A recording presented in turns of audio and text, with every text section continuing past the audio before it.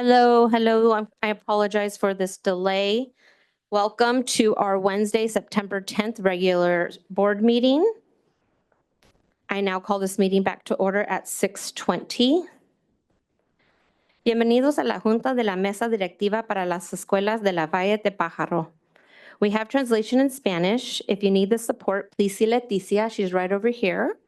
Tenemos traducción en español. Si necesitas de ese servicio, por favor, pasa con Leticia. This meeting is being live streamed and recorded. If somebody would like to speak to an item on the agenda, they must complete a speaker card and hand it to Eva Renteria prior to the agenda item. She's down here at the end. I also see a lot of new faces here tonight, so I want to take a moment to establish some ground rules. There may be differences of opinions, sometimes strong differences. Please give those speaking the same respect that you would like to receive when you are speaking.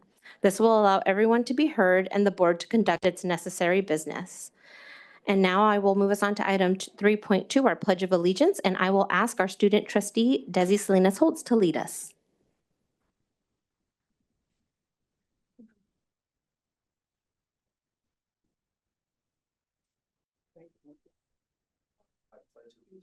To the flag of the United States of America and to the republic for which it stands, one nation, under God, indivisible, with liberty and justice for all. Thank you, Desi. Thank you, Trustee Desi Salinas-Holtz. And now I will move us on to item 3.3, our superintendent comments. Dr. Heather Contreras, our superintendent of schools, will make a few comments. Good evening, everyone, and thank you for being here. I'd previously stated that my comments will be standardly about student outcomes, and this evening I do have a report and discussion item that is about student outcomes. So I will save my comments for my report and discussion item. Thank you. That now brings us to item 3.4, our governing board comments. This is the opportunity for each board member to make a few comments, and we will start with Trustee Turley. Okay.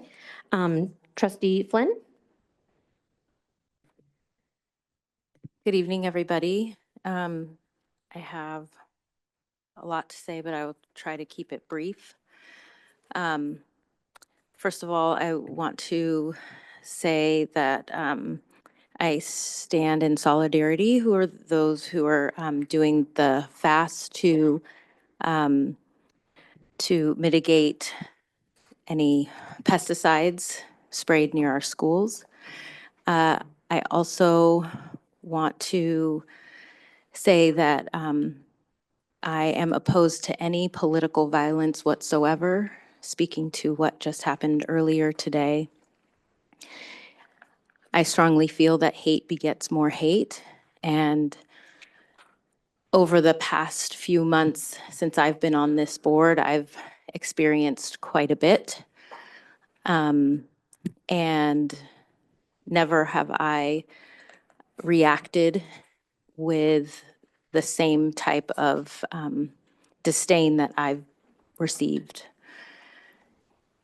And then building on that, I want to say that I'm really disappointed around what happened between Watsonville High and Aptos High. And it makes me sad because one of the young men I knew when he was a little boy, and I'm happy to know that there will be some restorative practices that will be in place for that. And I speak to it because Aptos is the site I represent. It also is frustrating to me that we have this expectation of these young men when we on the board kind of act in the same way with social media back and forth. So I just want to name that because we can't expect our students to behave and be held to a certain level of accountability when adults are not in that same mindset and behaving in that way as well. I'm really excited. I'm going to switch now to effective school boards and the work that we're doing with them. I'm going to keep saying that. If there is any opportunity for any of you to join in any of the training, there's one this weekend. I highly recommend that you do it. It's going to give a shared language between community and board so that board can be held accountable by the community, and then board can work with the administrative staff. And I think that's it. Thank you all so much. Thank you. Trustee Carrasco? I just wanted to say that I attended the Rolling Hills Middle School back to school night, and I really had a good time. I learned a lot about their international school that they have. I was able to meet the counselor there, and I also got to meet the librarian, and I learned that they had a 3D print machine. They had a maker space in there, and I just saw a lot of the dedication from the teacher staff and students as well on that campus. So thank you for having me. The other thing that I wanted to do today is, could I have Vicente go to the front? I wanted to present one of our students. Vicente Guillen Martinez, he is a Watsonville High senior, and he will be serving in the county-wide at-large seat. He is going to be the student trustee for the Santa Cruz County of Education Board. If we can give him a round of applause.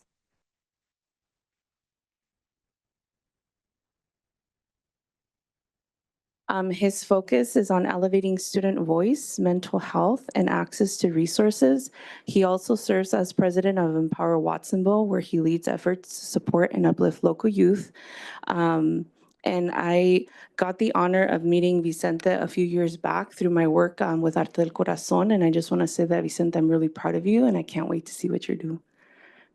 I don't know if you want to say a few words.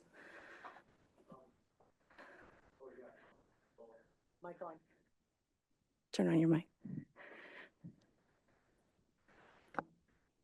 I'm really happy of getting the position of student trustee at the Board of Education.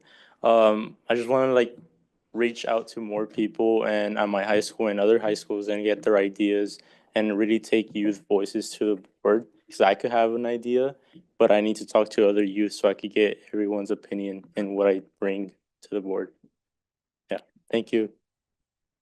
Thank you, Vicente. Okay, and that's my time. Thank you. Trustee Navarro?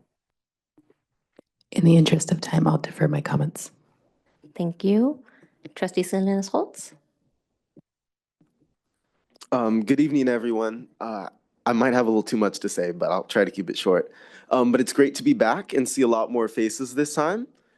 First off, congratulations, Vicente. I look forward for us working together at Watsonville High. Okay, so Monday was my first student core advisory meeting of the year, which is a group led by Dr. Contreras that consists of me and about 10 other student leaders from the different high schools in the district. This is our second year having this group, and the purpose is to create and refine policies in our district based on the experiences of students themselves. Last year, we helped create the substitute teacher training handbook, and this year we're tackling the phone policy and a new homework policy for high schools in our district. We meet 12 times a year, 6 with our core group, which is 10 students, and then 6 meetings with our larger group that consists of 40. Okay, so yesterday I met with the Inter-High Council, which is made up of ASB students from Watsonville, PV, and Aptos High School, as well as representatives from Renaissance and New School. This was our second meeting this year, and like last time, we discussed events and news from each school, along with issues that have been present. After that, I did a walkthrough of the board agenda with the students and helped familiarize them with what a board agenda looks like and the differences between action items and reports and consent items. And this was done in preparation for future meetings where we will discuss items on the board prior to these meetings in order to help me bring their concerns and views to the board. Okay, so now back to the updates from the schools. I'm pretty sure all high schools in the district have back to school night tomorrow, which will be fun. And the different schools talked about their plans they have for that and activities. Watsonville, PV, and Aptos are also preparing for their homecoming dances, which are coming up in a few weeks. And Watsonville, as usual, is going to be doing their parade, and they're starting to build floats. And they're also currently gearing up for their first home football game and the food day sale, which will be next week. PV High is it, do I have a timer? Okay, sorry about that. Now, PV High is having a Patriot Spirit Day tomorrow in memory of 9/11, as well as a food drive, which will be cool. And I should mention that PV students did share an issue of a lack of water refilling stations at their school, and that they only have one, but it's in the cafeteria, which is not accessible outside of lunch and break. Continuing, Aptos had their club rush today and also has started a new tradition before football games called the Helm Kickoff Party, which promotes student spirit with games and different fun activities, along with everyone's favorite, pizza. Renaissance is taking a different approach to their new ASB, which is their largest group, I should mention, to date. And they've opted towards having a sort of forum rather than the traditional elected positions like president, vice president, and secretary. And then there's a slight concern they are having, though, in terms of the staff to student ratio. And this is about like the readiness and response times of staff members when there's like altercations and making sure there's a person there. And last but not least, New School is having a good start to their year and has some field trips coming up. And then lastly, I want to thank Trustee Flynn for mentioning this, but as a Wildcat and representative of all students in the district, I feel it's important that I talk about address the situation that occurred after last Friday's football game at Aptos High. I believe this is a great opportunity for us to come together and see some restorative practices to help reconcile what should be a healthy rivalry between Watsonville and Aptos High. I know last year we were able to improve security measures during the games after an incident that happened in the beginning of the season, and I hope now we can work on improving the sportsmanship of our teams in order to prevent things like this from happening again. That's about it for this week, and I look forward to working with the rest of the board and Dr. Contreras to finding solutions to these problems. And as always, like Vicente said, I encourage all students to reach out to me, student_trustee@pvsd.net. And thank you.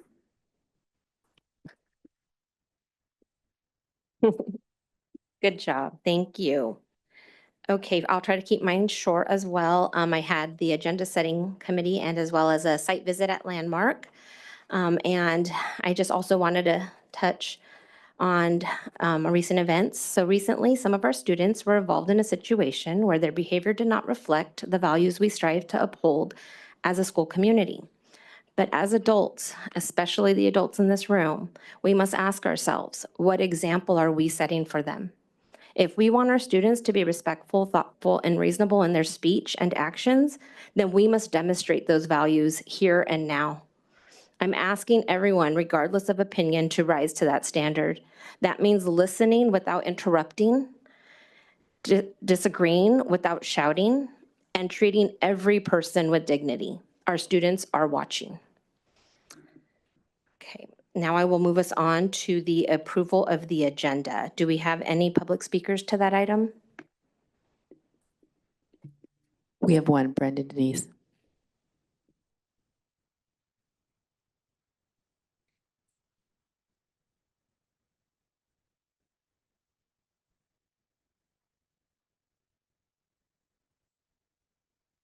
I just wanted to speak to the approval of the agenda because I would really appreciate if the board president would reaffirm your commitment to hearing all voices who wish to speak during public comments.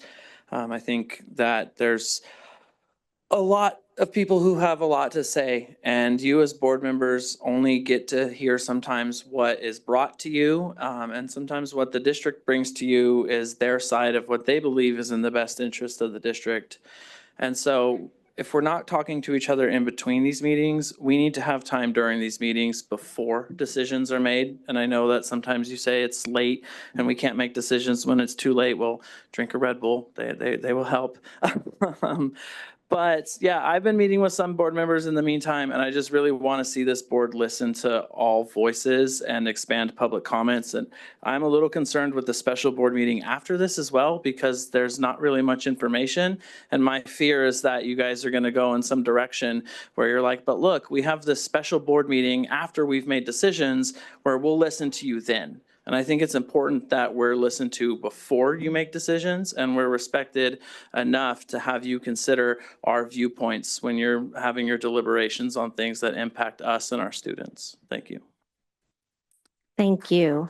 Can I have a motion to approve the agenda? I move approval of the agenda with one modification, pulling 11:18. My preference would be to put it at the end of action items, but if that's not We can appropriate, pull that look from any other- consent agenda and vote on that. you know, Right. with deferred But consent. does it have to go to deferred, or can it go into action items so that it becomes 9:11? It has to go to deferred. It has to go deferred? Okay. Then that's my motion to pull it to deferred. Thank you. Yeah, so your motion is to approve the agenda as is, and then when we get to consent. Except we for that can- one item. When we get Oh, to consent, Okay. yeah. Got it. So your motion is to approve the agenda Yes. as is. Okay, do I have a second? I'll second. Thank you. All those in favor? Aye. Aye. Any opposed? Any abstaining? Motion carries 5002. Okay, I now move us on to approval of our August 20th, 2025 board meeting minutes. Do we have any speakers to this item? Okay, do I have a motion to Move approve? approval? Thank you. Do I have a second? I second. Thank you. All those in favor? Aye. Aye. Any opposed? Any abstaining?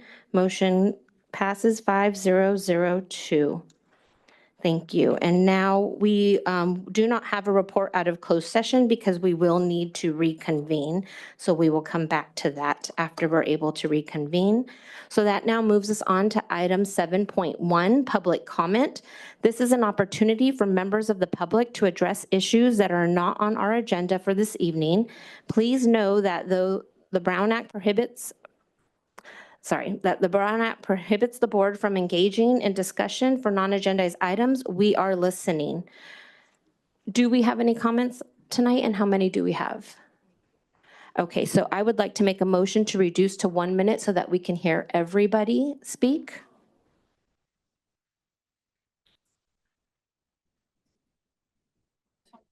Mm-hmm. 23. Yes. So I make a motion to give everyone 1 minute for public comment. Do I have a second?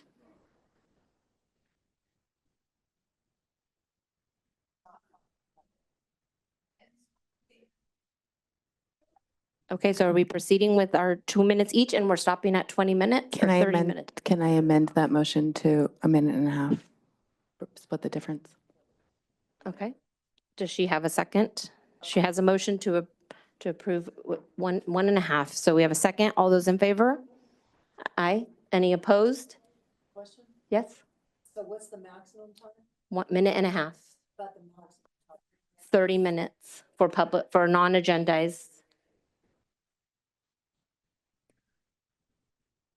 I think with the calculation, it should be right around 30 minutes. So I think we should be able to hear everybody. I typically allow it to go over anyway, so yeah. So we already had four, trustee Turley, were you in, okay. So that motion passes 5002. So now we will proceed with public comment. Each speaker will have a minute and a half.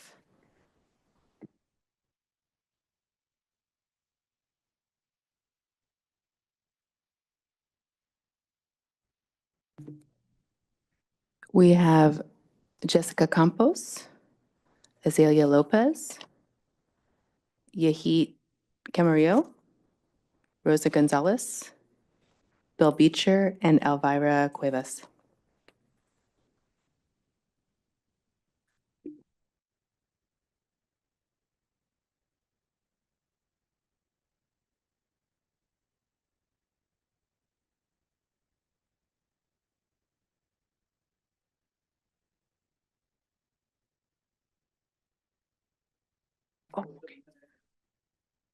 Good evening, board members. My name is Jessica Campos, and I'm a student at Cesar Chavez Middle School. I want to speak on behalf of our school counselors. I say that each school should stay with having 2 counselors. Only having 1 counselor would cause many consequences. One being that our students would not be seen immediately. That is scary because of everything that is happening in our community. Counselors take care of a lot. They take care of schedules, organizing large field trips to universities, kids that are in danger of failing, and kids that are going through a crisis. Only having 1 counselor would take away opportunities for kids, and kids having a crisis might not get the help they need right away. This would be devastating given that this year alone we have already lost 3 students in PVUSD to suicide.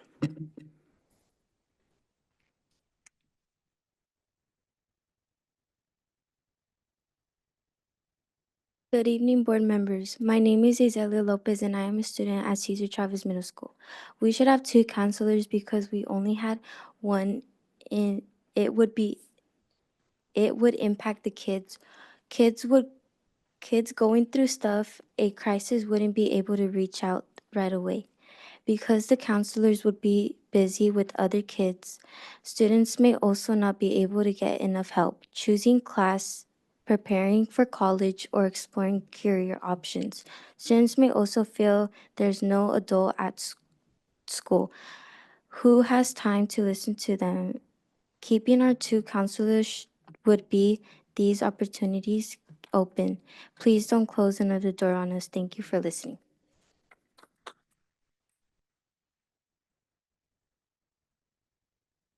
Good evening, board members. My name is Yai Camarillo Regosa, and I am a student at Cesar Chavez Middle School. I am here in support of having 2 counselors at the middle schools. I believe we should have 2 counselors because some kids need help now. If we are left with 1 counselor, that would mean that our peace spot would not be open for daily support. For example, if that 1 counselor were to be sick or had a meeting, the peace pod would be closed. Unlike now, the peace pod is always open because we have 2 counselors. The peace pod is a safe space for many students. It gives us a place where we can make friends and we can talk to a counselor if we need help. So I urge you to consider keeping our 2 counselors on our site. Thank you.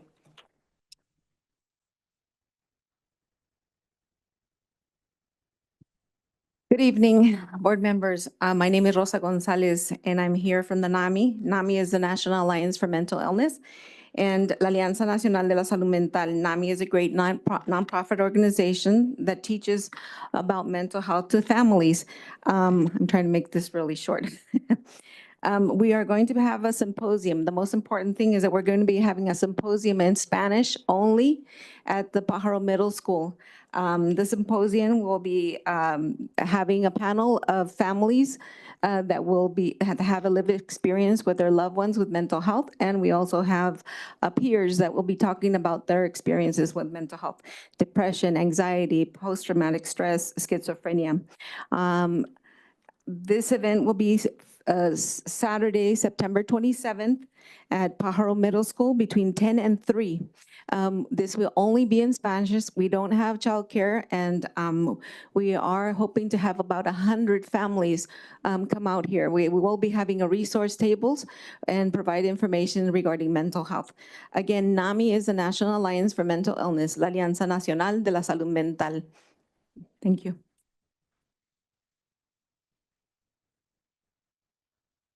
Good evening, board members. My name is Elvira Cuevas. I'm a special education teacher.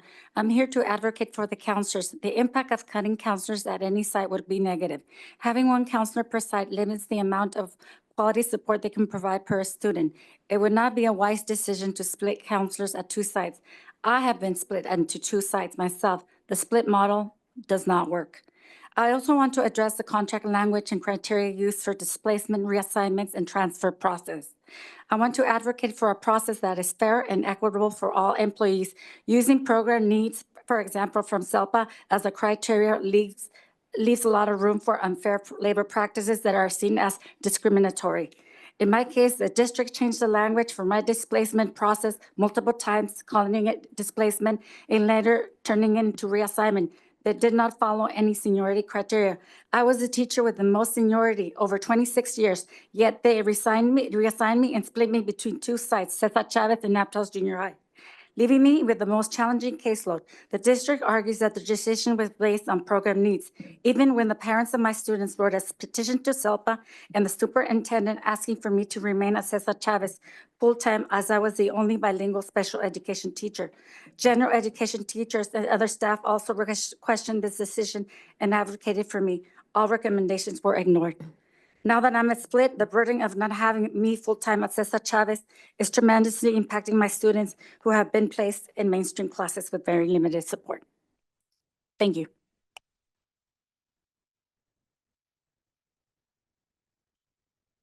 Good evening, Bill Beecher, here to speak about improving academic performance. You have the slides in front of you. This is a novel approach, and it's called getting the most with the least effort, kind of utilitarianism. So you go for the largest group with the worst achievement. That's the first generation Latino and Mixteco speakers. That's about 40% of our student body. So for first generation Latinos and Latinas, provide Spanish Sesame Street before and after school. It helps them develop their Spanish skills early on. Provide Babbel or something equivalent, English for Spanish speakers. For Mixteco speakers, provide English Sesame Street before and after school. Hire persons who speak Mixteco and English as aides. It's a better job than working in the fields. And last for them is work with Centro Binacional, and I won't go through the rest of it. They have a program for Santa Rita School in Salinas. They're working with us now. And Michael, we're going to meet at the end of the month to find out what they're doing in their after-school program. Lastly is a buddy system that's used over in the Central Valley. You use bilingual students to aid other students. It's a twofer. It helps both. The ones that are bilingual actually become better students because they have to teach. So, big win with minimal cost. Thank you.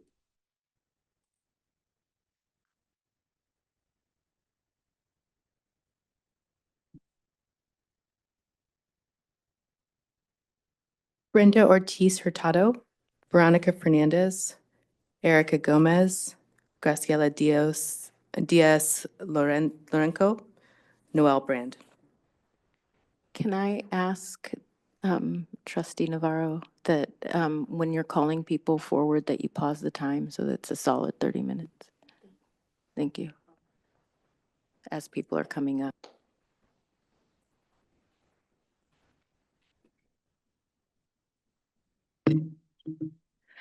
Good evening, everyone. My name is Brenda Ortiz Hurtado. I'm the counselor at Lakeview Middle School. I would like to start by giving a moment of silence because today is a World National Suicide Prevention Day, and I want to acknowledge those who have died by suicide.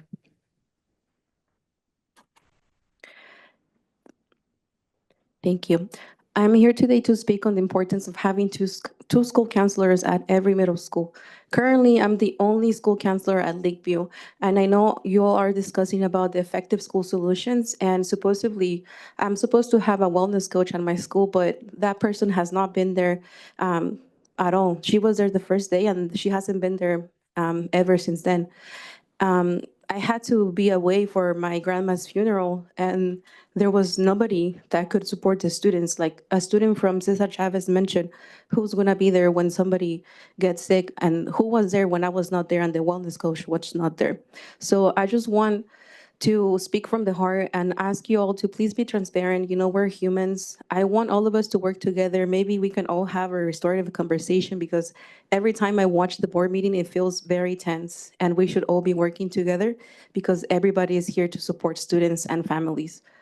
So please consider having 2 full-time counselors at every middle school. Thank you.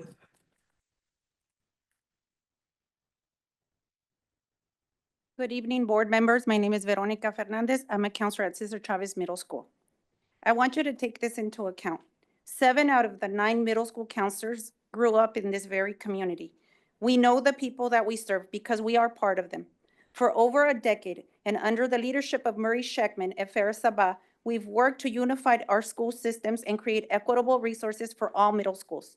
Counselors have been at the heart of that work since 2010, but recent leadership turnover has disrupted our ability to collaborate. Our counselor leaders have not had one single meeting with the counselors to discuss systems and provide updates this school year. Because of this, the referrals to our community partners are not going through, and we have to resort to old-fashioned way, paper and pencil referrals. This hurts our students. We serve our most vulnerable students, those who are doubled up in homes from migrant families and dealing with constant instability. We are the ones families trust when they don't speak the language or understand the systems. We are the main communicators between families and administrators. Yesterday, myself and 2 colleagues and several parents from my class logged on to a SELPA Community Advisory Committee meeting at 6 p.m. via Zoom. The meeting was a ghost meeting. We were left in the Zoom waiting room, sitting in front of a computer screen that said this meeting was scheduled for September 16th. Once again, this was another failed attempt for families and parents to be a part of decision-making process. Please be transparent with us and include our communities in the decision-making process.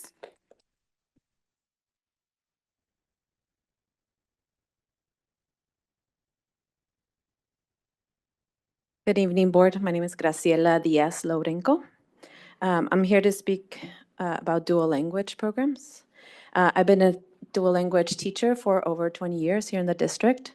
The last 2 years, I've been at the district office under Michael Berman as the TOSA for supporting the expansion and strengthening the dual language program in our district. And I am no longer in this position. Right? I am back in the classroom because that position was no longer supported. And now all the dual language teachers are without a support. We do not have a guide. Michael Burma is the only one in the district office who truly understands dual language program. I would like to see the board go see your programs at your sites, and if you don't have any in your area, please ask why. The next CABE meeting for our local chapter will be December 4th. We would like to invite the whole community, especially the board members, to attend. The conference will be in March 4th through 7th in San Francisco. I would really like to see HR, human resources there, recruiting, understanding what it takes to be a dual language teacher. Thank you.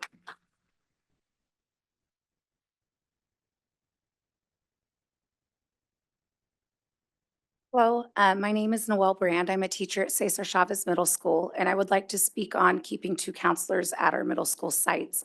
I'm actually going to read a student's letter who was unable to make it tonight, and she asked if I could please read this for her. Dear Board of Education, I'm an enrolled student at Cesar Chavez Middle School as an 8th grade student. The talk about having less counselors or having our counselors as part-time has come to my attention. Not having 2 counselors will affect our school in many different ways. School counselors help and provide our students with social and emotional help, finding our career path, and creating a positive school environment for all. Our counselors provide a safe environment for students to talk to during school hours. If our counselors weren't here on a day when a student is having a hard time during class, they wouldn't have help with their situation, and it might make things worse. If we didn't have a counselor to help us find our career path in life or the perfect school for our academic preference, we could go down the wrong path for our education. Without our counselors, we would have a hard time making choices in life and a hard time with our emotional state of mind. They also help us with our grades in class and help us in how we can raise our grades or get extra credit in order for us to get higher grades. They give us advice at how to stay at a higher grade level. They help us succeed in our classes and help us promote. Please consider my letter before making your final decision with our counselors. We need our counselors to succeed in school life, and not having them or having them only part-time can affect everything. Please keep 2 counselors at our middle school sites. Thank you. Sincerely, Isabel Medina.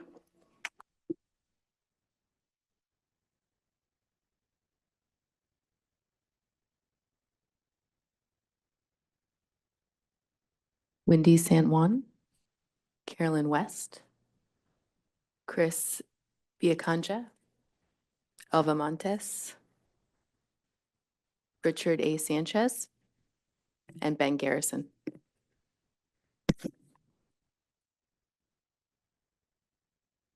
Good evening, Board of Trustees, Dr. Contreras, and the community that showed up today. My name is Wendy San Juan. I'm a school counselor at Edward A. Hall Middle School, and I've been working in this district for about 20 years. School counselors and our community voices have been left out of all the planning that is emerging from people who lack the knowledge and skills in mental health or school counseling. True leaders build a community of trust. True leaders align values and visions with the teams they work with. True leaders inspire a shared vision. They make people feel strong, capable, and committed. True leaders share power, not hog it. True leaders, they acknowledge that people accomplish more together than apart. They listen deeply to others through collective dialogue. Credibility matters, and right now, that is at stake. We ask that you bring us to the table for further discussion in regards to the strategic plan for school counseling, MTSS, and mental health supports in this district. Together, we can meet the needs of our students, our community, and our staff. I look forward to seeing our next district-wide counselor meeting on the books very soon because we have not met with anyone. Thank you.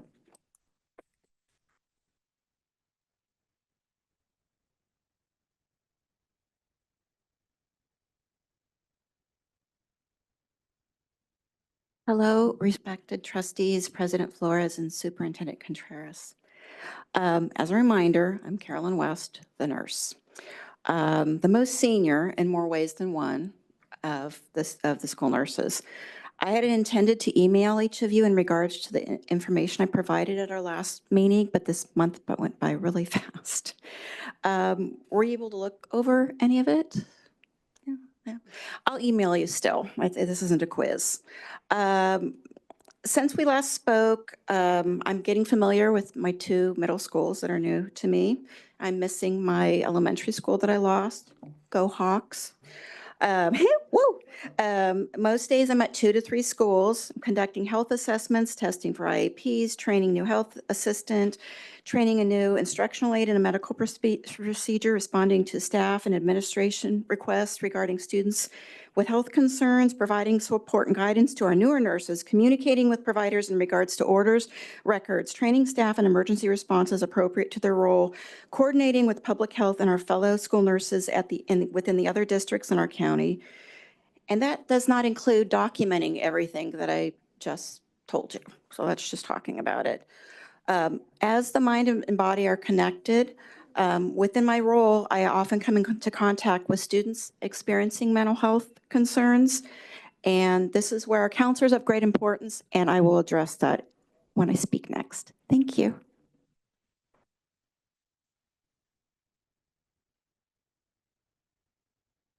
Good evening. I'm Chris Viacanja, and I'm a 2-3 combo teacher at Hall District Elementary.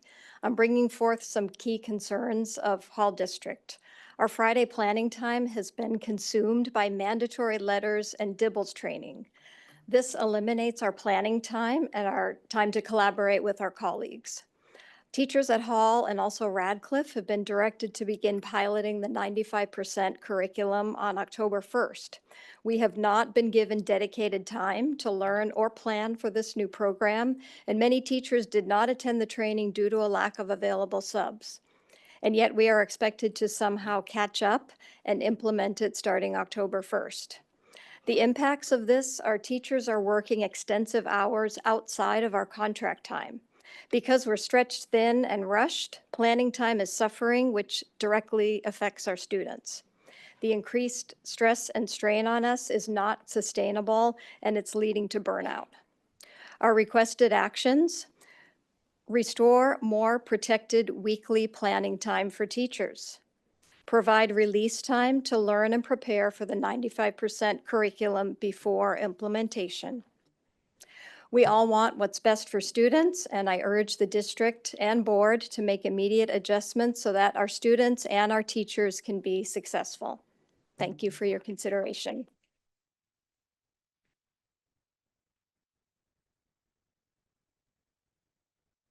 Hello, board members. My name is Elva Montez, and I'm here to speak about the battery energy storage, the BEST plans.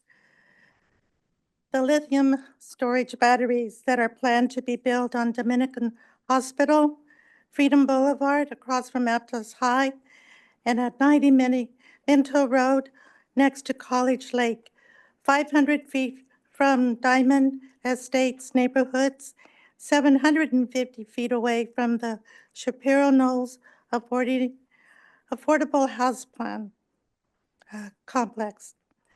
The 90 Minto Road BEST is planned for 14 to 16 acre site equivalent to 10 to 12 football fields on existing apple orchard, 500 feet from the Diamond Estates neighborhood and 700 feet from the Shapiro Knolls Affordable House Complex.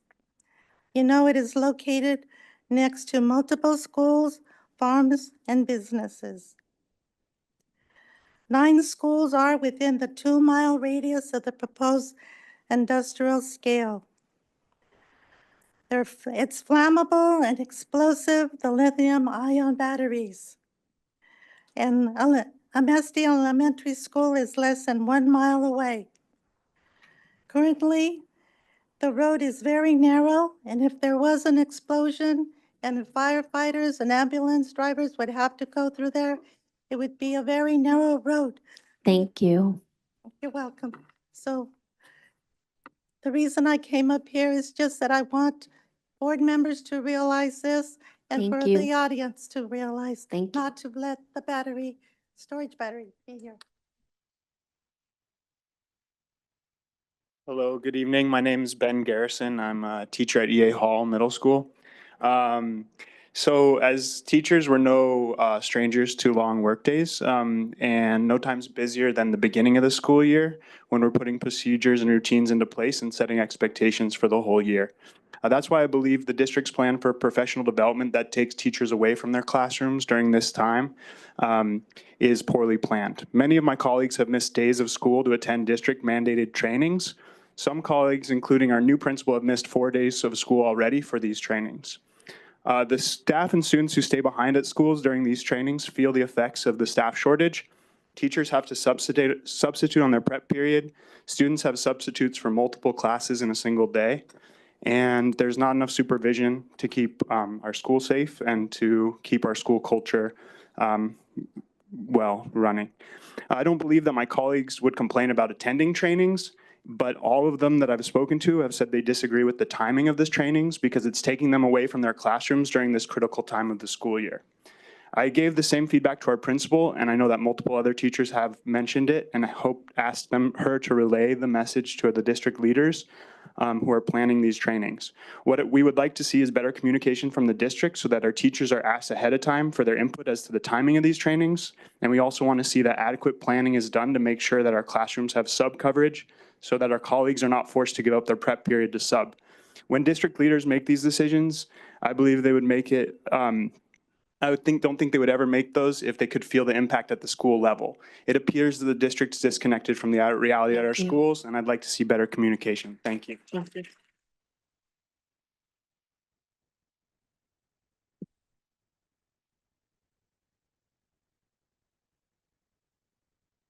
Good evening, board members. My name is Richard Sanchez, and I'm a retired bilingual counselor and teacher for the district of 45 years. So I'm here to present and to support our counselors and the needs of our community and our parents and students. Okay. Counselors are our core support position, the glue in building confidence as a diplomat in working with schools, community, in progress, in programs, and in services. We bring everyone together to work together. Okay. Counselors' importance is in guiding schools, parents, school staff in recognizing and planning support to meet our students' needs, either being education, special ed, whatever. We're there to work as the team, not individually. Okay, the main of the concerns and services that we do is social and emotional support, academic support, vocational support, military awareness support, college planning, and other opportunities as a counselor. The counselor fills in many of the gaps that administrators and teachers do not fill. We kind of come in and develop and build and bring them in later because of their responsibilities and also their calendars. Thank you. Okay? Thank you. Okay, thank you.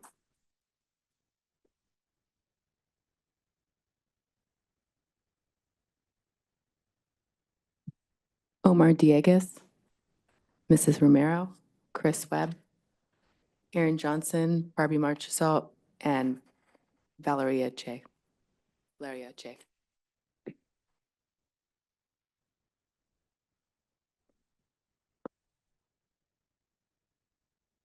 Hi, you guys. My name is Erin. I just want to pray a blessing over you. Father, thank you for tonight. Thank you for your goodness. Thank you for each trustee, for our superintendent, for our assistant superintendents. I ask your blessing on them, God. Thank you for their sacrifice of time, for the kids of PVUSD, for their families and this community. Protect them, God, and give them wisdom. I'm hearing tonight from the counselors and from some of the students that there is a real need as far as mental health goes in the community, and my heart is burdened for that. And Father, I lift up the students to you that need help. And I don't know what the answer is, but you are the God of solutions. And I pray for those solutions, God. I pray that you would care for them in creative ways and provide. And Father, I want to lift up Omar. I don't know his last name, but I saw an article in the Lookout about his hunger strike. And I think what he's doing, bringing awareness to the harmfulness of pesticides in our community is good. And even though the pesticides are regulated, I believe it's better to find alternative farming practices. So Father, I pray that you would strengthen Omar's body for as long as he's doing this fast. And I pray that Driscoll's would convert more of their land to organic land because of his efforts. In Jesus' name, amen.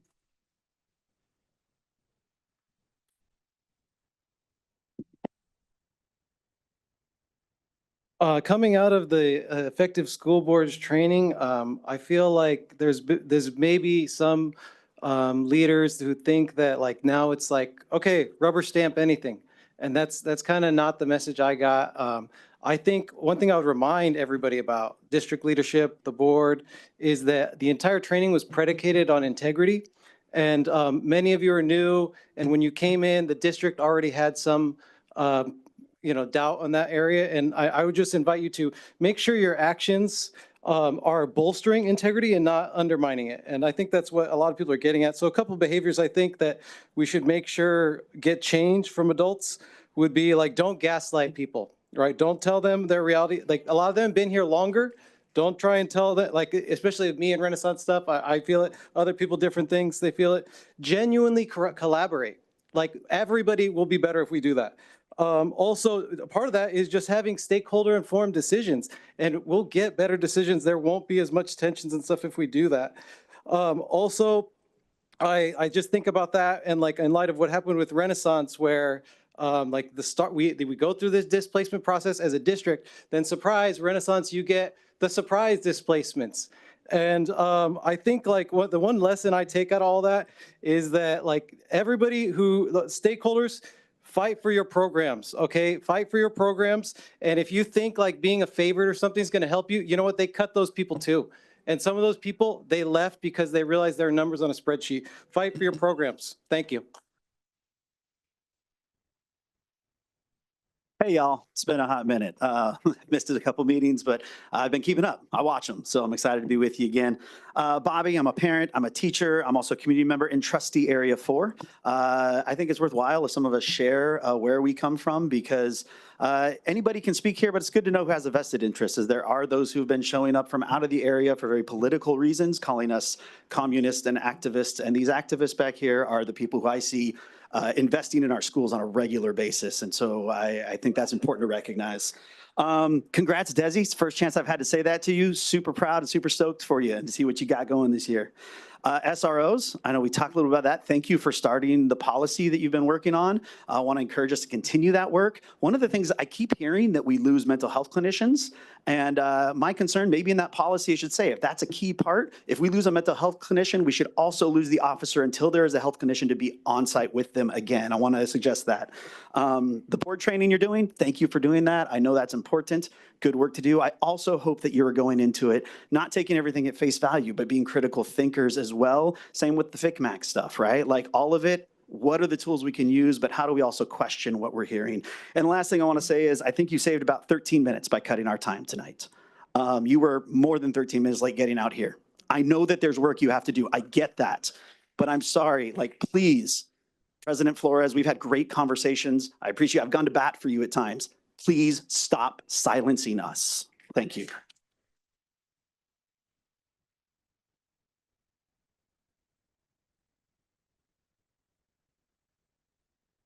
Hi, I'm a teacher at EA Hall Middle School, and I'd like to know where Trustee Daniel Dodge is. And I'd like to thank Trustee Carrasco for attending their back to school night. That was nice to hear. And I'm wondering where Trustee Daniel Dodge was for our back to school night. So, and then I'm also standing here in solidarity with our counselors. Our students deserve them and need them, especially now. I would like to also know what's the district doing to support the push for non-pesticides in our district and farming around our schools and families who you guys push to care for them so much. So I'd like to know. Thank you.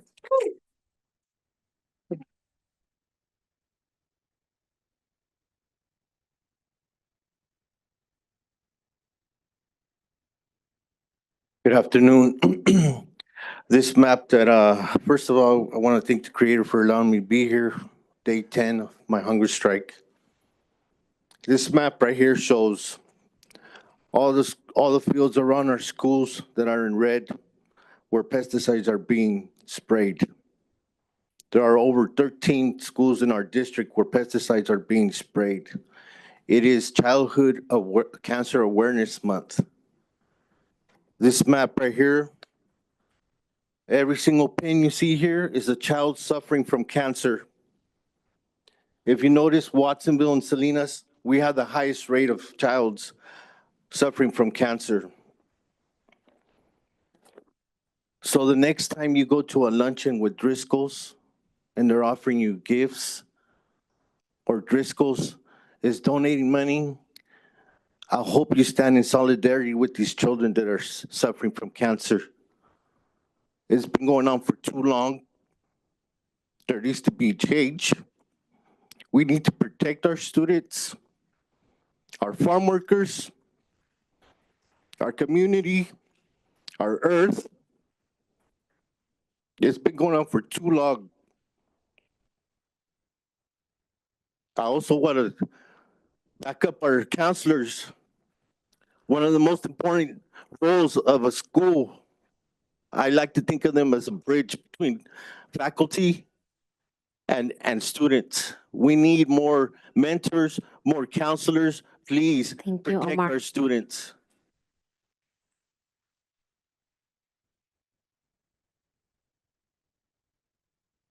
Good evening, President, Dr. Contreras, and the board. I'm just reading a letter from a mom that had to leave. I'm Patricia Sotarello from Cesar Chavez Middle School. Baba, our teacher, and here's the letter.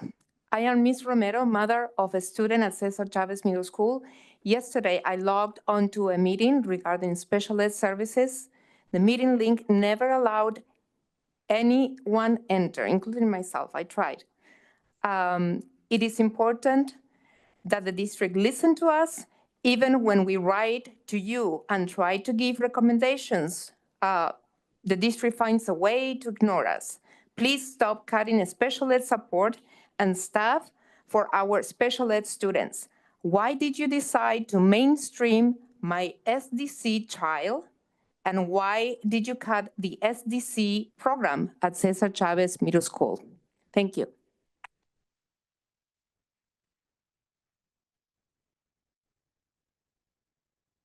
Does that conclude public comment? Okay, thank you. Now we will move on to item 8.1. These are employee organization comments. This is a time to hear from our employee organizations. Each will have 5 minutes. We will start with PVFT. All right, we'll see if 5 minutes is enough tonight. So I can't start my comments tonight without calling out and condemning the horrific act of political violence that was committed today against a conservative commentator. Violence and hatred are wrong, no matter who the victim is, and we have to be able to talk to each other and disagree without harboring hatred and anger. Our students and children are growing up in one of the scariest times in world history. Globalized warfare has become the norm, and we are all victims of a system that puts profits over people, where we are pitted against each other by the economic elite to the degree where we can hardly govern ourselves in a school board meeting. Referring to the assassination earlier today, I did go online and I was one of those people who saw the actual video today. And it's really scary that some of the most disturbing things imaginable are all accessible within a split second. And our students have access to all of this as well. Many of our students are given a smartphone when they're 4th grade, 3rd grade even. And while other districts are leading the way, adopting cell phone policy, our district is silent on that. And so we want to know if you're willing to work with us on that, because these are dangerous times. And in these dangerous times, we have to prioritize the mental health of our students. But what is the leadership in this district trying to do? They're trying to outsource Tier 1 mental health supports to Effective School Solutions, all while you've eliminated 3 FTE worth of counselors at our middle schools. Dr. Contreras will even tell you that these services from Effective School Solutions are for Pajaro Middle School, which is interesting because that's a site that only has 1 counselor right now. Why are we spending $90,000 on an outside agency when we could just go hire a counselor like we've had in the past? The district has no plan. Our leaders are failing to bring us together and meet the needs of our students. While our members are in the classrooms and at school sites, rolling up our sleeves, doing everything we can to support our students, the leaders of this district are still reviewing the job duties and job descriptions and waiting to see if we burst at the seams. We continue to have people leave this district, and not because they're leaving because it's too expensive to live here. They're leaving because they have not been respected and included in the decisions and the impact that impact our students and our workload. Even for that community advisory committee meeting to be advertised for yesterday as a venue for our community to have a say in special ed decisions, sorry, they show up and it's just a blank Zoom. And so you all as board members need to have a critical eye in what this district is actually doing, because they're not the leaders that you think they are, and they can't do this job without us. We filed a grievance on the district's unfair labor practice and bypassing the layoff process to eliminate counselors, program specialists, nurses, and psychologists, and the impact of the district restructuring their workloads for these groups. And instead of working with us and recognizing the facts as they are, at the advice of their attorneys, who last year you guys spent close to $500,000 on, you're digging in your heels and you're claiming that you haven't restructured any of our workloads. Really? Because I think we would tell you a much different story. And you also say that it's within your right to eliminate these positions. But this school board last February voted to preserve counselors. And so here the district is eliminating these positions and rejecting our grievance that we filed. So you will hear from us soon.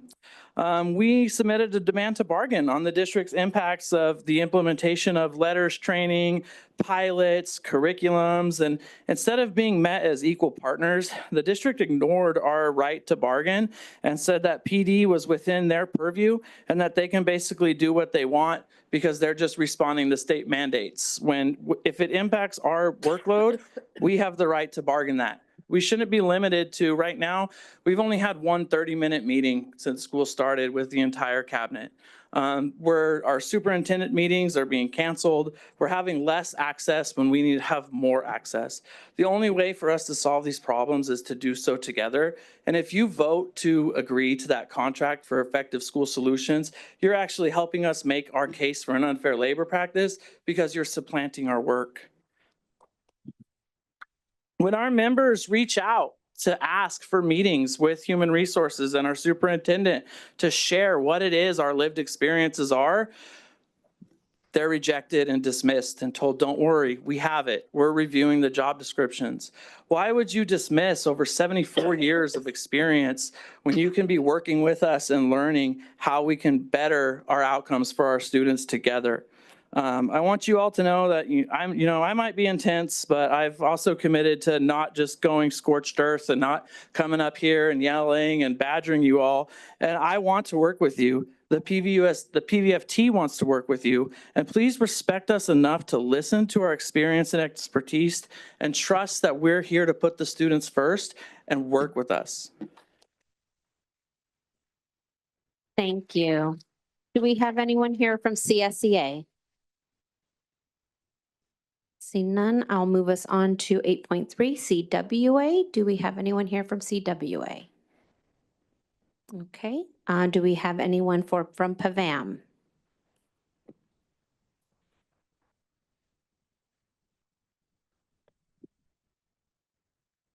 I want to bend this. Good evening, President Flores, trustees, and Dr. Contreras. My name is Chrissy McLean. I'm the Director of Equity, Federal and State Programs, and welcome also community. I'm happy today to speak about PAVAM.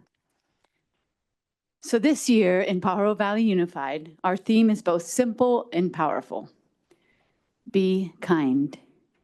And what I see from the classroom to the boardroom is that kindness is not just a slogan, it is an opportunity to be lived through the way our leaders plan, act, and stay accountable for student success.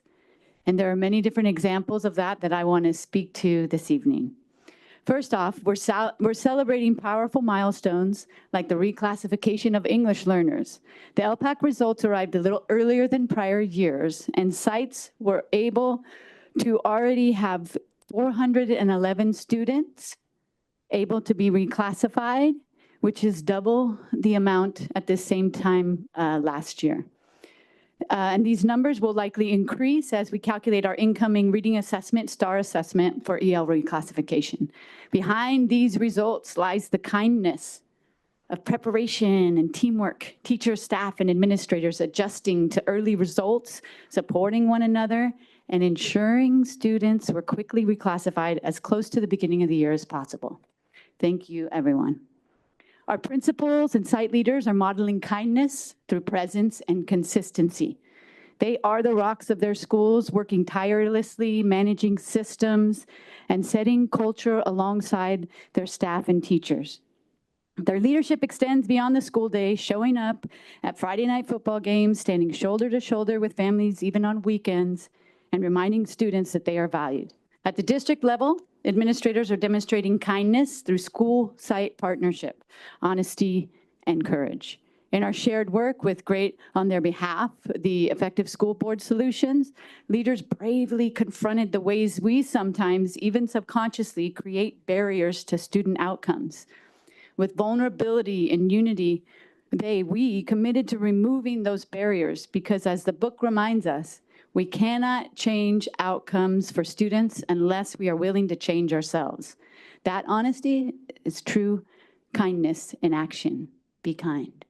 And our commitment does not stop at reflection. It extends into action. Across the district, administrators are embracing data cycles, looking at Look in the LPAC work, look at the district level and our SIPSA work and at school sites. Leaders are using data not as a burden, but as a tool of kindness, a way to stay accountable to goals, measure progress, and ensure every decision moves us closer to equity and achievement for all students.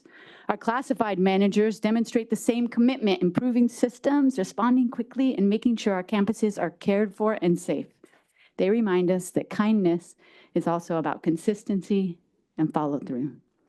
Trustees, your role is vital in this story. Your commitment to effective school board solutions, policies, systems, and resources that prioritize equity and student achievement, those create the conditions for our leaders to succeed. When leadership is consistent, student outcomes improve. As Paulo Freire said, education is an act of love, and thus an act of courage. In Pajaro Valley Unified, that love and courage show up daily as kindness through presence, honesty, accountability, and teamwork. From the classroom to the boardroom, kindness is shaping a culture where leaders grow, schools thrive, and students soar. So tonight, I want to honor our leaders, all of our PAVAM, our principals, district administrators, any manager that I forgot to mention, for showing that kindness is strong, focused, and courageous. Together, we are building the systems, accountability, and culture that ensure every student in Pajaro Valley Unified has the opportunity to succeed. And before I close, I want to extend an invitation. I have 40 seconds. On Saturday, September 20th, we will gather for our half-day family conference at EA Hall Middle School. The theme will be communication, and it will showcase the very best of our community's kindness in action. We'll have presentations on special education, 504 plans, literacy, family engagement. We'll have folks from the Diversity Center. We'll also have folks from volunteering, filling out childcare safety plans. So please send as many families as possible. And there's more. But what inspires me most is that so many of our principals and PAVAM managers give their Saturday mornings to make this event a success, greeting families, building connections, and ensuring that our schools remain places of welcome and belonging. It is a beautiful example of kindness. Leaders, educators, families, and community partners all coming together to learn, support, and grow. So I invite all of you to come to the family engagement, to the family conference at EA Hall. It'll be a celebration of what makes Pajaro Valley Unified strong: kindness, collaboration, and a shared commitment to our students. Thank you. Thank you. Okay, thank you. And now I will move us on to our action items. We will start with 9.1, our 2024-2025 unaudited actuals report. This report will be presented by Douglas Kreinzer, our consultant.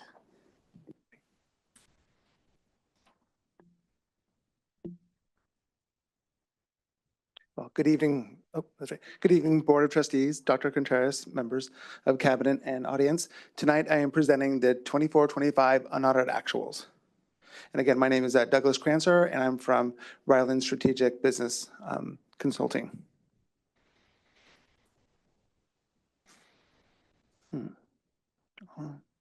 Oh, good.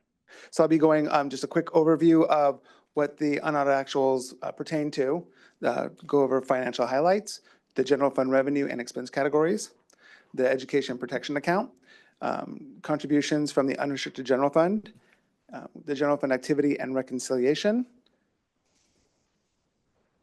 the fund group summaries, as well as next steps, and then of course address any questions. And as if you have any questions during the presentation, please feel free to ask. You don't have to wait until the end. And again, this is just really a summary of what was already included in the close to 200-page document, which included the narrative, summary schedules, and the state forms. So the 24-25 unaudited actuals, the report reflects the district's financial activity during the year and the district's financial position as of June 30th, 2025. The unaudited actuals also contain the detailed supplemental information concerning the district's activity. Ed Code requires the districts to close their books by September 15th of each year of the preceding year. And this information is sent to Santa Cruz County Office of Ed as well as CDE for their review. And I'll be going into the highlights. So the average daily attendance for 24-25 was was 13,696. However, due to declining enrollment, the district was funded on 14,626 ADA, and that was pretty much an average of the prior 3 years. Average daily attendance adjusted for a couple items, but for the most part, the prior 3 years average. And that's a recent change that happened, a few years ago to help districts mitigate the impacts of declining enrollment. During the year, property taxes received amounted to about 102.6 million, which is an increase of about 7 million from the prior year.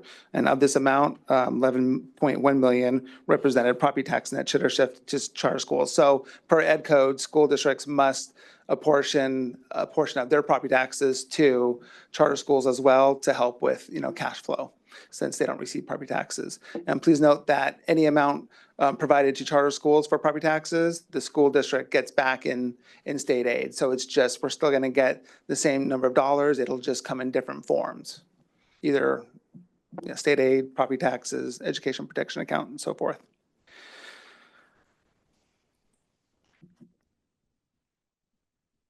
The district recorded approximately $4.75 million of district operational support, which includes oversight costs from charter schools.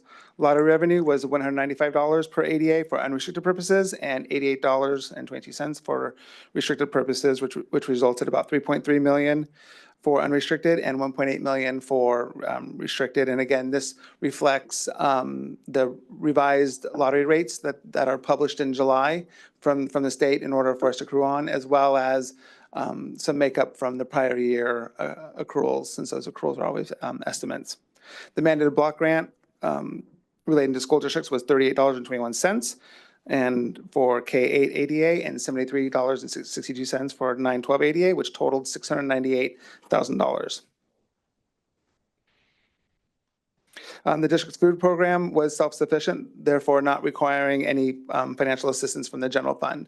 There's many districts that I work with that they do require financial assistance, so that's definitely a big achievement that it's self-sustaining program and not requiring any financial assistance. The district received additional funds of approximately $3 million relating to CTE pathways. A portion of those funds were expended this year, with the remaining funds being carried over into subsequent years for expenditure. And except as illustrated in the contributions, which I'll go over shortly, all the other programs were self-funded. Here's a graphical representation of the general fund revenue budget, general purpose funds, and this is combined because when you look at unrestricted, it's just so, it's primarily focuses on LCFF. So as a whole, general purpose or LCFF funding was 65% of your revenues, federal 9%, other state 22%, and other local revenues 4%. For expenditures on the unrestricted side, when you look at just the unrestricted portion of the general fund, those expenditures were as follows: certificated salaries 43%, classified salaries 14%, benefits as a whole 35%. And when I say certificated and classified, I look at all of them. It's not broken out by various units or anything. It's just certificated versus, and classified with benefits rolled up in one. Books and supplies 2%, other operating expenses 5%, which includes the indirect costs because you have to have that in there, as well as other outgo at 1%. So the total amount of salaries and benefits comprise of 92% of the general fund expenditures of unrestricted. And for the combined general fund, salaries and benefits comprise of around 78%.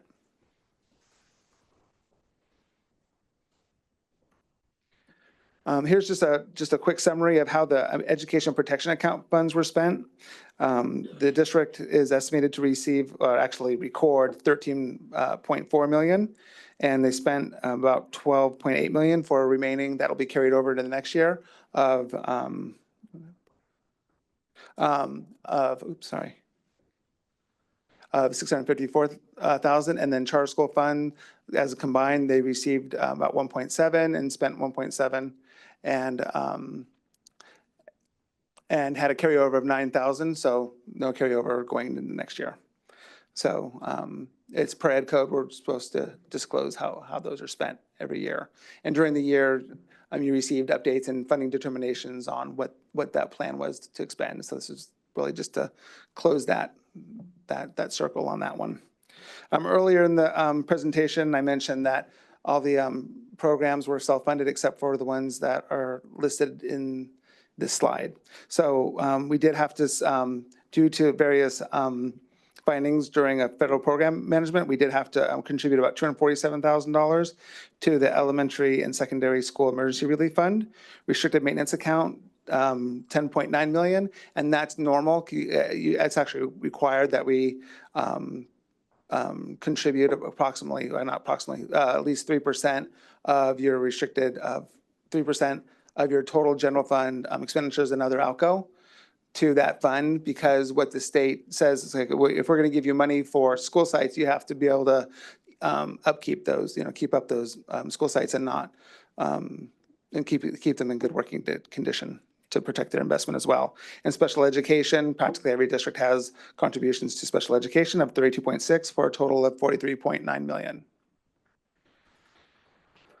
Here's just a graphical representation, or not graphic, here's a chart of the general fund summary. Oh, there we go. Okay, so the unrestricted portion of the general fund actually had a slight surplus, relatively, and that's slight for, for everybody in this room, but relative to the budget, it was pretty much 2.5 million, which resulted in an ending fund balance of 62.5 million. Restricted had a deficit of 3.3 million. There should be no concern there, because what's been happening is districts have been receiving allocations that are spent over multiple years. So any deficit in the restricted fund is pretty much a planned deficit, because we want to be able to utilize those funds over a period of time and to provide educational opportunities to students. The combined, therefore, is 870,000 for a total fund balance of 106.8 million. Oop, wrong way, sorry. At estimated actuals, we were projecting a deficit of 4.3 million. We ended up with 2.5 million. So for a delta of around 6.8 million.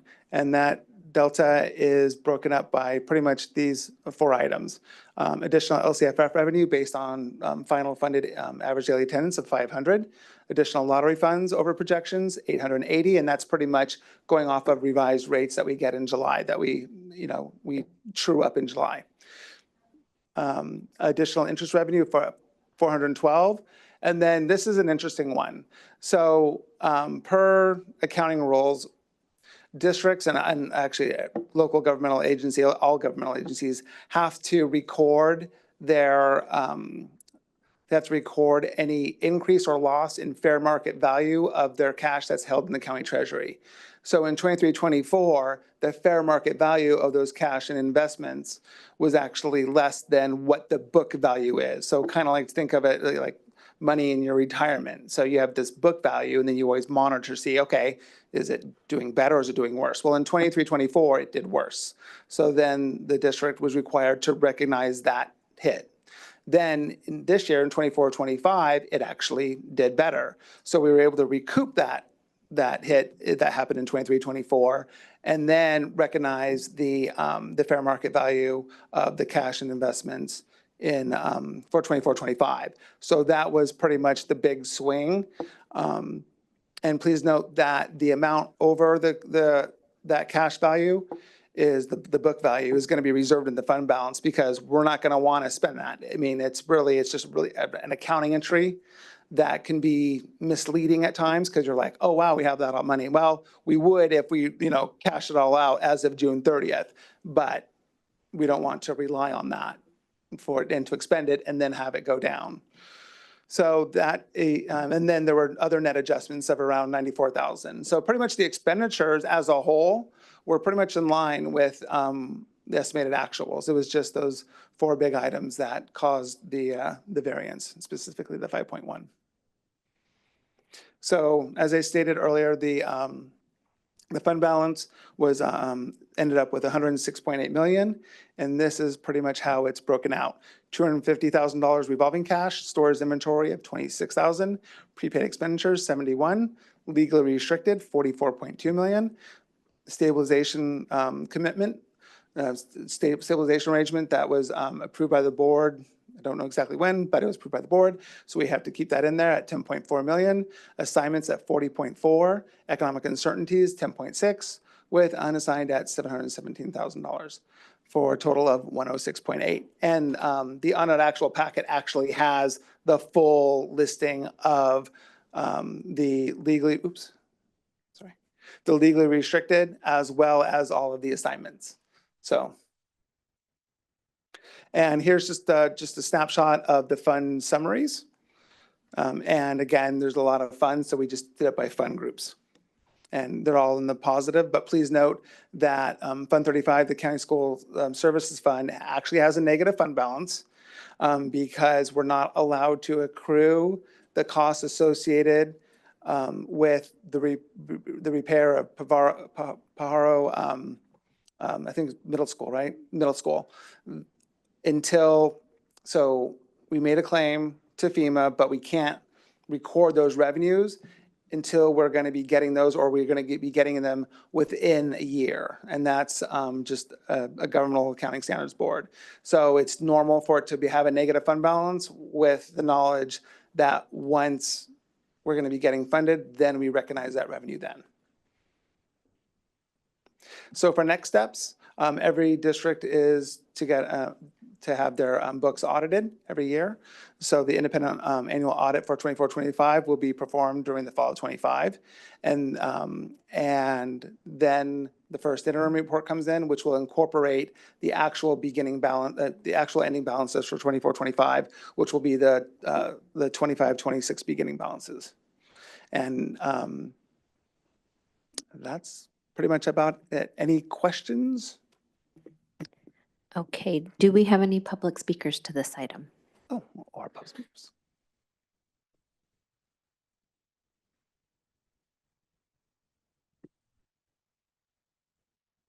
Bill Beecher, Brandon Denise, Chris Webb, and Barbie Montresol.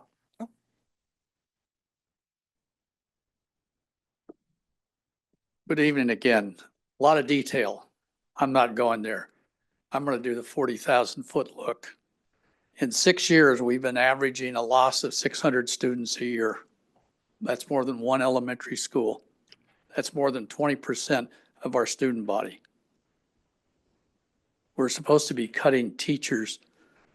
If you have fewer students, you don't need as many teachers. And if you look on page 18, I know you all have it open, you'll find a comparison between this last year and this coming year. You don't see any cuts coming for teachers or for classified. And you as a board have got to start clamoring. We got to start making cuts. If we don't, the state will close us down. So if you look at page 18, revenues between last year and this coming year go down 7.7%. Expenses increase 1.4%. Wrong direction. Federal funds dropped 30% and local funds dropped 56%. Is that going to continue in the future? No comment in this text. So if we're losing more than one elementary school in student attendance each year, and we need to be cutting payroll to match, when do we see that plan? When are we going to start working on it? Are we going to listen to 2 or 3 more of these kind of presentations? We need action. You as a board have got to start asking for, when do we start working on that plan? Thank you.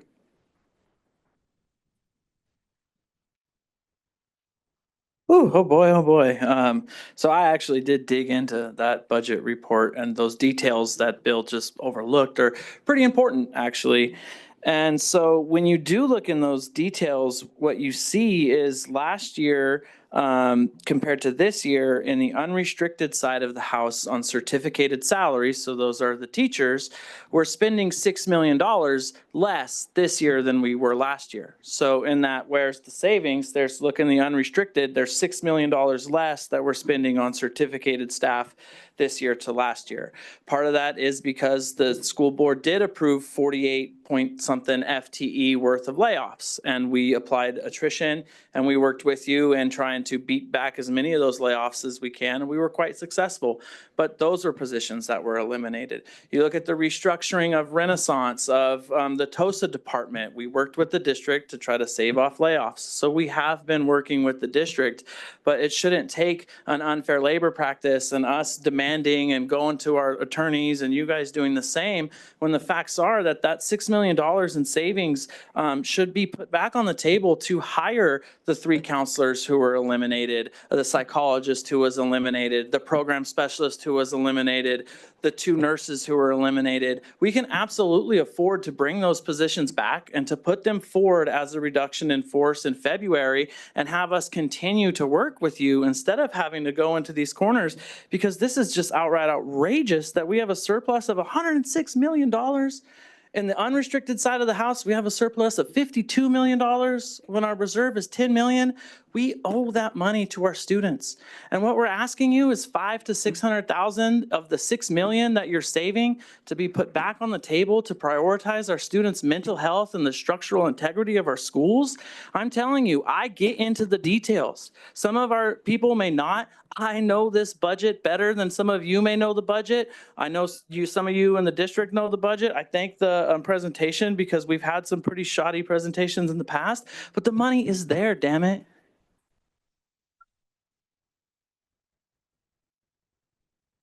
This board has an opportunity to restore some integrity and trust, and it would come by finally after months.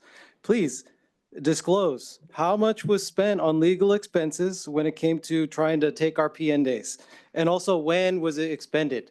Okay, that's important. Let us know, like to what degree this was a Rodriguez thing or a Contreras thing. I think people have a right to know. Also, like how much have we been spending for the lawyer to be here? And then how much have we spent on lawyers when it comes to Brown Act violations?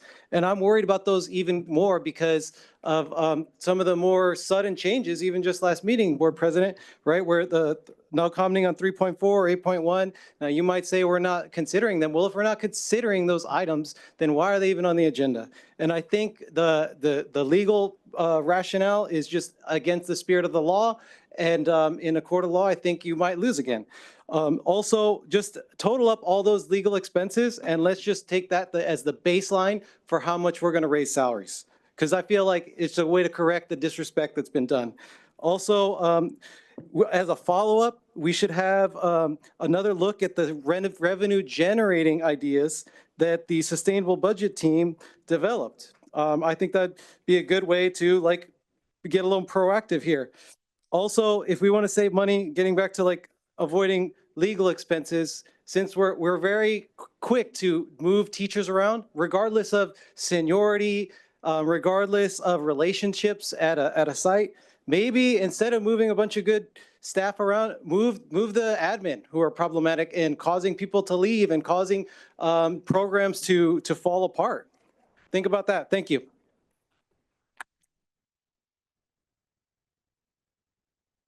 Hello again. I'm not Brandon. I don't know it inside out. And to be honest, I'm trying to wrap my head around it because all the numbers, I've been told a few times I have undiagnosed ADHD and my brain has a hard time. But I'm looking forward to hearing some of the conversation and trying to continue to wrap, because I do know it somewhat. I've been in these meetings. I will say I looked at it before I came, tried to get a handle on it. And while, yeah, there's concerns, I was kind of, and here's what I don't know what I'm not understanding, because I was a little surprised that it didn't look more negative after all the sky is falling that we've been hearing this year. And so I do have questions about that and just trying to understand that. My biggest issue that I just want to bring up in this, this item, my concern is the way things are being run at the district office, in that, if I remember correctly, and I'm always open to being corrected, this board voted to keep intervention teachers on campuses. But then what did we do? They went and reassigned them all into classrooms and got rid of them anyways, in a way that was not intended by this board in the direction the board gave.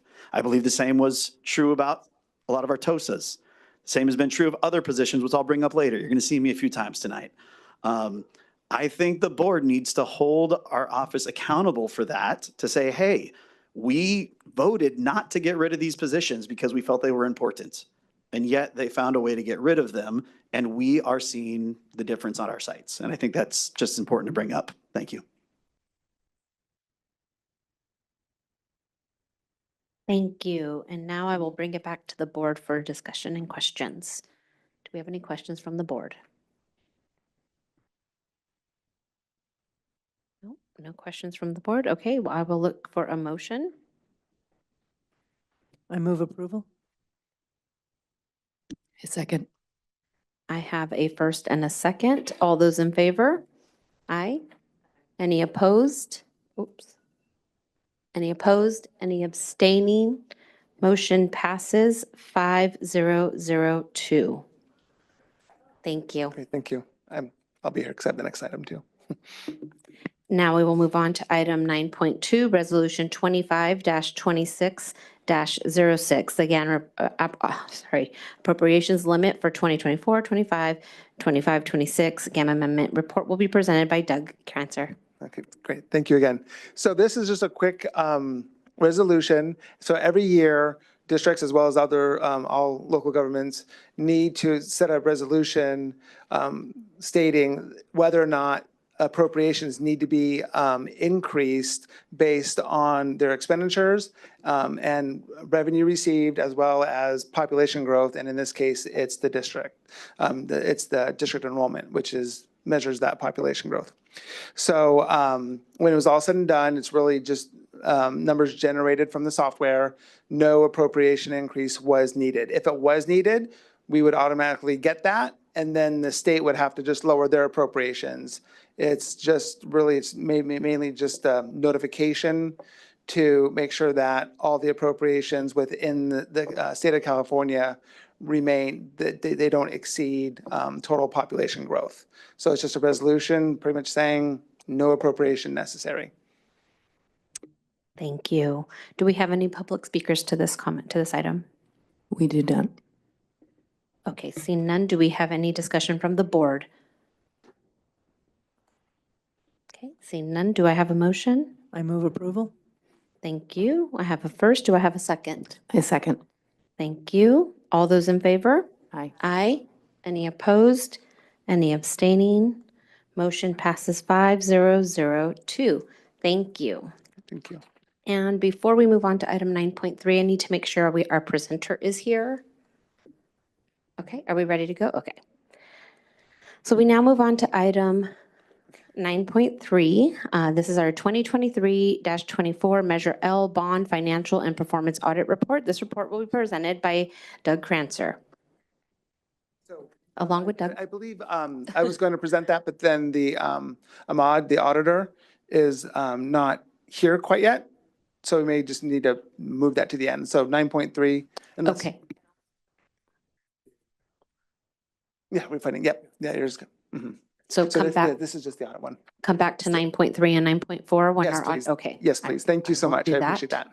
Okay. Now. Okay, so we will circle back to 9.3 and 9.4 at the end of our action items. I will now move us on to item 9.5. This is Resolution 24-25-04, adoption of resolution to issue and sell Pajaro Valley Unified School District 2025 general obligation bond, refunding bonds. This report will be presented by Dale Scott. Good evening. Well, the order of these is a little mixed up. Thanks. I don't have a presentation, by the way. I'm just going to take you through the resolutions. The order is a little mixed up because usually you do the new bonds and then you do the refinancing bonds, but the refinancing bonds are first and the next resolution is for the new bond. What the resolution in front of you does is it refinances a bond that was sold by the district roughly 10 years ago under Measure L. Now, these bonds, when they go into the market and they're sold and they're purchased by investors, after a certain number of years, they can be refinanced if the interest rates work, just like you refinance a mortgage. And in this case, it does work. So what this resolution will do is refinance one particular series of bonds. It will end up providing savings of roughly $2 million. It doesn't extend the term of the loan. Those savings will then go back in the form of lower tax payments for the taxpayers. And that's pretty much it. As these refinancings come up, we will bring them in front of you.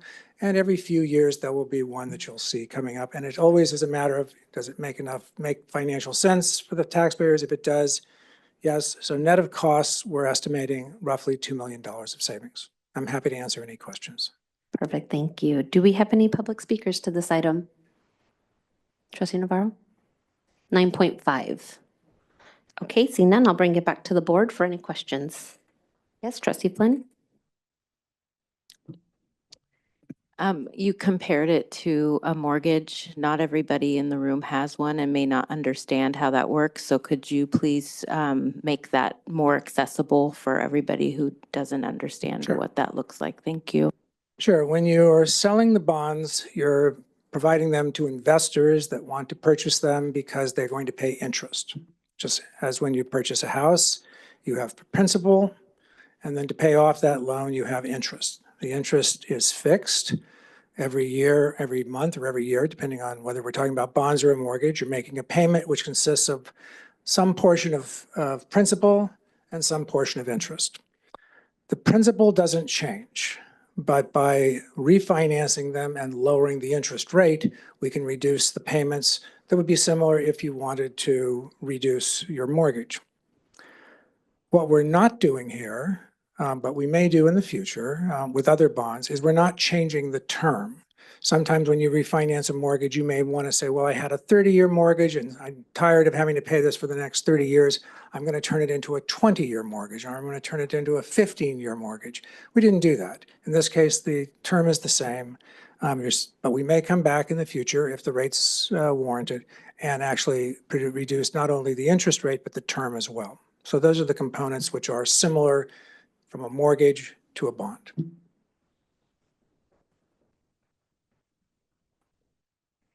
Can you explain what a bond is, please? A bond is a loan that is issued by a public agency or a corporation to investors when they are looking for funds to make capital improvements for schools, sewers, automobile plants, et cetera, et cetera. It's like a loan, except it is being sold to public investors rather than just coming from a bank. Thank you. You're welcome. Thank you. Any other questions from the board? Okay, anytime we could save our taxpayers any money, I think that's a good thing. So do we have a motion? I move approval. Thank you. Do I have a second? Second. Okay, I have a first and a second. All those in favor? Aye. Aye. Any opposed? Any abstaining? Motion carries 5002. Thank you. Okay, and now we'll move on to item 9.6, Resolution 25-26-02, Insurance and Sale of Pajaro Valley Unified School District General Obligation Bonds, 2024 Election, Series A, Measure M Bond Authorization, Adoption of Bond Issuance Resolution. This report is also presented by Dale Scott. Now we're to the Measure M. And some of you may recall that this resolution was actually already passed some number of months ago. It is exactly the same type of security that we just described, the bonds for the refinancing, except this is new money. This is money from the measure that was just passed by the voters in '24. The reason it is being repassed is because enough time has passed, and I'll tell you why that time has passed in a moment. Enough time has passed between the time that you originally passed that resolution to make the documents, let's say, stale. So the investors and the rating agencies and the lawyers say, well, there could have been a number of changes. All of the financial issues that we need to disclose to investors need to be updated. If it had just been a month or two, that's fine. But now we're getting on half a year or so. And so this is a new resolution with updated financial documents. Most importantly, the audit that was just passed by the board. So we were really in a holding pattern until that audit was brought to you and approved. That is what you are doing tonight for these bonds, for the new money bonds. If it is passed, we anticipate the funds being available to the district in early November. Thank you. Do we have any public speakers to this item? 9.6. Yes, Chris Webb.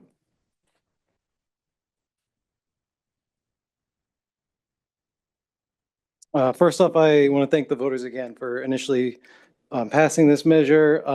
And you might have recalled, I did publicly support it, and I'm glad to do that for good causes.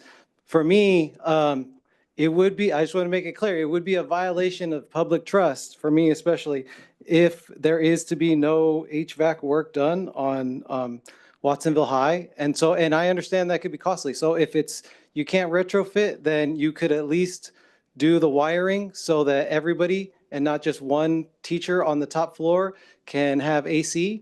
I looked at it was supposed to be 68 when I checked last night, but then I wind up with a 79-degree room because they decided to paint. And you know what, painting the school white, turns out it didn't make it very much cooler in my room. And then because of the painting, sometimes I have to keep my windows closed.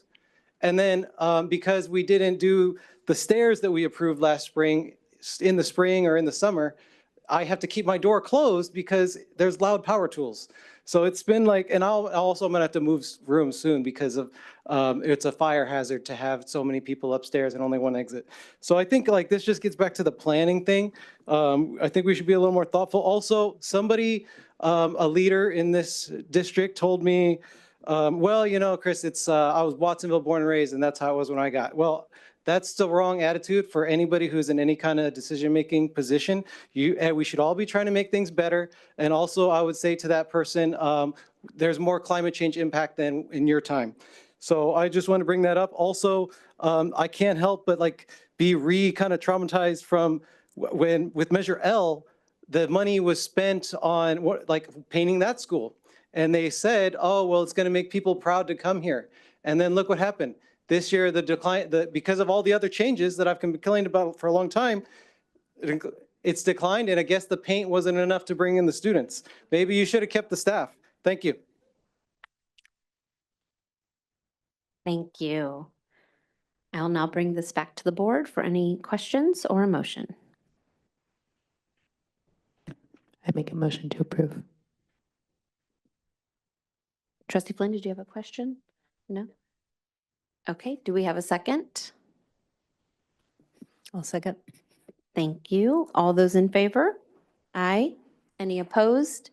Any abstaining? Motion passes 5002.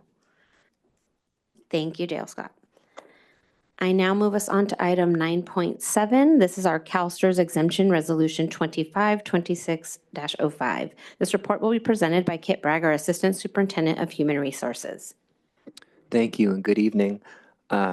We've been unable to fill the Expanded Learning Program Director despite best recruitment efforts, but we do have an opportunity here through a substitute program director who's willing to come on. The candidate is Luis Medina, meets all the qualifications, but is recently retired. And there's some stipulations in CalSTRS about work relative to CalSTRS retirement. There is a narrow exemption that we can apply for. And so we hope to do that to allow Luis to come into the position. It first requires approval from the board. And upon your approval, we would submit that back to CalSTRS and they would give us that narrow exemption potentially as they review the case as well. So we're asking the board tonight for that exemption so that we could then appeal to CalSTRS and hopefully put Luis into the position. Thank you. Do we have any public speakers to this item? We do not. Okay, seeing none, I will bring it back to the board for any questions, discussion, or a motion.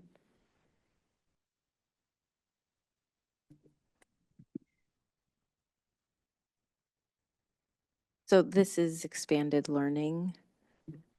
That's correct. I thought we had somebody in that position. That's what I was kind of confused when I saw this. So what am I missing? Clearly something. Yeah, we've had a vacant position for a while. Okay. Yeah. All right. Yeah. Okay. All right.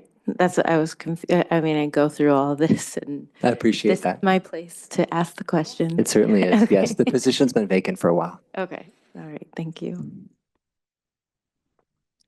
Any other questions from the board? Yes, trustee Carrasco? Have we published this position for others too? Okay. Yes, it's been on EdJoin since August 4th, 5 weeks. Okay. So the whole month, and then because nobody applied, then we picked this person, or how did this person come about? Well, we have relationships with former employees where we can tap retirees, other people that have worked in other districts through our connections in Santa Cruz County to find people that are qualified to do that in the absence of applications through EdJoin. Okay, and there was nobody interested. Nobody qualified. Okay. Trustee Flores? Yes, trustee Navarro? Can I speak?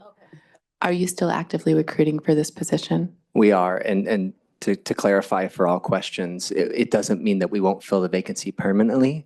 It's just allow us to put a substitute into the position while we continue to recruit. And this contract, does it have like an end date for the substitute? I believe there is a limited term for how long the person can be. It's not the same as like a 30-day or 60-day emergency credential on the teaching side of the house, but there are similar stipulations as far as CalSTRS and the number of days that somebody can work. And that's part of what the exemption allows, is to maximize that amount of time. I don't know off the top of my head the duration. Okay, thank you. You're welcome. I was just gonna say, what the board is asking to approve is mainly the ability for a newly retired person to be able to have an exemption to their newly retired status to do some work, because there are requirements within the CalSTRS program. That's mainly what this is about. Okay, do I have a motion? I move approval. Thank you. Do I have a second? I'll second. Thank you. All those in favor? Aye. Any opposed?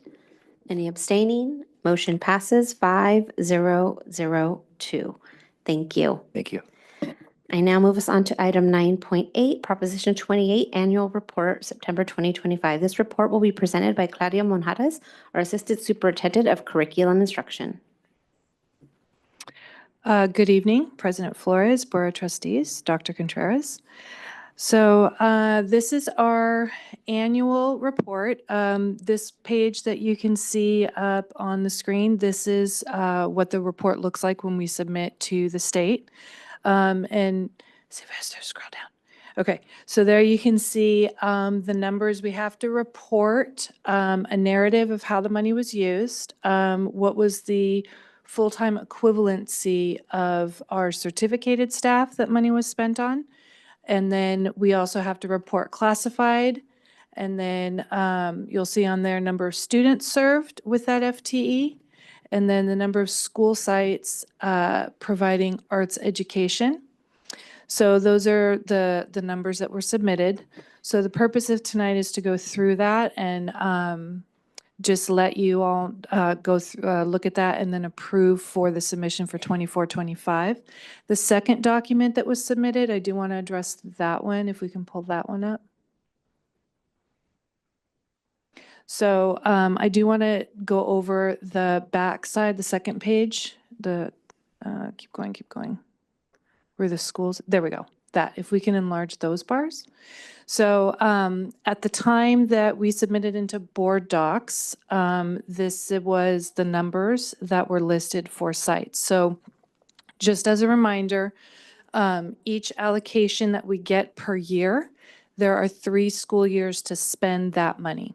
So what we're looking at right now is year 3 of our first allocation, which was given to sites in the 23-24 school year. So any remaining funds from that first allocation has to be spent by June 30th of this school year.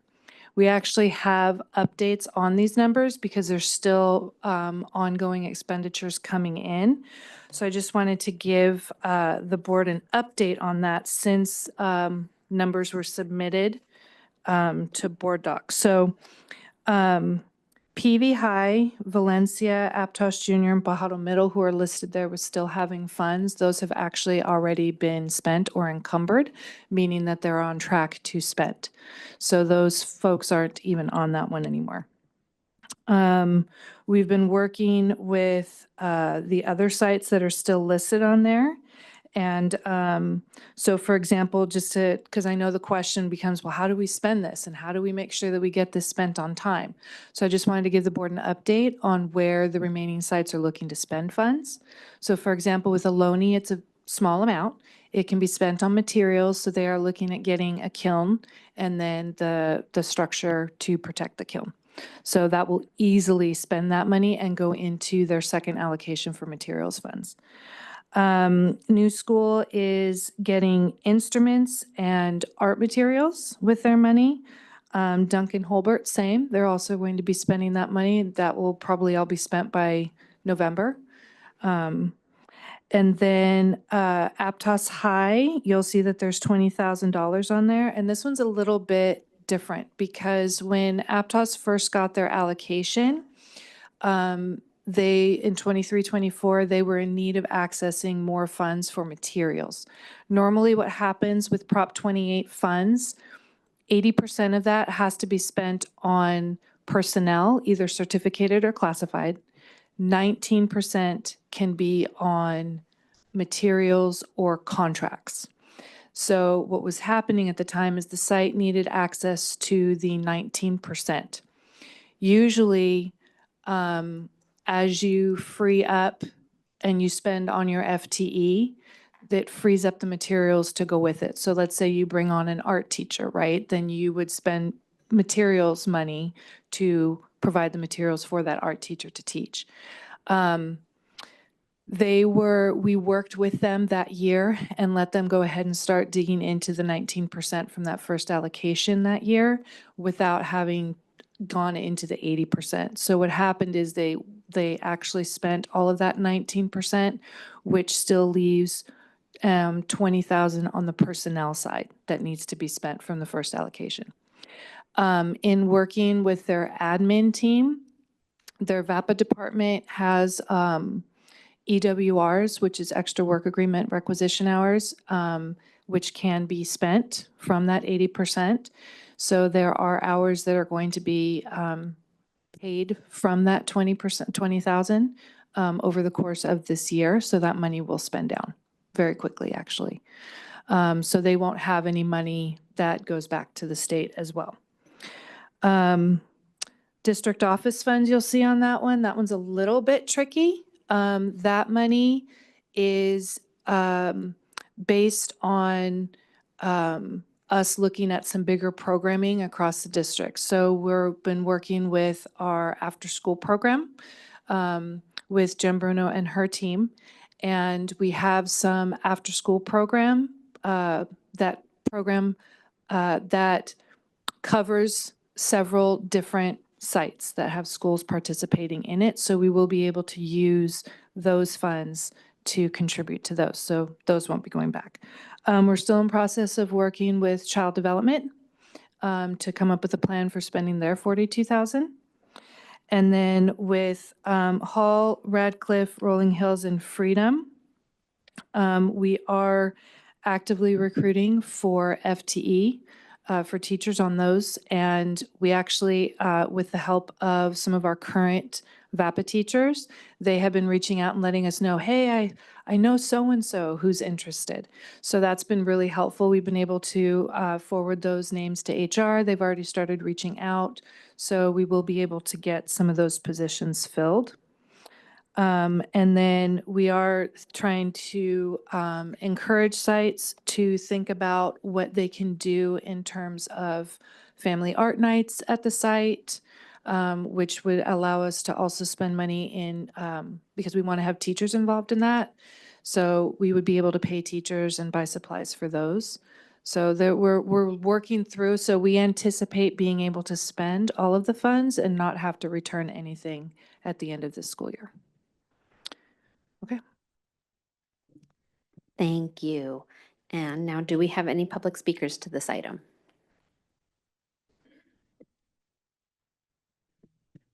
Jessica Lazar, and Barbie Marchesalt.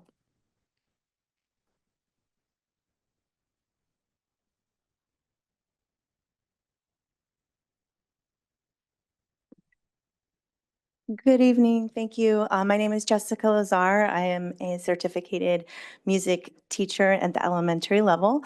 I've been here since 2014 when certificated instructors were brought back to the district. This is my colleague, Patricia Sotorello. She's at Cesar Chavez Middle School, also been here since 2014.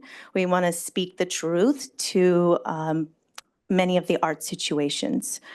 First of all, for Prop 28, you need to ensure that Prop 28 funds are supplementing and not supplanting, like the counselors. Prop 28 funds are legally required by voters to supplement the existing arts education funding starting in our base year of 22-23. They are not to backfill or replace district commitments.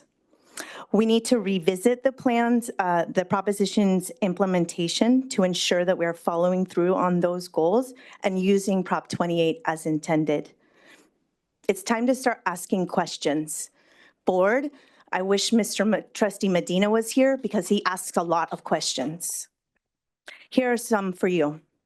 Number one, so the presentation makes it sound like there's maybe too much money, maybe not enough qualified teachers, but we're talking about almost $500,000 that could be sent back to the state this year. I really question the results and the spending description that we've been just given.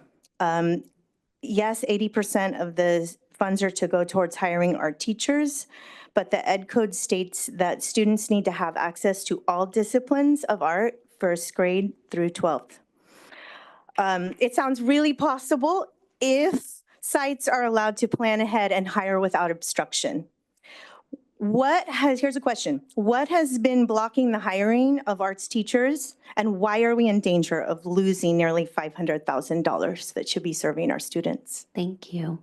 Where are the specialists that the people that Thank were you. behind the hiring?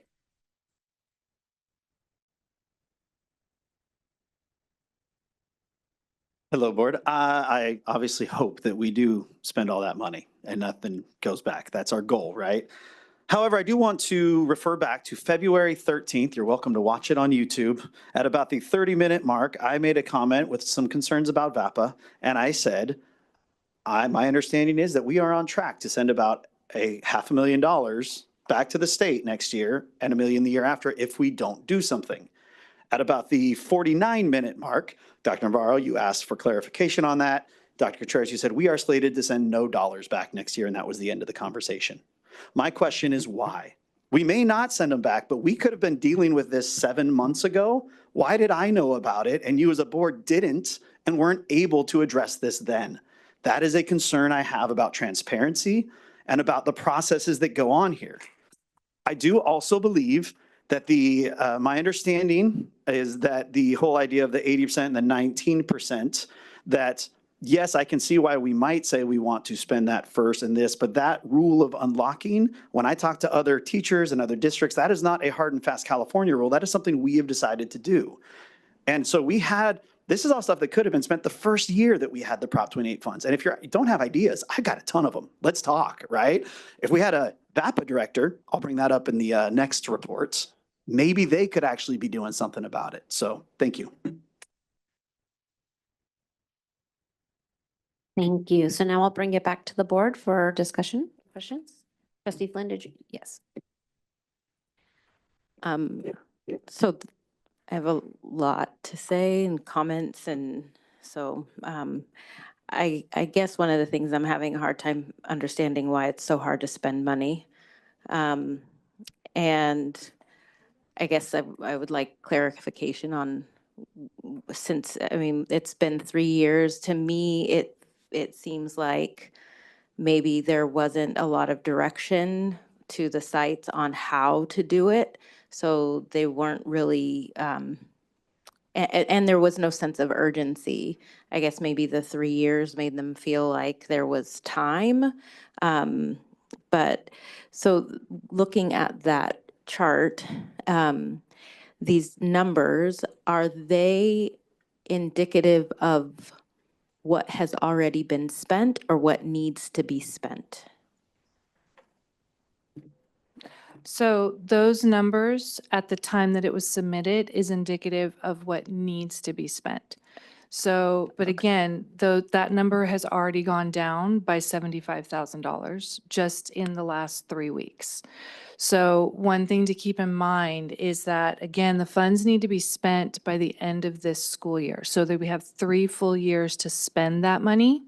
It's not that that money had to be spent by right now. No, I understand So that. that's something I want to just make sure we all understand that we do have this year to continue to spend that funds.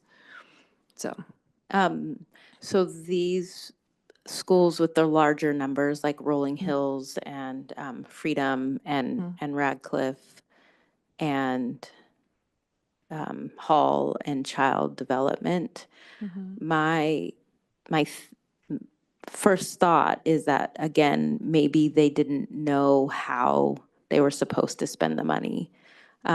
Because, and I could be totally wrong, is that if there was some plan that was given to each site on here's what you do, here's how you do it, it needs to be done, and some sort of timeline. Like that's what we're doing as a board with board. right. Right, yeah. So go ahead. I can't speak to the first year, the 23-24 school year. I was in a completely different role. I stepped into this role last year. So they are correct that we did have a VAPA coordinator who was in charge of all of this piece. So I can't speak to 23-24. I don't know what was rolled out. I am assuming, based on how she operates, I'm assuming that she did roll this information out to the sites and did work with the administrators to get that money spent in a timely manner. So, but I can speak to last year when I was working with our VAPA coordinator at the time around the Prop 28 funds. I know we've had a harder time filling certain domains within the VAPA positions. There are just some that are easier to fill than others. When we met, our current STEAM director and I met with our community partners like a few weeks ago. Can't remember the exact date. I'd have to look at the calendar. But anyways, we did talk through some of those things. And we've actually had a couple partners who are working to help find people to help fill certain positions. So like, for example, dance positions, theater positions, sometimes those are some of the harder ones to fill. And so they're helping us to recruit. And that's another way that we get some names that come into like, hey, so-and-so type of thing. Hall District, I'll speak to them in particular. They had vacancies in their VAPA positions for most of last year. It's just not that there hasn't, but they were posted for a while. Like there's just sometimes it's harder to fill what is being posted. I can bring up Radcliffe, for example. When I met with the principal over at that site, when we were looking at her funds for the year and how we're going to ensure that all those funds are spent, she was looking at her overall programming. So like, for example, she has a Save the Music teacher. And then we have... Please do not speak out from the audience. Just like we would expect our students in a classroom, I'm asking, please be respectful and allow the speaker to speak. So we do have a Save the Music teacher there. And we need to make sure that we are also providing music to the entire school.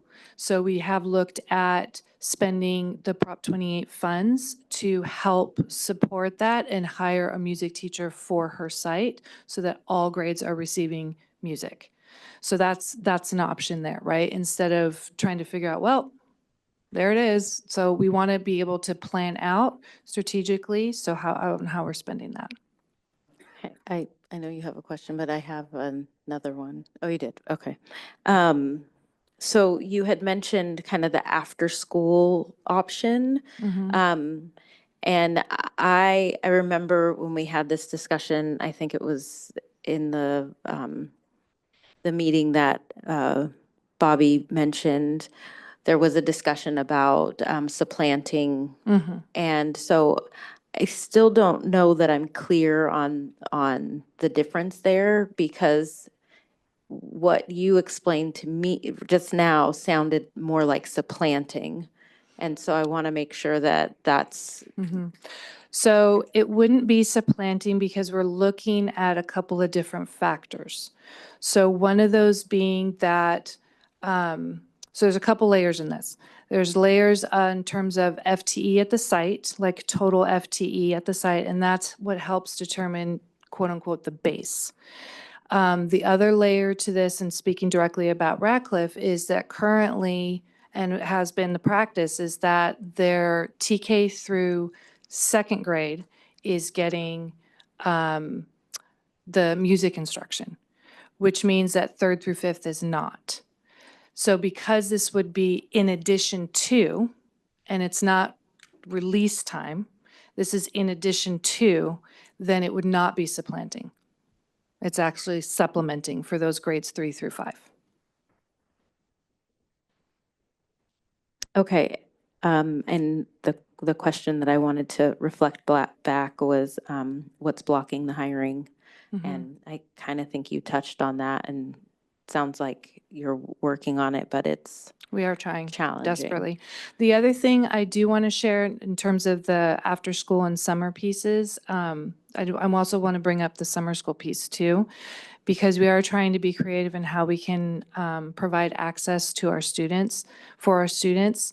One of the things that we were able to do this summer is we worked with a couple of our sites who, we have students who are in band, and we want to make sure that they can continue to practice band, right, and participate in band during summer, for example. So we were able to put, in conjunction with our after-school program, Jen Bruno worked on creating a summer band class for students for credit attainment, so that they could continue to participate in band over the summer. Could you do So, that over yeah, we're the- trying to look at all the different options that we can do. Could you do that over the Christmas, or excuse me, the winter holiday? We Yeah. didn't last winter, but it is something that we can look at for winter of this year for sure. Okay, thank you. Yeah. Trustee Turley? Thank you. Does each school receive an amount of Prop 28 based on average daily attendance? It's not average daily attendance, it's actual enrollment in the school. But it is based on the number of students at a It's a per pupil allocation, yeah. Okay, thank you. So as I recall, Rolling Hills, as far as middle schools goes, has a higher enrollment than the other middle schools. So correct. I might expect that they might have more money. Also, if I was given $100,000 to spend on something wonderful for students and I had to use it over a 3-year period, it seems like I would use about $33,000 each year. Otherwise, I'm dumping it all in 1 year, and there are none of those great things for the second or third year.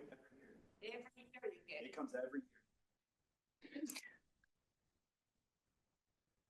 Again, no shouting from the audience, please. Okay, so it's a 3-year process, right? I get a bucket of money that I know I get to spend over 3 years. I would want to spend a third of it each year, so I don't run out of money and I still have good things happening, right? Does the $74,000 and the $75,000 for Freedom and Rolling Hills represent approximately a third of what that school, is that approximately 1 year worth of funding, or does that represent a couple of years? So looking at Freedom, their year one allocation was $95,409.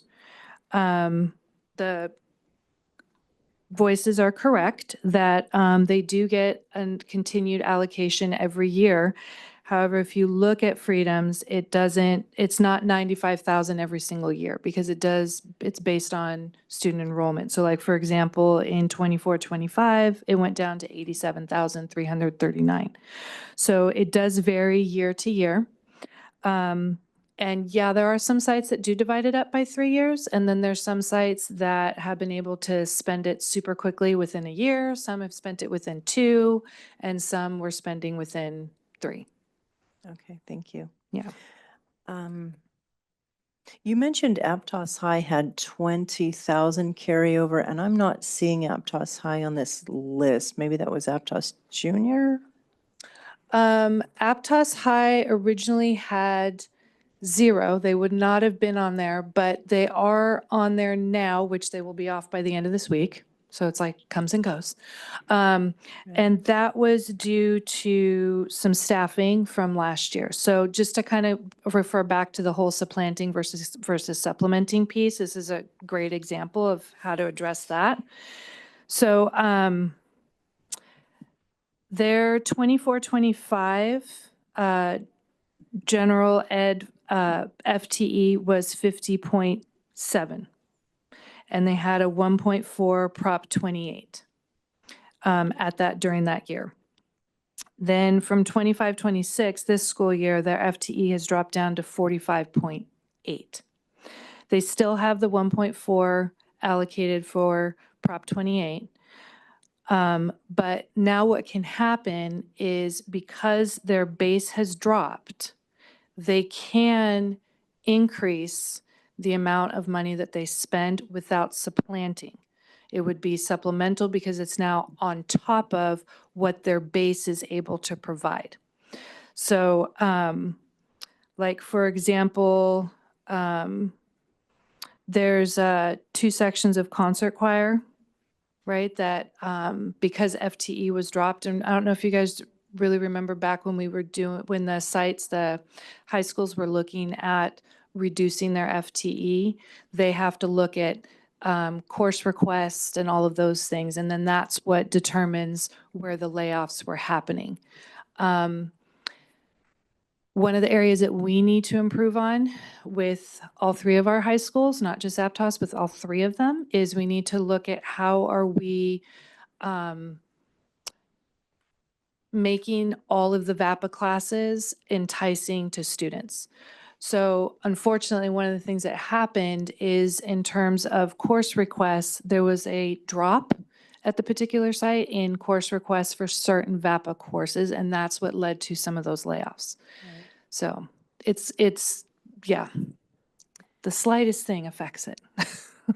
It seems to me that for quite a few years, as I recall, most public schools in California did not fund music and art. Those seem to be the first places that were cut for a long time.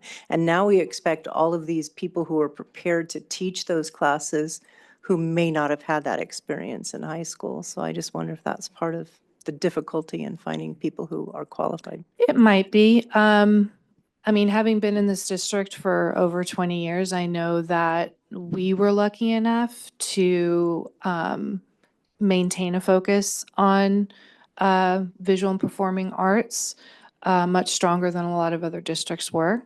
We had a lot of support for that and strong community connections. So we've been lucky with that. Like even when I was the principal at Hall, we were able to get support on getting a band going. We were the first elementary school to get a band going at the site. So that has been, we've had that advantage.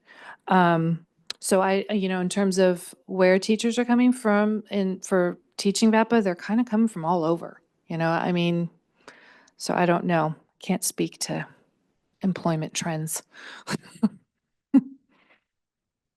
Thank you, Trustee Carrasco. I had a couple of questions. Would you be able to hire an FTE for Prop 28 on like a SIP or like one of those, like if you don't necessarily have a credential? And is that being advertised? No, on screen. Yeah, it's not so much a matter of what type of credential, it's more just a matter of the candidate and whether we can find an applicant that's interested. There's nothing precluding us from using all the same mechanisms of credentialing to bypass some of those challenges that we see with VAPA, as there would be with any other credential, whether it be multiple subject, single subject specialized, something in the arts. Yeah, because, so if there'd be artists in the community who don't necessarily have a credential, but here's an opportunity that they could do for a year, I haven't seen any advertisement on that. And I only say this because I am around a lot of artists who don't have credentials, but would jump at the opportunity to be able to work during the day. Because a lot of them do work, but it's through expanded learning because Sure. that's a little different. But I can tell you right now, I know 10 people right now who would jump at that, you Great. know? So maybe we can advertise that. Absolutely. Because a lot of them don't move forward because they don't have credentials, but they have the experience to be able to do that. Wonderful, thank you. We'll do that. Yeah, well, yeah, they would need that. And then, so you're, just to clarify, are these funds being controlled at the school site level? Like Yes. who's deciding? All of these funds are school site funds, Okay. barring the one that says district office. Okay. Everything, well, sorry, correct me. District office and child development, everything else is at the school site. These are the funds that are discussed during school site council, ELAC meetings. They get input from parents on programming for the site. So it's not just an arbitrary, we're telling you what to do. They have to have input and documentation from their school site council and ELAC notes on how they're spending parent recommendations. Okay. Yeah. And I'm just trying to plan, like, so for example, let's say, and I hope not, but let's say we still have this amount of money. Would we be able to change the district requirements in order to spend the money by the end of the year? Where there's 80% for, So, okay, so here's what tends to happen. If, and I'm saying big fat if, because I'm stubbornly determined. If there were funds that were still left, then we would work with our accountant. There is a possibility to do a waiver with the state.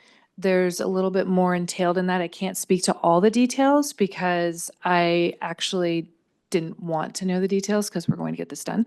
So, but yes, I know that there is a waiver and I can find out what those details are for you if you'd like. okay. And I think for me too, I would feel, I would like to get like a report in 2 months of how it's going. Yes, Because I want to be able to either refer you to people or, absolutely. you know, because I just, again, I hate not spending money. Yeah. No, 100%. I don't like that either. So Yeah. yes, we are scheduled to do another update at the November 12th board meeting, and then we'll do one again in February. And then we're looking again at April. Okay. Thank you. Trustee Salinas Holst. I apologize if any of these questions were already answered, but my first one I was wondering is this money for like job positions or for like resources and equipment for these programs? Both. Both? So Okay. 80% of the money has to be spent on humans, like teachers. Actually, I shouldn't say teachers. It has to be spent on staff. It can be teachers, certificated, or it can be classified staff.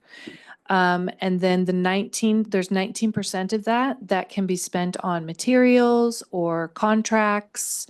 Yeah.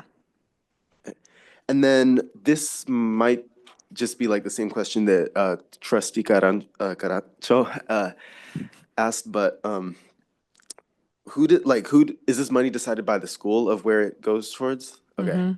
Yep. And then lastly, I was wondering if what the course was that was had like not interest at Aptos High. The one that had 0 students sign up was their dance class. Okay. So that one was one that's dropped. Now, again, going back to that, if for this coming school year, if we can, raise that interest and students want to take a dance class, then we put that on the schedule and then we look for a teacher for it. Yeah. Thank you. Yep. Thank you. Any other questions? Trustee Navarro? Hi, I have a kind of a bunch of questions. So can you just give me a little overview of like who is monitoring the spending of this money from the top, who is holding different sites accountable, who's making sure that the decisions are being made, who is making sure that the money is all being spent, who came up with the idea? Sorry, I'm giving you a lot of questions. That's okay. Who came up with like, where is this rule that the 80 has to be spent before the 20? Like, That's actually the requirements of spending the Prop 28 money. That's not something we decide at the district level. but is it within a year, or do you actually have to spend the 80 before you spend the 20? No, actually, it's recommended that you not spend one before the other. So it's actually recommended that as you spend on FTE, you're spending on materials to go with it. So it's the hand-in-hand thing. But we do have some sites that go through the 19% faster than the 80%. But no, there isn't a set rule that you have to spend one before the other. The hiccup, going back to like the Aptos situation, for example, the hiccup there is that because they already reached the maximum amount that they could spend, they hit that 19%. That means there's still that $20,000 that's in the 80% side of the house that has to be spent. So that money has to get spent before they dip into the FTE money for the year 2 allocation, which once they dip into the money for the year 2 allocation on FTE, that opens up the materials and contract side. Okay. Yeah. And then can you come back to my question about who is kind of overseeing at the highest level and then at the site level? So at the highest level this year, it's me.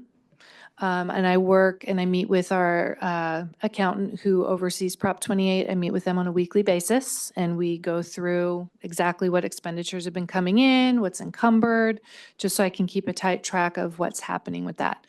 At the site level, it's the principal working with their teachers. At our high schools, the principal's involved, but typically there's an AP that's usually assigned to particular content areas. And so there might be an AP who's like my direct contact at the site. With so many new principals and so many new changes, what are you doing to support all of the site administrators? So I'm having one-to-one meetings with them right now. I've gotten through about 8 of them, and I started with our folks up here. And then I have, so I've already met directly with them, and then the rest of them that are already like have spent through their year 1, we're going to do group meetings. I'll just bring them together as clusters because I want to make sure that we get all of this so that I can just have those like ongoing monthly meetings with the site administration. Okay. And this whole supplanting versus supplementing thing is actually very confusing. So I just want to make sure, I'm going to summarize what I understood and you correct me if I got it wrong, right? So assuming that a school has 2,000 students and say, because of those 2,000 students, they get, I don't know, 2 math teachers, 2 art teachers, whatever, like 2 band teachers. And then something happens and they only have 1,000 students next year, then they would only qualify for one of each of those. Am I correct? And then the Prop 28 could come in and hire additional people. So even though technically you're losing a person based on the ADA and you're hiring another person with Prop 28 that would not technically be supplanting, correct? Right. So exactly. So if you want to continue the amount of music instruction that you were doing, because there's been a reduction in your FTE, then you could continue music on the one side with the Prop 28 funds. Okay. And what are you doing specifically? I'm looking at like a couple of elementary schools, and I assume that the ones that have a lot of money, it's for a particular position. Is that correct? It is. So like with Radcliffe, for example, originally they had been posting for, I believe she said it was dance. And because she wasn't able to fill that position, that's why we were talking through like what are some other options? And then that's when we got into the music discussion. So it's about changing the FTE to match for programming for all of their students. And this is a conversation that she does have to take back to her school site council to let them know like, hey, we're struggling to find a dance teacher, but we're looking at this other plan, and get their input on it. Have you looked into CSUMB, UC Santa Cruz, Cabrillo, Hartnell, and getting like credit for teaching some of these classes and having a partnership with some of the community colleges? That I have not done personally, but I would work through HR to do that. Yeah, like I said, I'm It just seems like taking there's this- enough artists taking and this musicians over in this this year, community. so. Like, it seems like there's enough Yeah. artists and musicians in the community that if you figured out a way Mhm. to, get them Yes. coursework credit for it, that you can bring them in. Yeah. Especially if they weren't a full-time employee, you wouldn't have to deal with the whole benefit 100%. aspect. And that's again, where working with our community partners has been helpful because they know people as well. And they have connections with our universities too. And when you're judging interest for the VAPA coordinator, or the VAPA courses, is it that people aren't interested in dance, or is it, and I'm not trying to throw any shade on anybody, or did they not particularly want to take dance with that particular instructor at that class? In all honesty, and I'm not going to say it's dance, but in all honesty, at some of our sites, it has to do with both. It depends on where you're looking. So have you looked at sharing instructors among different sites? We have, for example, we have a choir teacher at Aptos High who also is a shared position with another site. And we also have, last year, for example, we had a band teacher that was sharing. And so what's going on now that we've hired, I'll bring up Watsonville High, for example. So now Watsonville High is a band teacher, brand new. And Susanna over at Lakeview has actually been super helpful and very invested in supporting the teacher because her band kids will go directly to Watsonville High's band, right? So we do have support like that going through our system. But yeah, we do have some positions that are split. And this is a question that came up from the community. So under Prop 28, are you required to have all of the arts represented at all of the sites? According to Prop 28, it doesn't specifically say, but that is a district requirement. Okay. And is that actually happening in our district? We're getting there. We are not there yet. One of the things that we'll be able to share, I can bring that at the next one in November. I can share what's happening in each of our grade spans in terms of high school, middle school, and elementary, so you can see what's available across the board. I think it would be useful to know what each school has access to and what we're doing to actually get them more access to the other courses. Okay. And how, we might be using them going to another site or an after school or before school program in order to get that need met. And then I had one more question, sorry. Getting them all mixed up. While you're looking, can I ask a question? Yes, go ahead. Thank you. So if memory serves me, which it doesn't always, going back to that meeting, it was one of my very first meetings. VAPA was a big conversation. I do recall that there was a conversation or something about sites being blocked from using funds because it is site not allocated but determined. How does that work with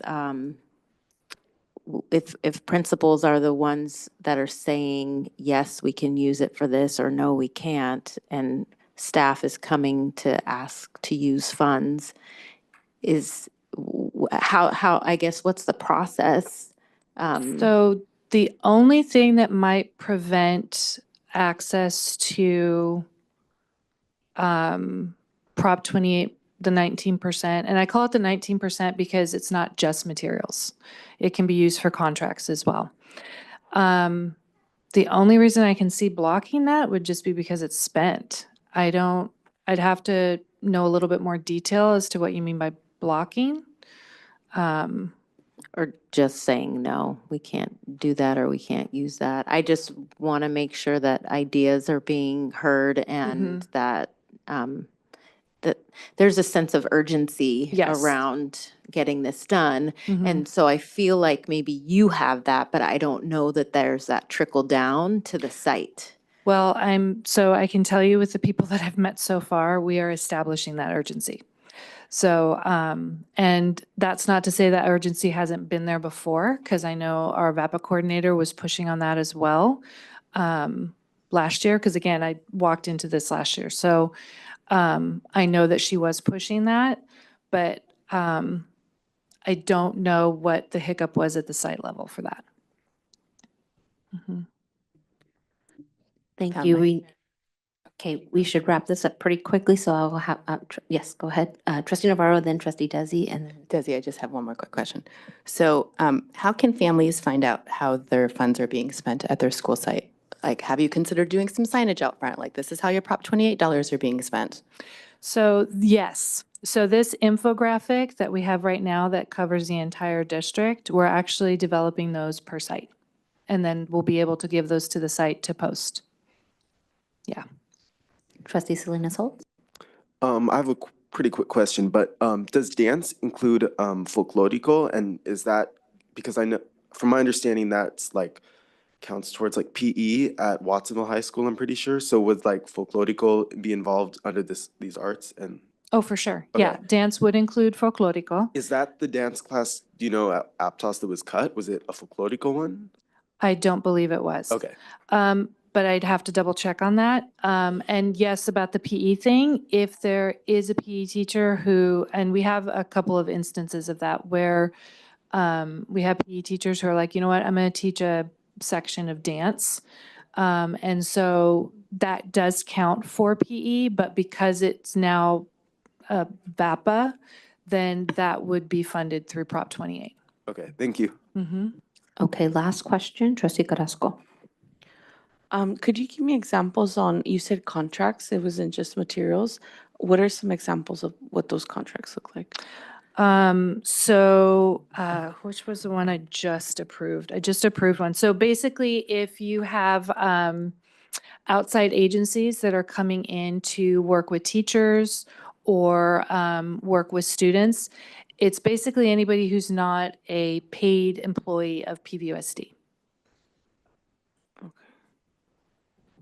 So working as a contractor. Okay, last question. You keep saying 80% and 19%. Trustee Flynn would like to know where's the 1%? The 1% is indirect costs. There has to be a 1% allocated for indirect costs. Yeah. Thank you. Okay, so I know it doesn't equal 100, sorry. Okay, so do we have a motion for this item?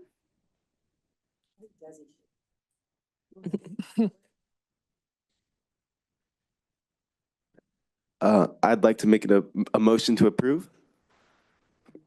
Thank you. I have a Second. first and trustee Turley seconds. Okay, all those in favor? Aye. Any opposed? Any abstaining? Motion passes 5002. Thank you. President Okay. Flores, Yes. would you like us to go back to 9.3 and 9.4? I think, Okay. Our next item, this gentleman is here, so let's do this one and then. Okay, so thank you, trustee Turley, for bringing that up, but I think we're going to wait a little bit longer. And we're going to move on to 9.9, approved contract for employment for Chief Business Officer Gerardo Castillo. Report will be presented by Kit Bragg, our Assistant Superintendent of Human Resources.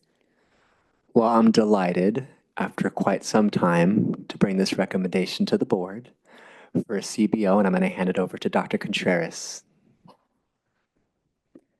Well, so I am also very thrilled to introduce our CBO, hopefully soon after board approval, Gerardo Castillo. He is sitting right there in the front row. So Mr. Castillo is coming to us from Robla School District, and we had the good fortune of spending some time with him about a month ago. He sat through a couple of rounds of interviews, and we are just absolutely excited with his deep experience as a chief business official, but also it was very clear through the interview process that he has a very deep heart for students, a very extensive background that relates and pertains directly to our community. And we feel that this is really going to be a great match. And we're excited to bring him on board and get started with the good work that we have ahead. And so with that, Kit, I'm going to turn it over to you. And then hopefully Mr. Castillo will say a few words. Yes, do we take it to board first and then Yes. have a few moments for words? I thought so, thank you. So with that, I'd like to present the recommendation for approval of the contract for Gerardo Castillo here this evening to the board. Thank you. Do we have any public speakers to this item? We do not. Okay, seeing none, I will now bring it back to the board. You have to, apparently per ed code, you have to announce the pay and the term. Yeah. Oh, okay. Okay. He's going to, you have to do the whole. Okay, and the term, bear with me. Thank you for that clarification. I appreciate it. The following is an agreement between the Board of Trustees of the Pajaro Valley Unified School District of Santa Cruz County, California, hereinafter referred to as the district, and Gerardo Castillo, hereinafter referred to as Chief Business Officer. The parties agree as follows. Term. The district does hereby employ Gerardo Castillo, Chief Business Officer, CBO, subject to the terms and conditions of statutes governing the employment of classified employees. The terms and conditions herein set forth are effective commencing on October 1st, 2025, and ending on June 30th, 2026.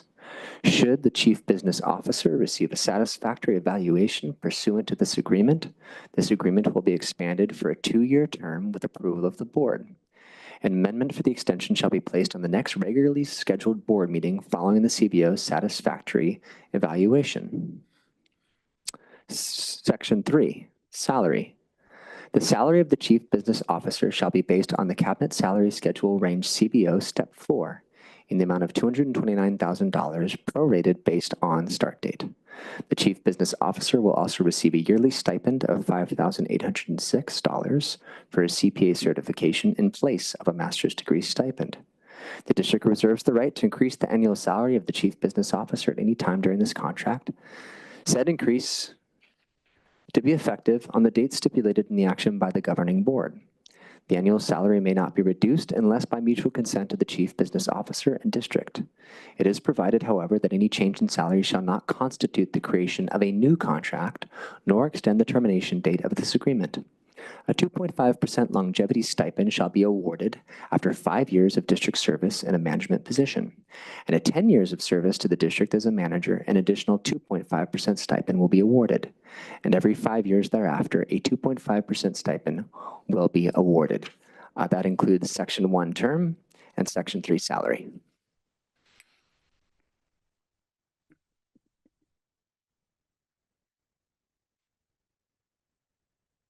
Okay, and now I bring it back to the board for any questions or any questions from the board. This position forewent benefits, correct? The position includes full benefits. The position offers the option for Mr. Castillo to take full benefits for health and welfare.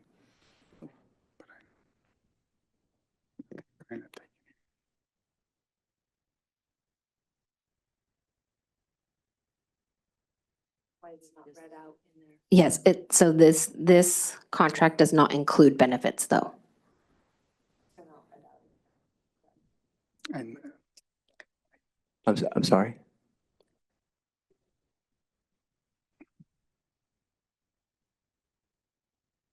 Correct. What is in the contract is what is stipulated. Okay, can you scroll down to 3, please?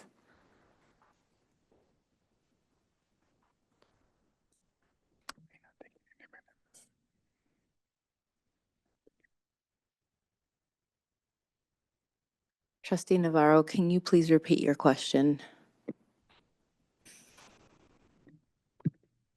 I was asking if this position, we decided to forego benefits in order to increase some of them. Yeah. And Yeah. is that so? Yes or no? It is as the contract reads. Which is different than what you just said. So No. that's why there's No. the I'm sorry. confusion. I just wanna, I know I haven't been approved, but just to clarify, because I know I'm not taking any health benefits.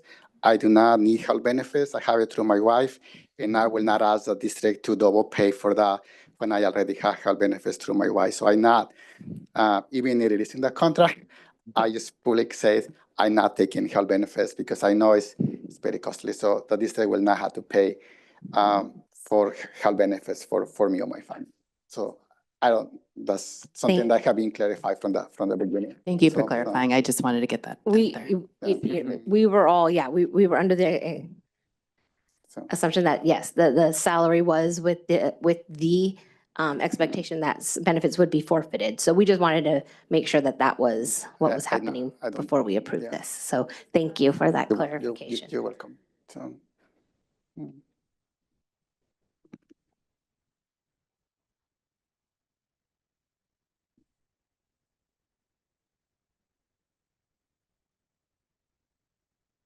I'd like to make a motion to approve.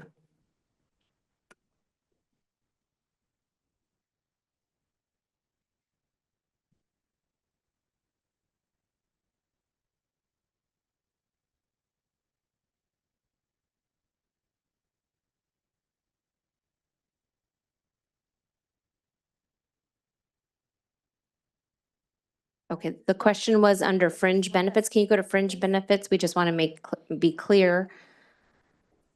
So there is vision and there is dental and, right. yes, and retirement benefits. Yeah, pretty benefits are all the statutory requirements that we have to pay. That's the district. So. Okay. Okay, we're just wanting to make sure that, yes, what was explained is here. So we have a motion on the table to approve this contract. Do we have a second?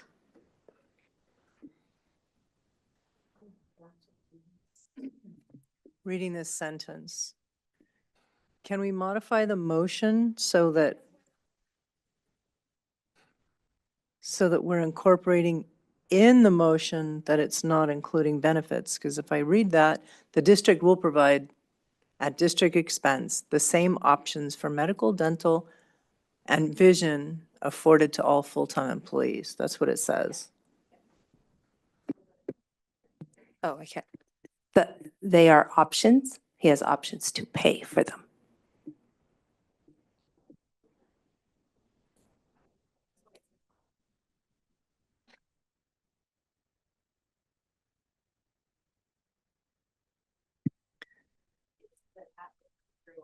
Right.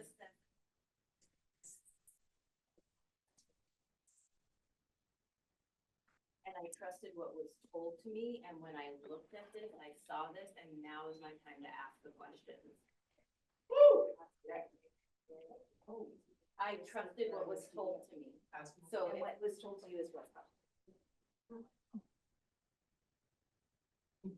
I mean, I can't approve it then, so, and I hate that I.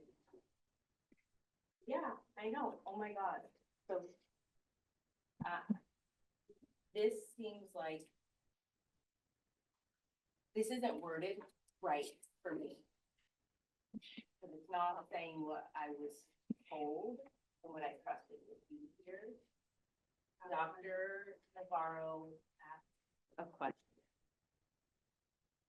You said was not in alignment with what my understanding was, and then reading this now more clearly, not on my phone, I went through this.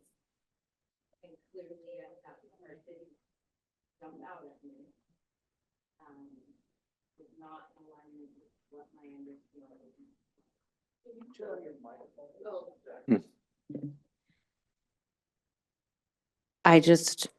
I hear what's being said by you, and I'm sorry that you're having to deal with this right now in this moment. I'm really excited that you've decided to take this on.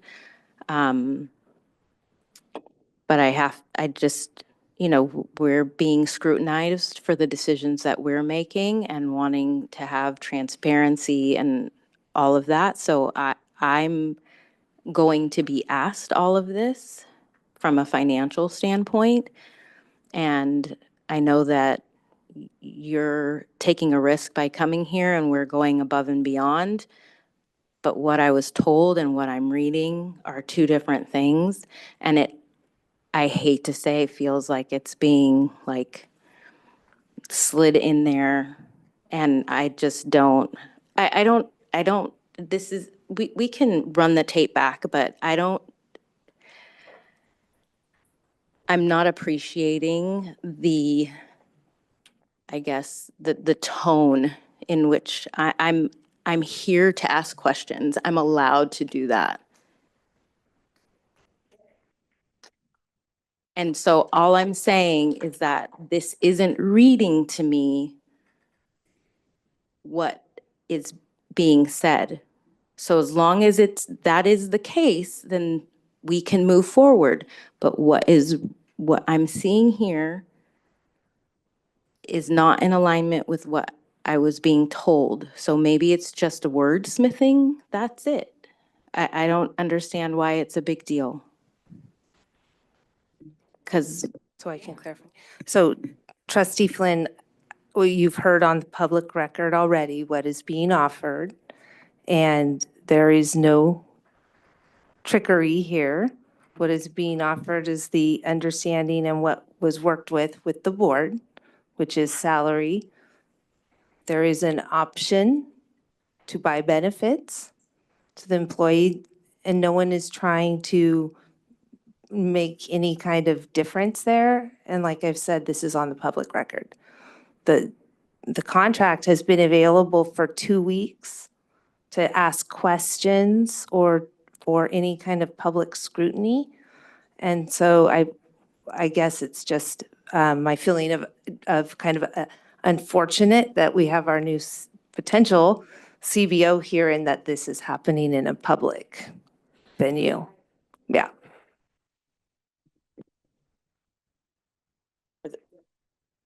Yeah. I can understand that fully, that it would be frustrating. I just acknowledged that. But this part that says at district expense is the part that's slowing me up. So I understand that we're verbalizing what is, but what matters to me is what's signed and on paper, and it says at district expense. So as long as that's taken out, then we're fine. That's all I was trying to say from the very beginning. That's it. Okay, so perhaps, Trustee Navarro, if you would like to amend your motion to approve this contract with striking just the medical part at district expense. Yes, do you want me to restate that? Yes, please. I want to make sure that I do the Brown Act right. I would like to make a motion with the amendment of striking the at district expense for medical to approve this contract with Mr. Castillo. Thank you. So sorry. Second. You beat me to it. Okay. Thank you. This has been something we've been looking for a while. When we lost our CBO, Jenny M moved in, leaving her position vacant, which stayed vacant the whole time. And so I'm thankful that we had a great candidate come forward and want to work with our district. And so I will now call for a vote since we have a first and a second. All those in favor? Aye. Any opposed? Any abstaining? Motion passes 5-0-0-2. Thank you so much. And would you like to say something? Yeah, I just want to say a few words for good evening, President Flores, members of the board, Superintendent Heather Contreras, and district staff. It's really nice to see the engagement on the district in the conversation. So this is what it is about, putting our students first. So thank you for giving me this opportunity. I'm ready to working with everybody who is here, including the community who is not here, to put our students first and to achieve our mission statement.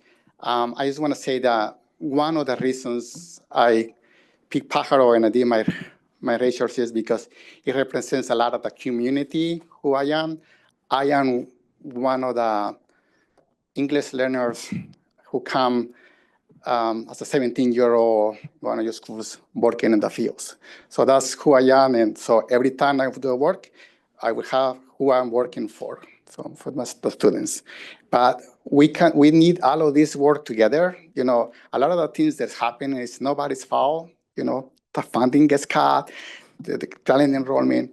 We need all of us working together. So, and I will just put my commitment to, I will work with integrity and my hardest work for the district. So thank you. Thank you so much and welcome to PBUS.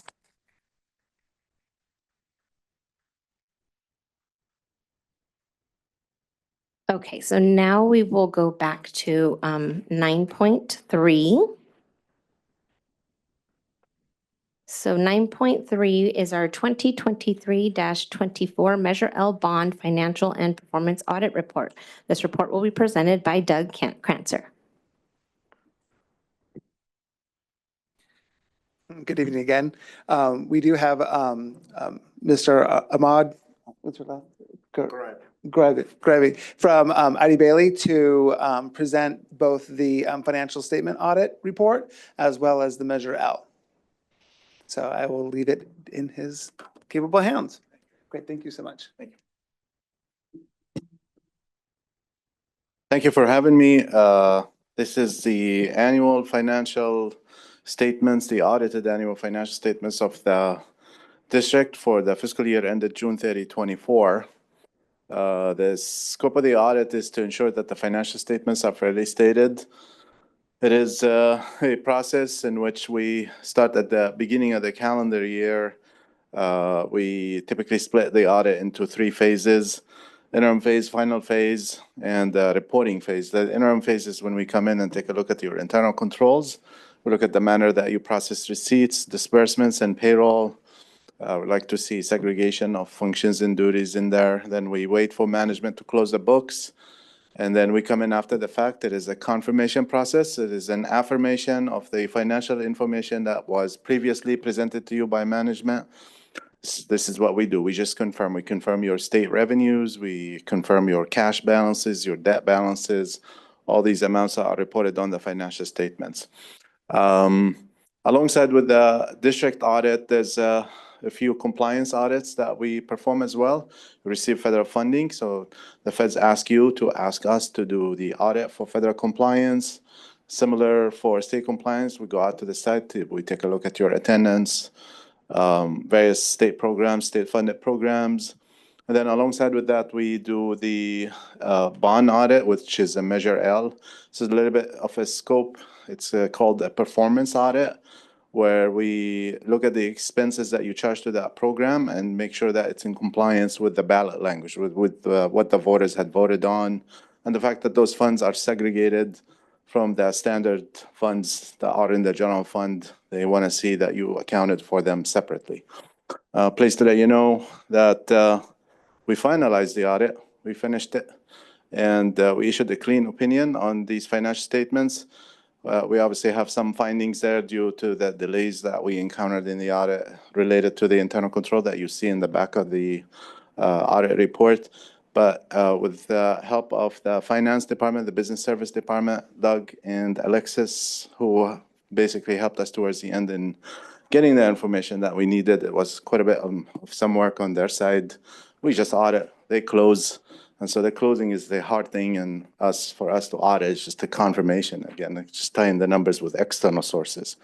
So again, we issued a clean opinion on these financial statements. We issued a clean opinion on the Measure L fund. And with that, I'll be more than happy to take any questions. Thank you so much. Do we have any public speakers to this item, 9.3?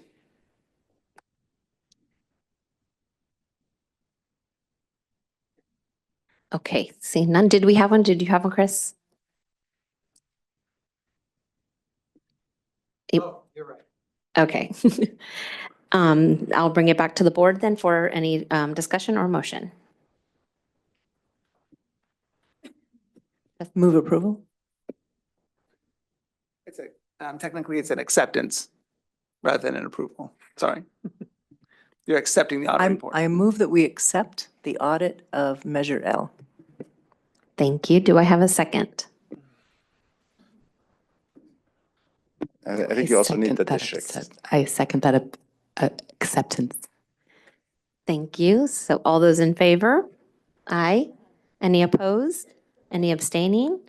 That acceptance passes 5002. Thank you. And so now you also are doing 9.4, or Well, yeah, I mean, I actually, I yeah, it's will the same now. thing, and it's what I actually aggregated them Oh, okay. together, so. So I for item apologize. 9.4, the 2023-24 Annual Independent Audit Report. Yes. And this is the report where you'll see the opinions on the financial statements. Very first page right there is stating that the financial statements are fairly stated. And then towards the end, you'll see the opinions related to the federal compliance, state compliance, and then what they call government auditing standards is the internal control. That one did have a finding in that related to the closing process that the district had in the 2024 fiscal year. And that's obviously due to the change in management. Okay, thank you very much. Chris Webb? We have one public comment that we'll hear and then we'll.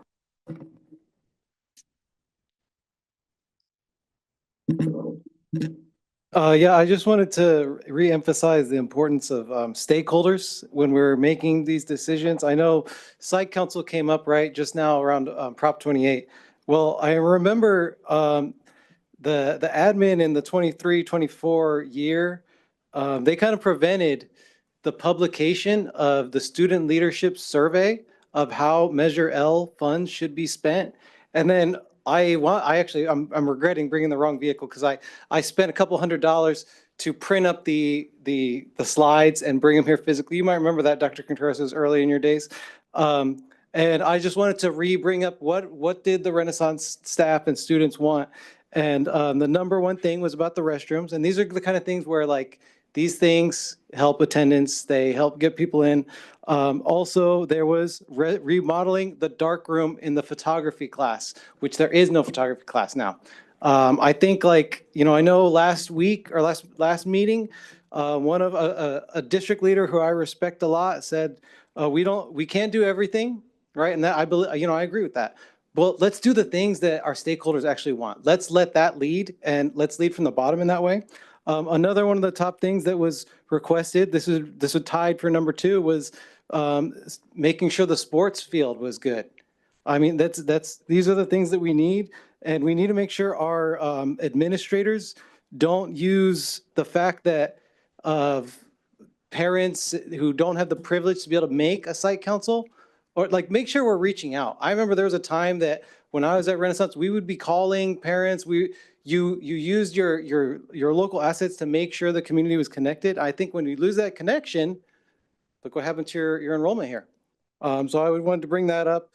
Also, the other thing was one of my students. I spoke on I read his comment, and he had said Renaissance High at the time, more focused on looks than such things as wasting money on a staff room to be remodeled instead of fixing up our soccer field. The students want to, let's make sure we're doing right by the students. Thank you. Thank you. Okay, and now I will bring it back to the board. Is this one also acceptance? No, okay. Oh, yes, trustee Turley? I'm not ready to accept yet. So, although the audit letter was posted today, the audit itself wasn't posted until at least after 3 o'clock today. And I have reservations about approving something that I didn't have adequate time to review. But there were a couple of things that were highlighted as far as risks that I'd just like to know a little bit more about. Risk related to management override of internal controls. And I know that's prior to anybody who's here, so there's no, what were the internal controls that were an issue, and how do we make sure that that's not a problem going forward? So that wording that you see in there is a risk. It's not a conclusion as to whether there were exceptions or any management override. And the reason that we have to test that, it's required by our audit standards. So it's not specific to this district. It's something that we do across the board. We do unpredictable procedures. We look for things that management would not predict that we would be testing because it is a required audit standard. And that's what this letter is speaking to. It has nothing to do with any deficiencies with the internal control that we noted. It's just a standard audit procedure that we do across all auditees. Okay. If I understand correctly, these 5 bullets aren't related to anything you found in this district. It's just things that you're highlighting. We looked for this and we looked for this and we looked for this. Yes, Okay, and some of it is industry related. You know, like LCFF is just a significant item for this district. So we do look at it. We recalculate all the amounts that were reported on the financial statements. So some of them are related to the district, but they're not findings, they're not exceptions. It's just something that is related to your industry. We elevate that risk, perform additional procedures related to that. Understand, thank you. Those recalculations are just inherently risky. I'm sorry. Those calculations are inherently risky, so they just have to note it to the board saying, hey, these are significant calculations that are just inherently risky, because there's been districts where they may not look at the property tax when they're calculating the state aid, and now they're doubling up and they're over accruing revenue. That's pretty much what it's meaning. Is like, there's just a lot of risk. Thank you. Are there any issues with liabilities, funding for employee retirement and benefits? Is there a liability that's not showing up on statements potentially? It is showing up on the financial statements. Management did give us what they call valuation of those post-employment benefit liabilities and pension liabilities. They are all reported on your financial statements. They are significant. And those liabilities are, those valuations are done by an actuary. And then the auditor takes those valuations and puts it appropriately and helps management prepare the appropriate disclosures for that. So it conforms to accounting and audit standards. Thank you. Any other questions from the board? Good questions. Okay. Do we have a motion for acceptance? I'll make a motion to accept. Thank you. I have a first. Do I have a second? I'll second. Thank you. I have a first and a second. All those in favor? Aye. Any opposed? Any abstaining? Abstain. Okay, motion passes 4012. Thank you so much. Thank you. Thank you. Okay, and I will now move us on to 9.10. Yes. We are now on 9.10. This is the 2025-26 LCAP revision approval. Report will be presented by Christy McLean, our Director of Equity, State and Federal Programs. Good evening, Board of Trustees, President Flores, Superintendent Dr. Contreras. This is just a procedural approval. I was here maybe 2 months ago and you all approved the LCAP. During that approval, it gets sent to Santa Cruz County Office of Ed, and then they look over the budget and the writings and make sure that it's meeting all of the requirements. They make recommendations. We get the recommendations, we make the adjustments, which has been done, and then we come back for approval of those recommendations that came from the Santa Cruz County Office of Education. So I move that this is a final approval of the LCAP, and primarily it's the revisions. Thank you. Do we have any public comments to this item, 9.10? We have one. Jessica Lazar.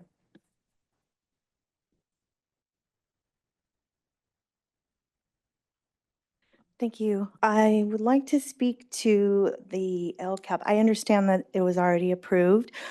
I was actually on a leave and not here at that time, but I would like to point out that first of all, actions 1.28 and 1.29 were combined into a single VAPA action, 1.27, which states that a VAPA coordination position will help ensure comprehensive VAPA access across sites. So this seems to be in direct contradiction to the fact that we now have no VAPA coordinator. So it seems like we're out of alignment with what the LCAP here says, and it says it multiple times across the document.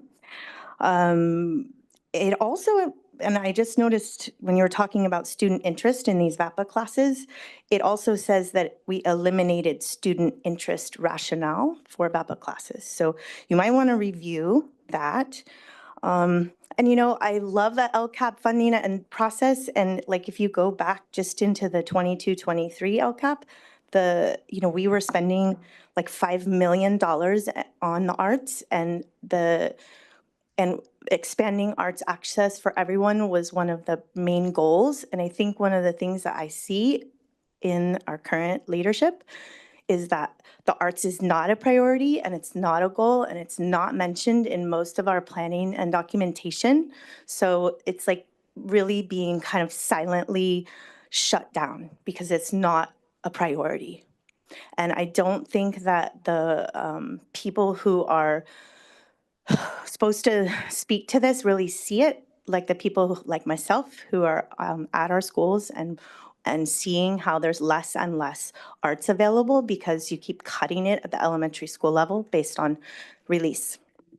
Arts education needs to expand.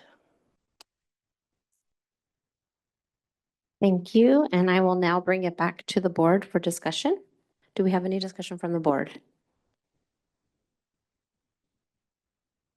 Trustee Turley?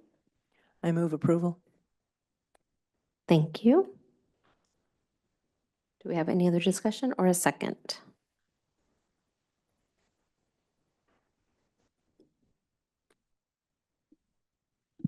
I was just thumbing through it, but I'll second. Thank you. So do we have, if we have no other further discussion, I will take a vote. We have a first and a second. I'm gonna wait, okay. All right, so all those in favor? Aye. Any opposed? Any abstaining? Motion passes 5-0-0-2. Thank you. Thank you.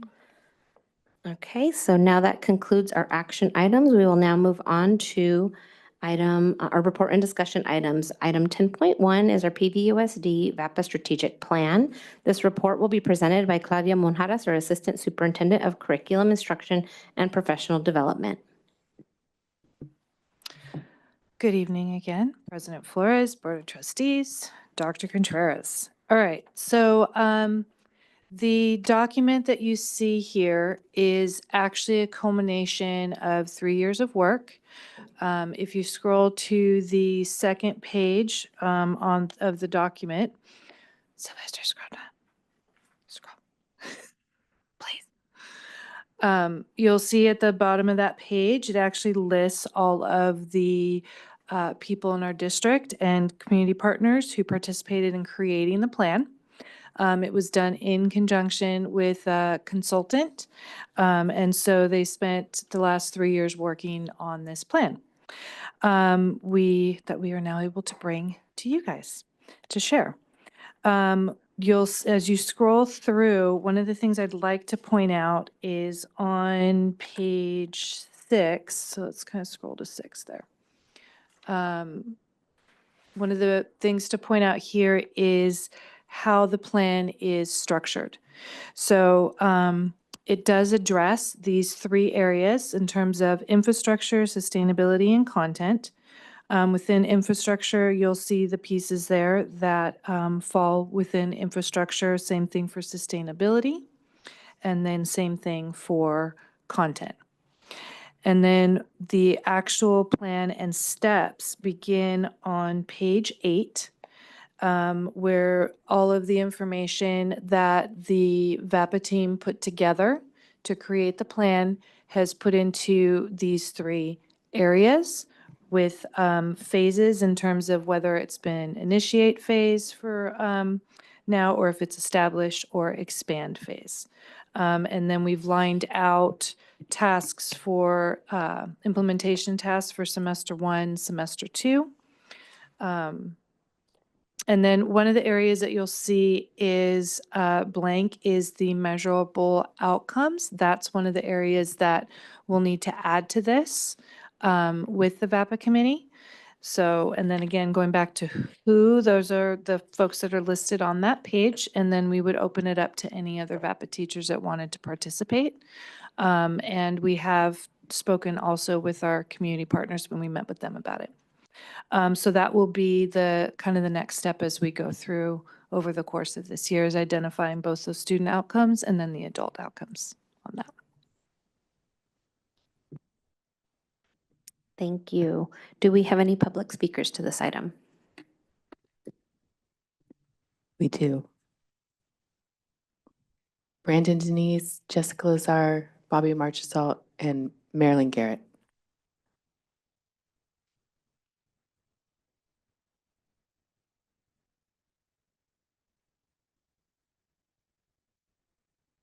Okay, I just wanted to speak to this because there is no strategic plan. I think we need to wake up and realize that your people in the district don't know as much as they're leading you to believe, and there is no VAPA strategic plan. And when we read that this plan was put together and some of those names that were on that first page of people who contributed to that, ask yourself how many of those people have been pushed out of this district by the behavior of our leaders and the disorganization that's just emanating from the towers. Stephanie Monroe, is she still here? Rhea Hurt, is she still here? So you guys want to say that you have a plan, but you don't actually respect the people enough to keep them around and empower them to do this work. Instead, you've pushed them out. We heard about being at risk of losing about $400,000 of Prop 28 money. Where's that plan? I'm sure that the people behind me are going to speak even more eloquently than I, but when we hear about forming committees and subcommittees, we had members trying to lead that work last year and trying to schedule meetings and discuss Prop 28 funds at their site level, and they were shut down by the same people who are telling you now in year 2 we're going to get this committee off the ground.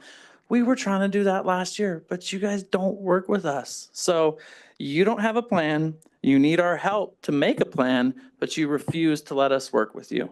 So.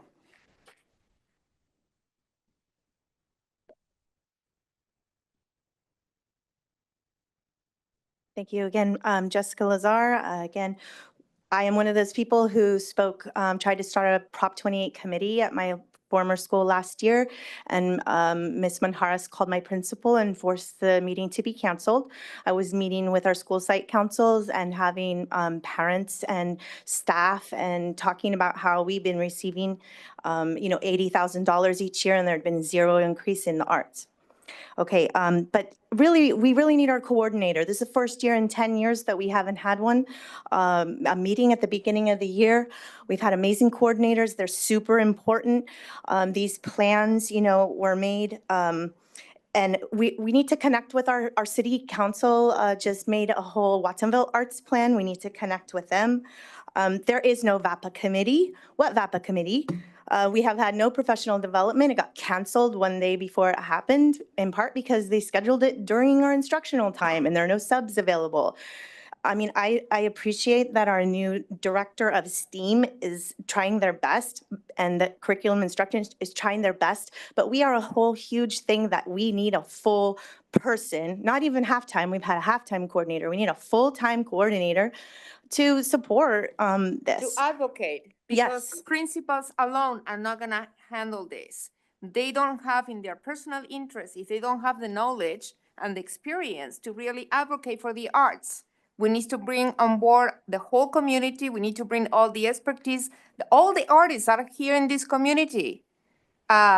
We have people here, like Jessica said. We have artists that could be, but you need to be supporting those artists. You don't need to diminish their understanding or the importance of the arts in our programs, in our schools, in the education of our kids. Art is important. For example, you weren't able to answer the board's questions that CSUMB you. and Cabrillo and the Uplift Workforce are developing VAPA Pathways grants for our local community artists to become certified to fill these positions. That's your 2 minutes. Thank you. Hi again, board. Obviously, a lot of this is connected to our Prop 28 conversation from earlier. And I gotta say, we know this, but just to name it, this system is broken when you can't get information from the people in the trenches when you are sitting here having these conversations. I'll have coffee with any of y'all anytime, please. I'd love to answer some of the questions you're asking. If you don't post jobs, they are hard to find. That's true. It's hard to fill them. And skip that. Anyways, many of us came out earlier this year in support of keeping our VAPA director when it was being talked about being taken off. And because you all voted and pushed to keep it, she was instead reassigned out of her position and has now left the district, and we have lost a great administrator. And there are, good administrators are important, hard to come by. We have sites, we have schools that have their own athletic directors. You realize that, right? Athletic director just for the school. Yet no site has a VAPA director. Our whole district doesn't have a VAPA director. That is what prioritizing the arts looks like. It looks like saying this is important enough to put money that we have free money to put into it, by the way, to really build programs. And yeah, we may have small classes, but we have money that can only be spent on arts. It takes time to build programs. Get somebody in there who can build a program over time, even if they start small. I sent an email last December with my concerns about VAPA. And Dr. Contreras, you said you were going to call me about that. We've never had that conversation. We had some other ones about other issues that were going on, but I still have yet to hear from you on that. Just so you know, I have expressed an interest in being a part of this through my principal, and I hope if an opportunity arises that I can be a part of hopefully seeing our district do a better job, because although I may be at one site, I am a parent here. I came here as an arts advocate before I was a teacher. We have great students in Watsonville with tons of talent, and we need to foster it and, yeah, push them forward. Thanks. Thank you. So now I will bring it back to the board for discussion. Oh, Marilyn, yeah, she did call you. I'm sorry. She did call you.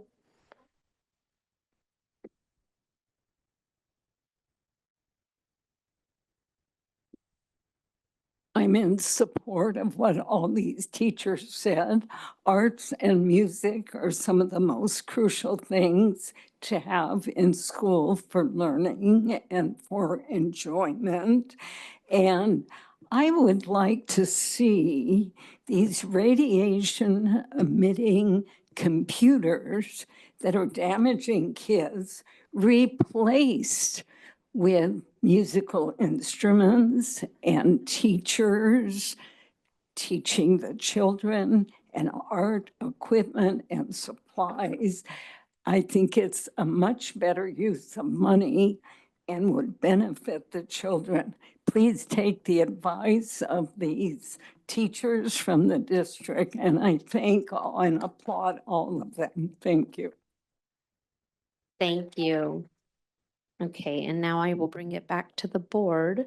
I'm going to start with a question. So this committee, I did notice, some of the names are no longer with us, including our trustee, Adam Scal, but I know we have a brand new trustee who I know would probably love to be on this committee. So when will they meet again? So that is something that we want to get started in the next, 4 Please. weeks. That's something that we want to get started in the next 4 weeks.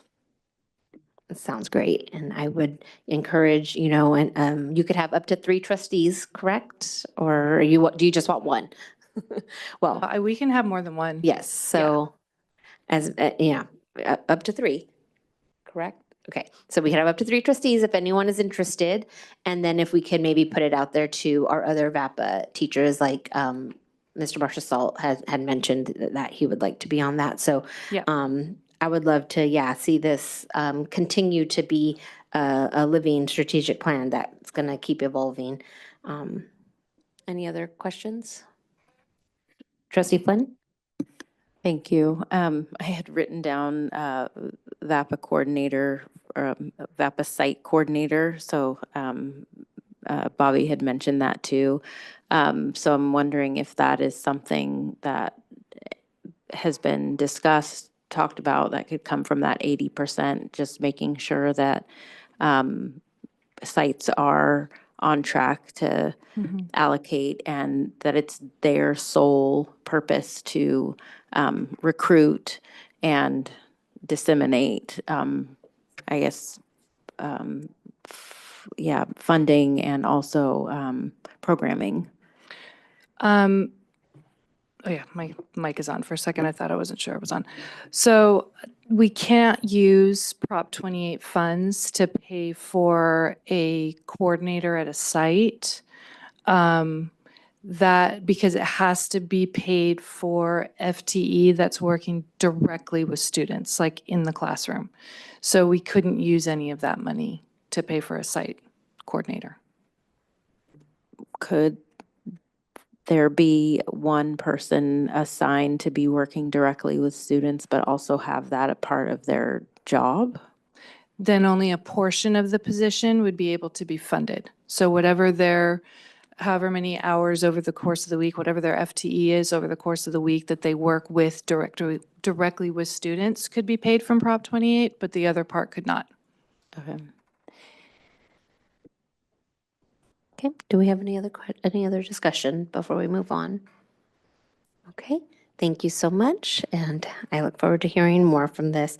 I will now move us on to item 10.2, the 2024-2025 student outcomes. This report will be presented by Dr. Heather Contreras, our Superintendent of Schools.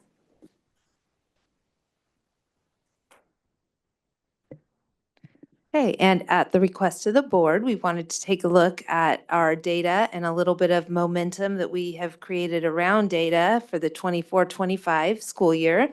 We still have our CASP data embargoed, and that's from our data dashboard. So we only have some sneak previews to that. We'll be able to report on that not until November.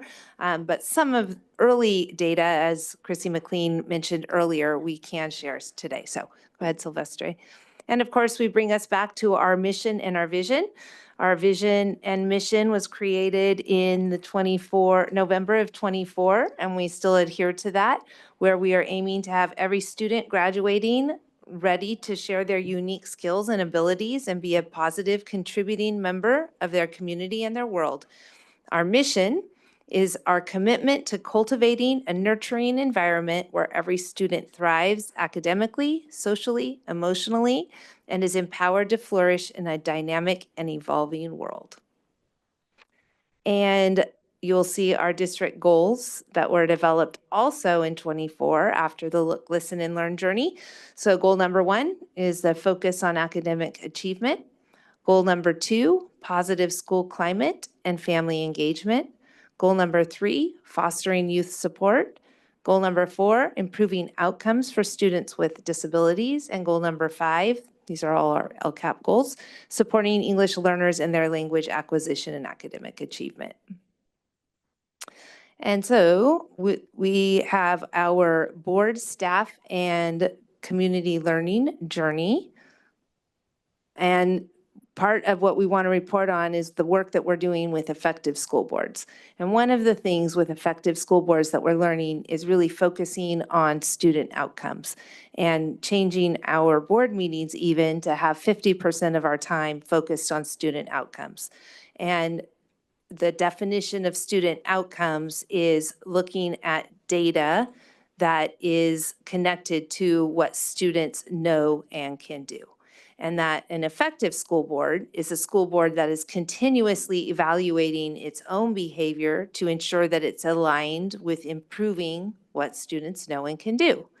And our work with effective school boards is helping us to understand that we're not going to see a change in our student outcomes until we work to change our adult behaviors. And that the adult behaviors that we're looking to change is only my adult behavior, our adult behavior. We can only be responsible for ourselves. And so that's what we're working on. We're not working to change anyone else but ourselves individually as a board. This work is led by AJ Craybill, and actually later tonight, we will close this board meeting and enter into a special board meeting, which was mentioned earlier this evening by a public speaker. And the work that we'll be doing is crafting questions that will go out into the community to ask, to try to ascertain what are the values and visions of the community, to ensure that the actions that we take are directly aligned to the vision and values of the community. And tonight, a lot of what we've heard is things that the community is asking of us that maybe we haven't gotten right yet. So we do hear you, and we are going to be working to make sure we're getting that right.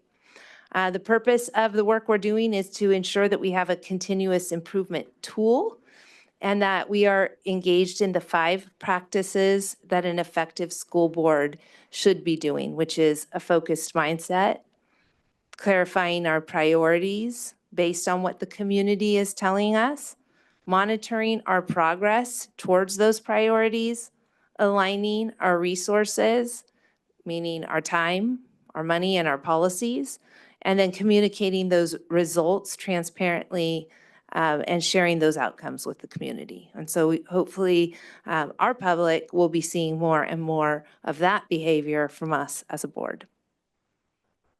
All right, so the bottom line is that under AJ Craybill's leadership, the Effective School Boards Framework has been making a difference nationwide, and we're hoping to see it make a difference right here in PVUSD. So heading into looking at what we're learning from effective school boards is that effective school boards look at data and they look at what is happening for our student outcomes. One of the things that we know is that students can't learn unless they are in their seats. And so last year we embarked on a big attendance campaign. That attendance campaign continues to this day. Myra Fernandez from our Child Welfare and Attendance Department has been working diligently to continue leading that campaign. And so we're going to take a look at what our attendance did. So in 23-24, we had a 91% attendance rate, and 24-25, we ended up at 90, we would have ended up in P1, our first reporting at 92.7%. At the end of the year, that's what we were hoping to finish at, but the immigration raids did not help us, and we did see a big dip in our second reporting period, which is P2. So we did still see great improvement from 23-24 to 24-25.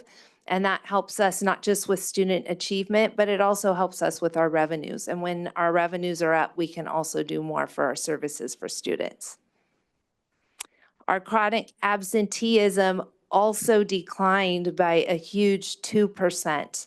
Moving the needle 2% is a huge accomplishment, and that is really a collective effort. That's a collective effort from the teachers in the classroom, from all of the classified staff that also help, our bus drivers, our nutrition services got behind this. Everyone did their part to be a part of that initiative. This is straight from the dashboard, our California dashboard. While we get rated by a color, our color last year was yellow, which is in the middle. We did slip down into the orange, even though we saw improvement because the dashboard is based on a growth model. We just didn't get enough improvement to move us into another color or to keep steady. So this year we're going to have to get even trickier with all of our initiatives and campaigns to really work on that chronic absenteeism. But we're still proud of that decline that we saw. So some of our schools, we had contests between them. We reported who were winners week by week by week in each of our grade spans. So Mar Vista last year won at 94%. Rolling Hills Middle School was the high roller at, high roller, at 94%. And Watsonville High School took it away at 93% attendance rate. We were aiming for 98%, and we are still going to try to hit that mark. And we are embarking on quite a few different strategies to try to do that, even just trying to hit one day a month where we have all our schools at 98%. And we also look at and examine data of where do we have grade levels that are doing really well with their attendance, and maybe we can learn from those grade levels, and then where do we have grade levels that are maybe not doing as well. So mysteriously, our second graders have the best attendance along with our sixth graders. And our TK students and kindergarten students have the poorest attendance. And that is a trend that is actually statewide and nationwide. The suspicion there is that those little guys, as they're building up their resistance to germs, tend to get sick more. Our attendance slogan, what we found is that when we involve the students really get involved themselves. And so we ran, just like last year, the competition to see who would have this year's attendance campaign slogan. Last year was "You can't achieve your dreams unless you show up to chase them." And this year it's "Attend today, achieve tomorrow." And the attendance campaign slogan winner was Aaliyah Garcia at Cesar Chavez Middle School. Yeah, I know, right? Yay! And the graphics that are on this design were also designed by students as well. So you'll see these, they're yard signs all over our district. They're in front of houses. I have one in front of my house. I made my parents put one in front of their house. On the flip side of these signs, yard signs, is also our theme for the year, and it says "Be kind." So we have kind of the dual slogans going on. So here's a little bit of our preliminary dashboard indicators, those that are not embargoed that we can share right now. So going on to the next one. So just to remind everyone of the dashboard indicators, this is a growth model. So state of California in its infinite wisdom did look at having us monitor ourselves by how we demonstrate growth over time. So we're assigned colors based on the growth that we demonstrate percentage-wise, but we're also looking at our students moving from a normed reference point, and we call that the distance from standard. So we can also move colors over not just by percentages of students meeting or getting close to that standard, but also at the distance from standard that they grow. So this chart shows where you would fall to get assigned a color, red being the worst, the lowest, or the poorest performing, and blue being the best and what we would strive for.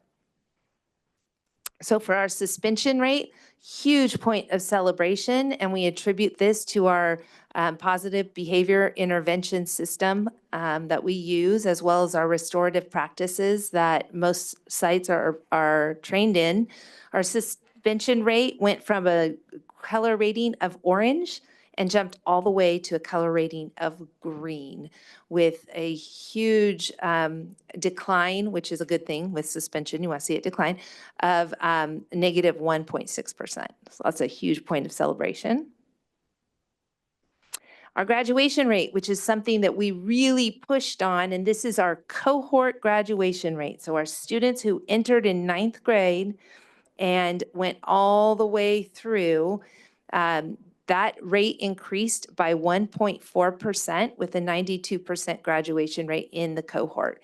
That's a huge number to increase by for cohort graduation rate. Wasn't something that was being monitored prior to last year very closely by the sites. It's been a process, and we established a whole team. That's our GRIT team that you've heard about before, Graduation Rate Intervention Team. Happens at all of our high schools. And it's been a very successful process. And so we attribute that increase to that process and everyone getting on board with really monitoring that data point. Now we have our annual graduation rate. We talked about getting very close to 98% at many of our high school sites. However, this isn't reflected in this chart because the annual grad rate that gets reported to the state is the grad rate, the number of graduates on the actual graduation day. So the day they walk the stage, the day school ends. We recouped many students who did attend summer school and attained their credits and did get a diploma in hand. So we'll have those actual numbers because those are probably more important to us because we know that those are the students that we got through the finish line. But for the actual date, our numbers came in higher than the previous year for all of our high schools. And we're very proud of those numbers. Our principals and site admin teams, our teachers, everyone worked very hard to ensure that our students meet those requirements.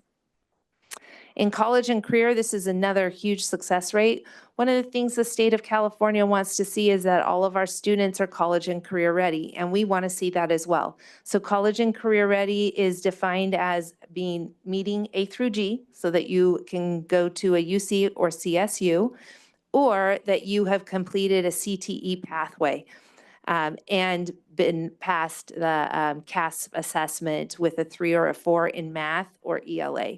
And so you can see last year, our college and career was a color coding of orange, and we are estimating, because of our increase, that we are probably going to come in with a color coding of green, a huge growth jump. So we're very excited about that. And for now, that is it for our student comment, for our student outcomes. And did we have public comment? 10.2. Marilyn Garrett and Chris Webb.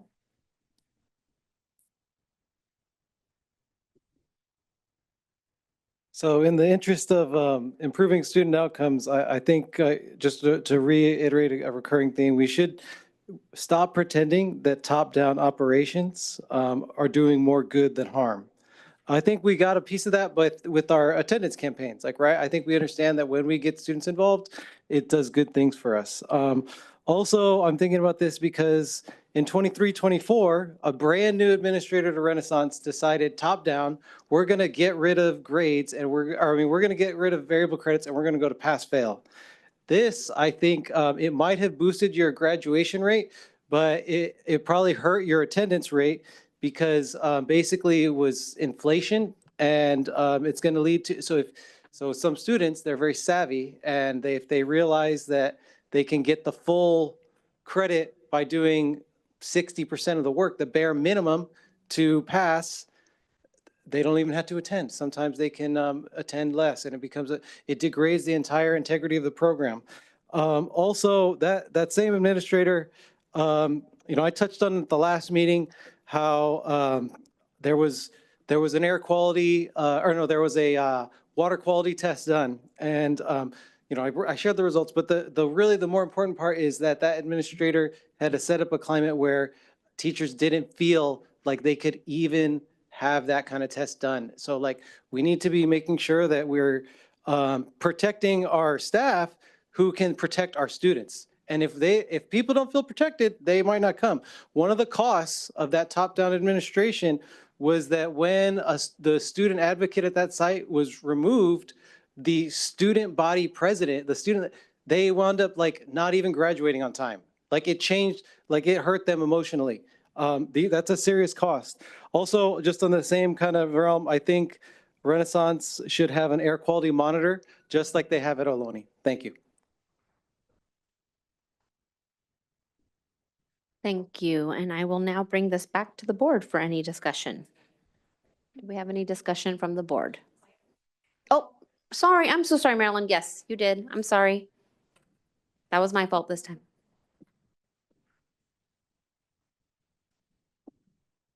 Years ago.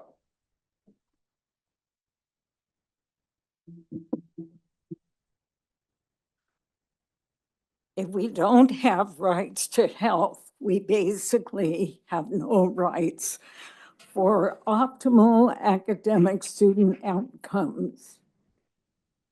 And omitted in your report, it is imperative to provide a healthy, non-toxic learning environment.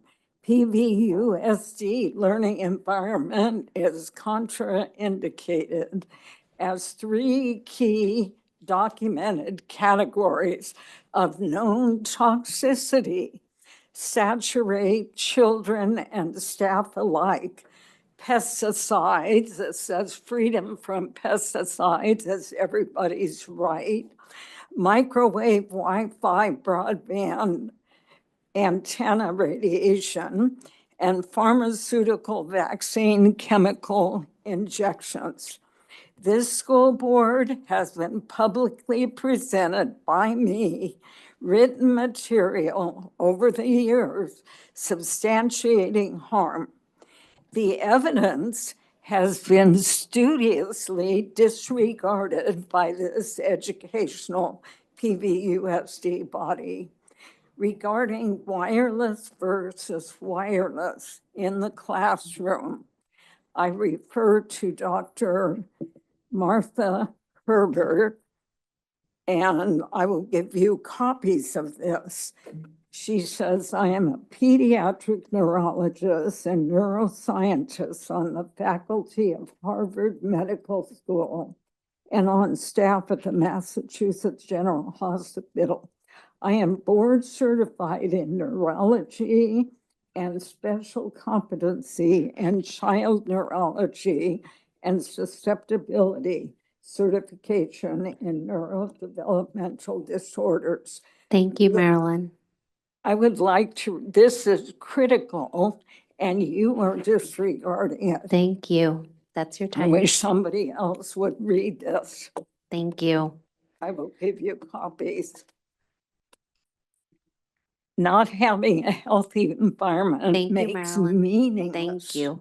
What was just presented. Okay, I'll now bring it back to the board for any discussion from the board.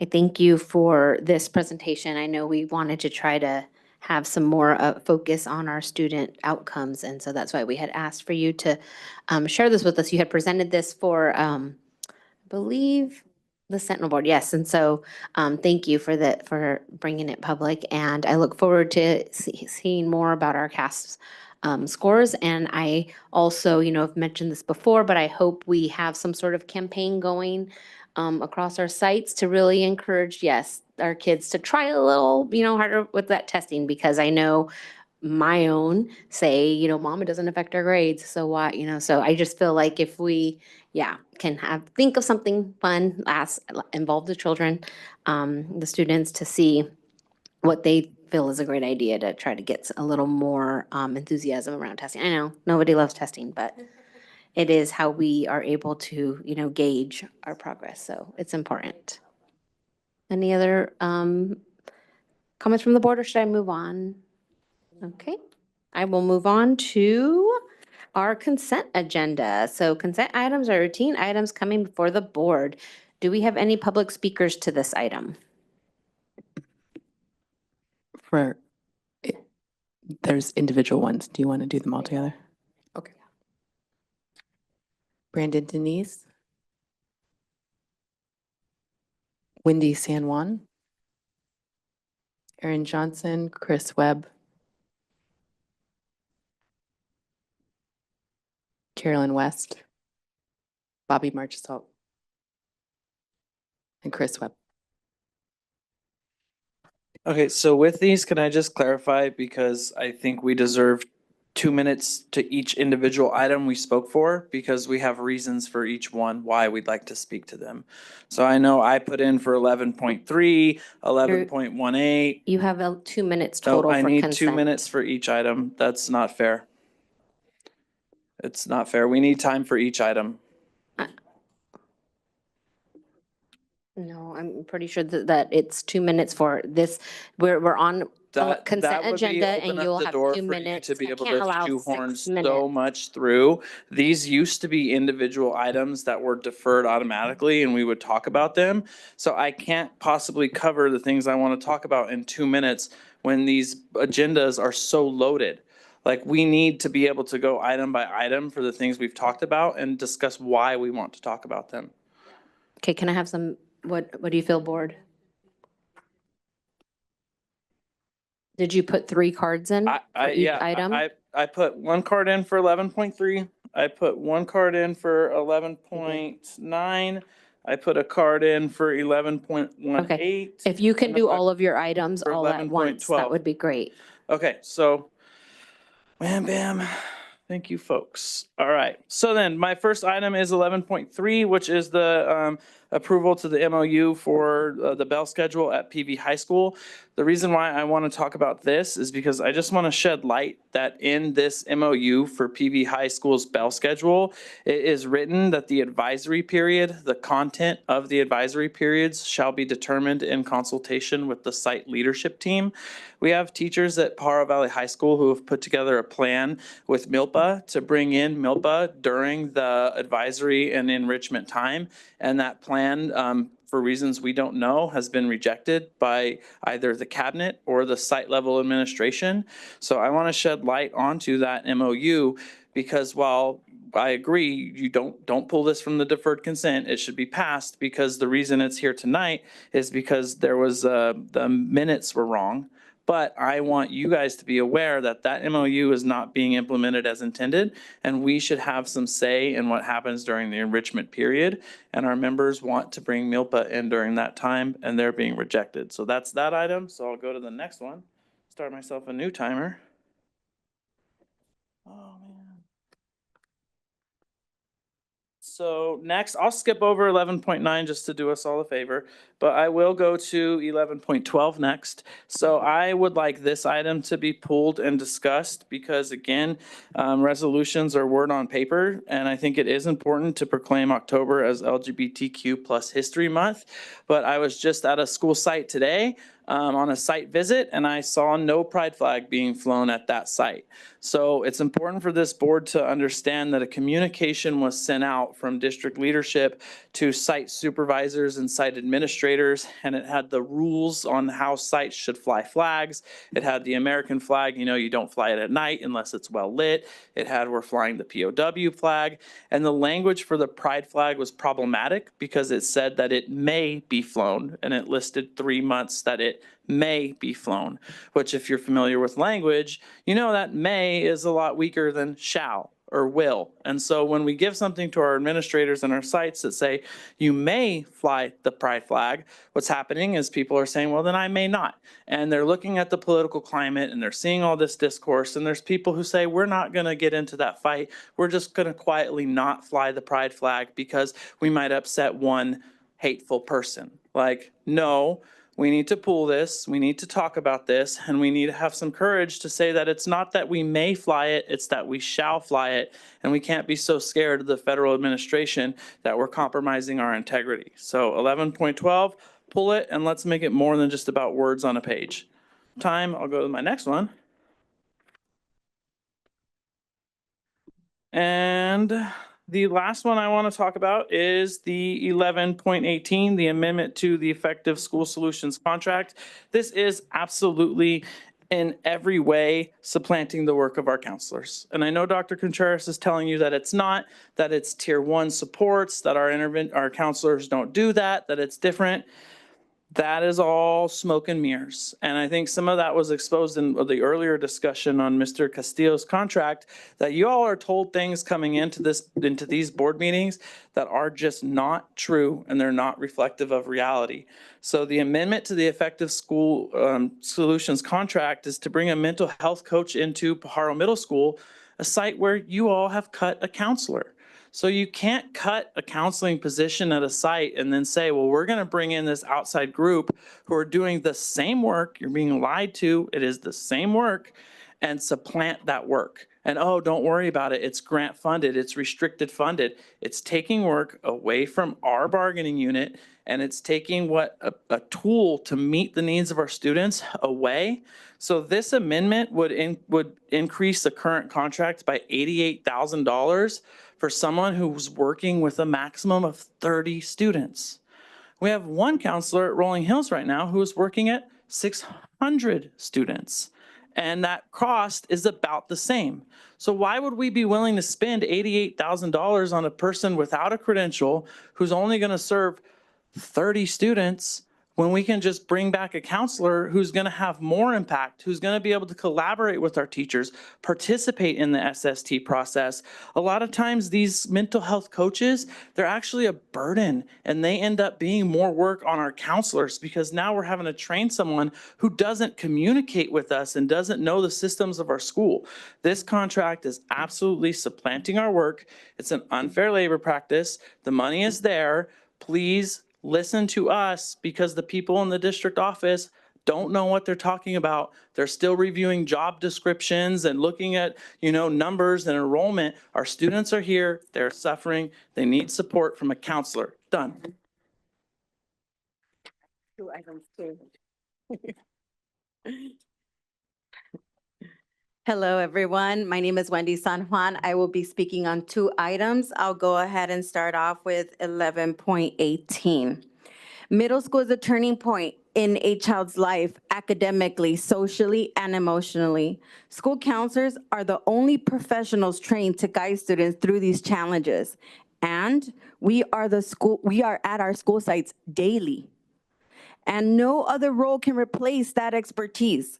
When services are supplanted or counselor hiring is frozen, students lose that support that directly impacts their achievement, safety, and well-being.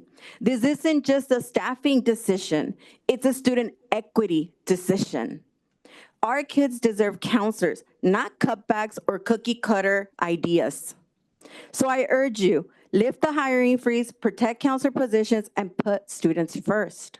It has been communicated that the district is not supplanting services, but how do you all want us to believe you and trust you when counselors used to meet quarterly as an entire body? Middle school counselors used to meet weekly. And as we noticed middle school needs increase, we discussed and found ways to streamline services, analyze trends, and support one another because the district has failed to support us. Last year, we only met twice with our district leaders. This year, crickets. We haven't heard from no one.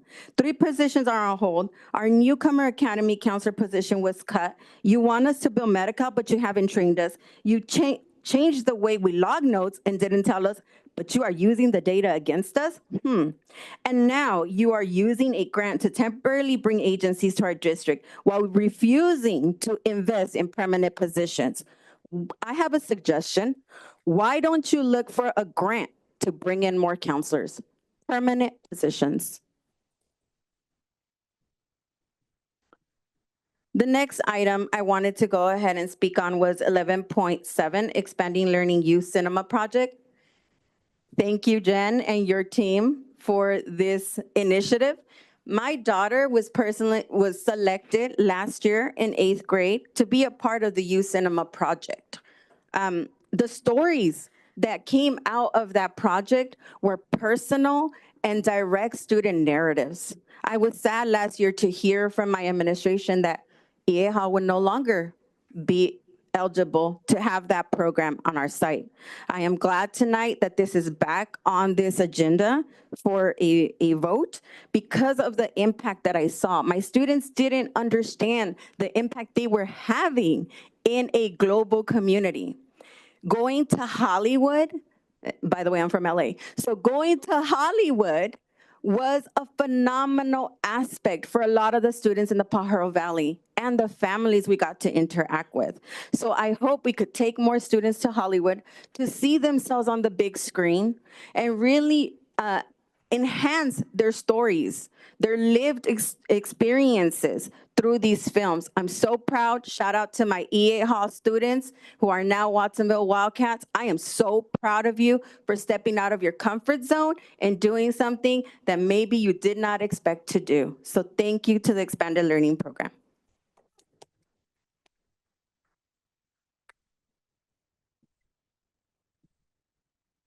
My name is Erin. I'm speaking on 11.13 and .14.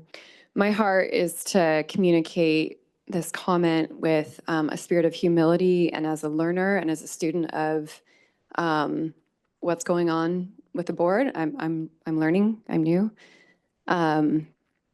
So first, I want to acknowledge the mental health professionals who spoke last meeting and tonight. Yeah, I can hear the emotion in the voices in the room, and the investment in the students and their care is very evident. I want to just acknowledge that they stepped up during one of the most difficult times. I'm talking about the pandemic that our students and families have ever faced. And your work supporting students through grief, anxiety, and isolation was and is essential. So thank you for being there when our community needed you. Today, this is where there's a bit of a question for me. It seems like we're in a different place, not in terms of need, which is still very real. I don't think anyone can argue that. But in terms of funding, I don't pretend to know the ins and outs of the budget. But I do know that the district received ESSER funds during the pandemic that allowed us to expand mental health staffing. But those funds, it's my understanding, were temporary and one-time emergency dollars, and a use or lose situation. And those funds, I believe, are gone now and have sunsetted. And so now the district faces difficult decisions, not just about services, but about long-term sustainability. Hiring can I still speak on the second item? Oh, yes, if you had two items? Yeah. Okay, yes. Okay.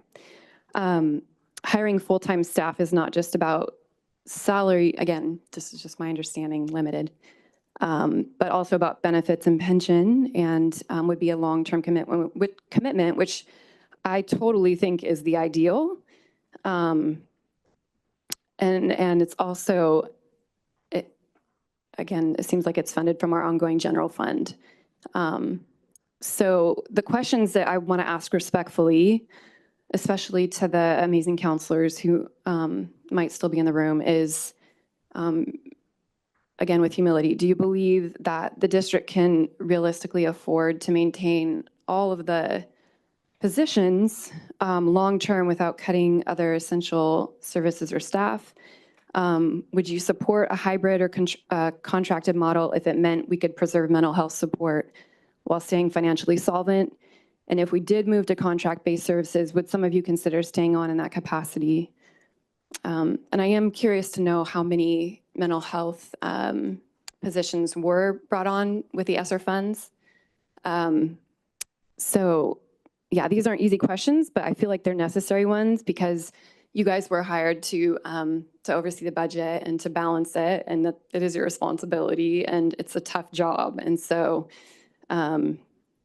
so if we continue on the current path, it seems like we risk overcommitting the district financially and possibly being forced to make even harder cuts later to programs, to teachers, or to the counselors. So just ask that the board would consider these things, and can we explore cost-effective ways to maintain mental health services without creating an unsustainable burden on our future budgets? Thank you. Point of order? Yes. It's 10:16. Would you like a motion to extend the Yes, meeting? And how please. long do you think? And please remember, we do need to reconvene to close session. Right. So so we don't have to do this again, extend it till like 1. Okay, and hope that we're done before Yes, that. yes. And would that include the time of the special meeting? that's Special se- meeting separate and Special starts meeting whenever is it ends. separate. Yeah, we're going to have to back to close, come out and close this meeting and then open the special meeting. So when we're talking about how long we should extend this, we don't have to take into consideration special? No. Okay, I make a motion that we extend this meeting until 1 a.m. Thank you. I second. All those in favor? Aye. Any opposed? Any abstaining? That motion passes 5002. Thank you. Oh, who did? You opposed? Okay, so motion passed 4012.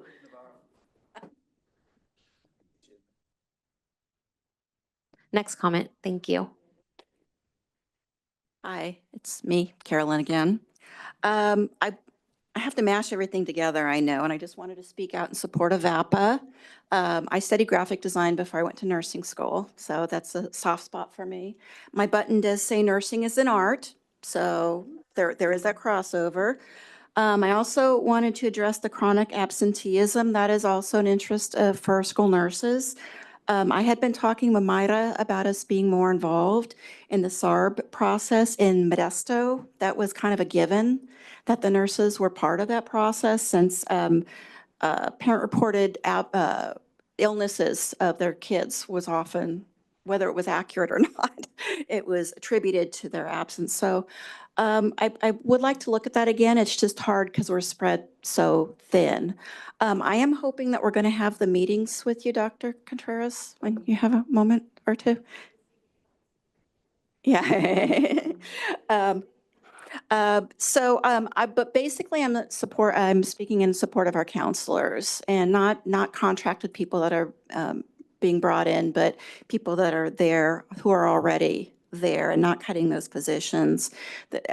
Like I said earlier, there's so much overlap between the kind of the mind-body connection. Kids somaticize a lot of different things, so we're always trying to find out what is really bothering them. I mean, just in the past week or so, I've had a student that was anorexic. I had a student, I had a transgender student. I had a student that was coming with tachycardia because she was having a panic attack. Student with poorly managed diabetes. He wasn't doing the things he's supposed to because he was embarrassed. And a student with facial abnormalities because of a genetic condition. And those are all things that I can help with, but I'm not trained for that. And so I'm speaking in support of the counselors. So thank you.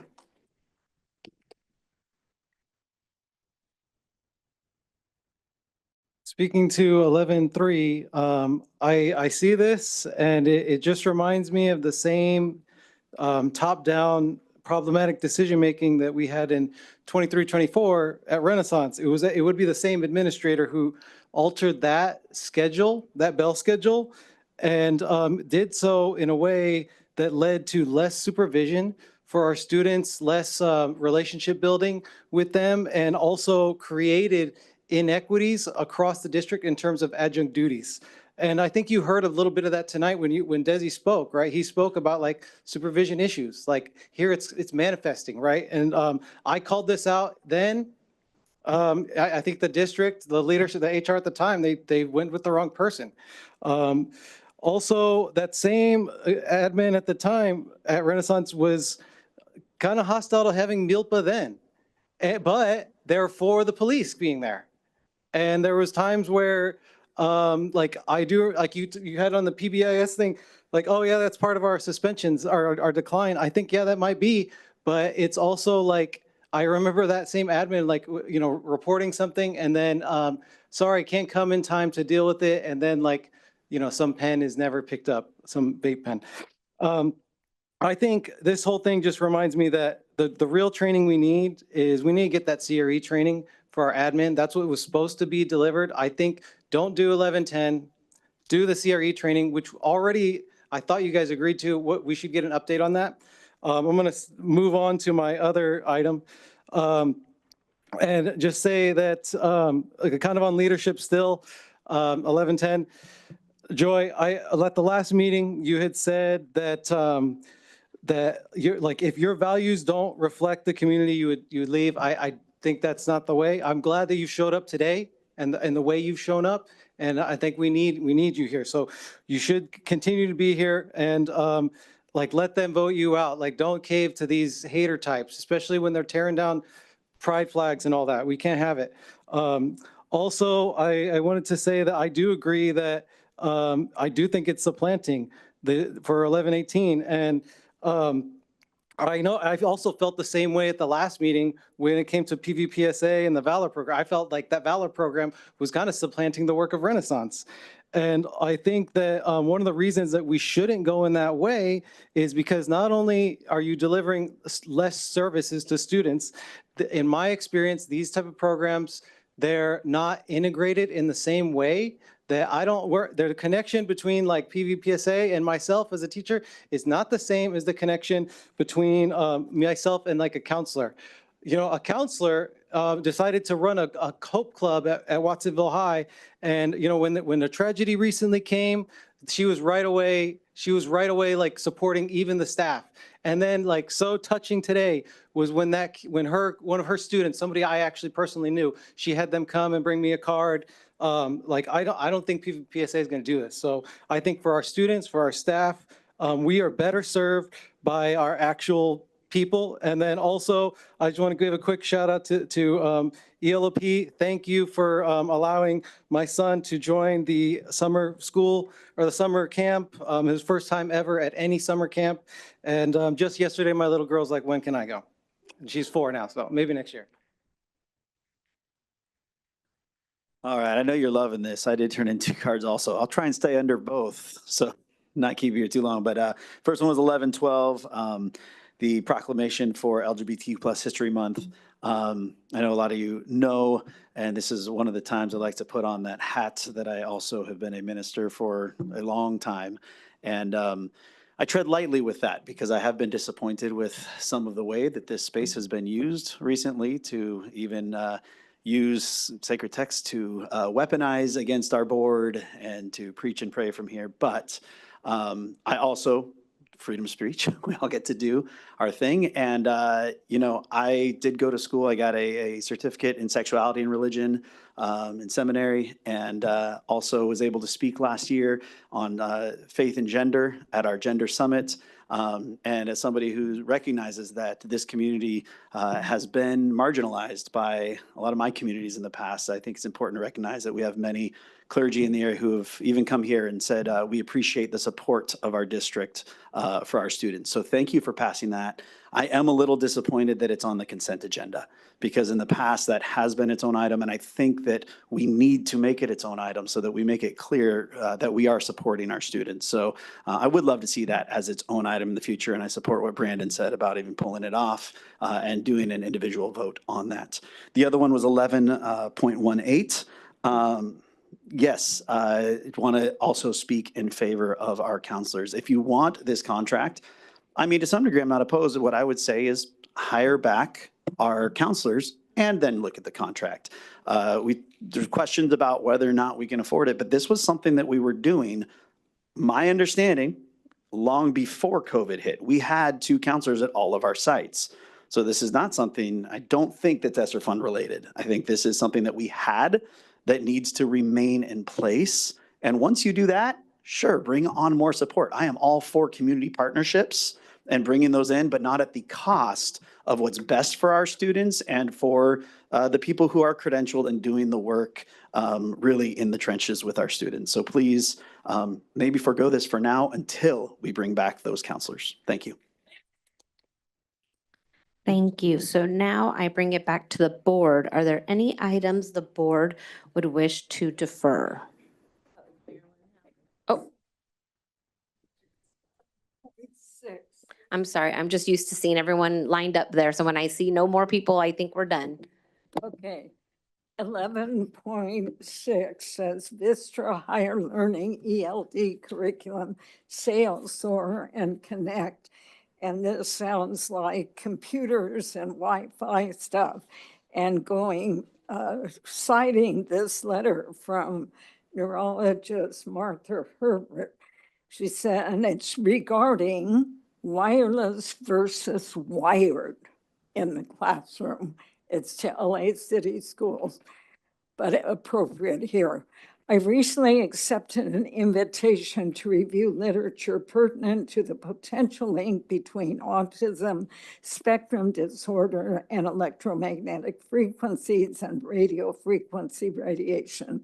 I set out to write a paper of modest length, but found much more literature than I had anticipated to review. I ended up producing a 60-page single-spaced paper with over 550 citations. She tells where it is available. And current technologies were designed and promulgated without taking into account biological impacts other than thermal effects. We now know that there are a large array of impacts that have nothing to do with heating of tissue. The claim from Wi-Fi proponents that the only concern is thermal impacts is now definitely outdated scientifically.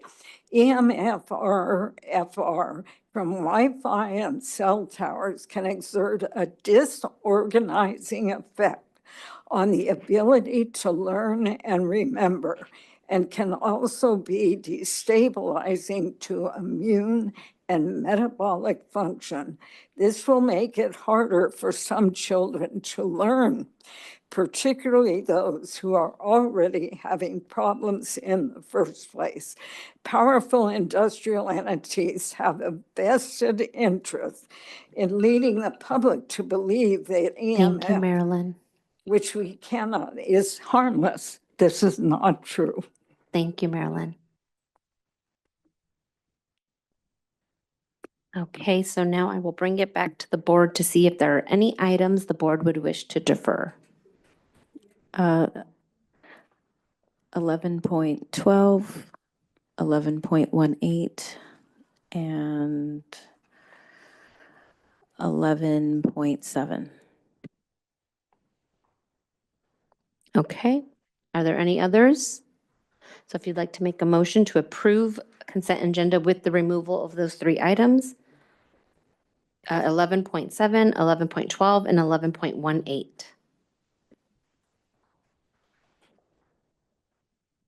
Did you want to make that motion? I make a motion to approve consent agenda minus 11.7, 11.12, and 11.18. I'll second. Thank you. I have a first and a second. All those in favor? Aye. Aye. Any opposed? Any abstaining? Motion carries 5002. And now we will move on to our deferred consent agenda items. So we'll start with 11.7, our expanded learning youth cinema project. Joy, did you have questions on this one? I did. So this I'm learning that it was something that was during school before, and now it's moving to after school. Yes, that's correct. Okay, and then, so the questions that I'm getting from constituents and other people is, how does that affect accessibility for students to be able to? Yeah, great question. So it was previously funded, I believe, by ESSER. And so our options at this point are to discontinue the program fully or to move it into after-school program. It is a pretty expensive program. The contract you're looking at does not include teacher time, that we, in addition to this contract, we'll be hiring teachers to teach after school. So it's a pretty large contract for the number of students that we're seeing. So we will be decreasing the number of schools and sites. However, we will be continuing the program. We also, I'm really excited to add that it's going to be a credit attainment. And so it's not a credit recovery, it's actually going to be credit attainment classes. Cool. Thank you. That's awesome. And then is there any way that Prop 28 funding could be used for this at all? So that, I would defer to Claudia, but that would be part of that 19%, which becomes really hard to be able to use. Okay. So what we could do is the teacher, if they're PVUSD employees, if they're in after school, we could use Prop 28 funds to pay for the teacher part of it, but not for the contract itself. Okay. And then is this sustainable? I guess you answered that question if we're able to use Prop 28. What we're looking at is actually a triple funding source to be able to run this program after school. And so this year will be the pilot program, and we'll be able to see if it's successful because we can access Prop 28.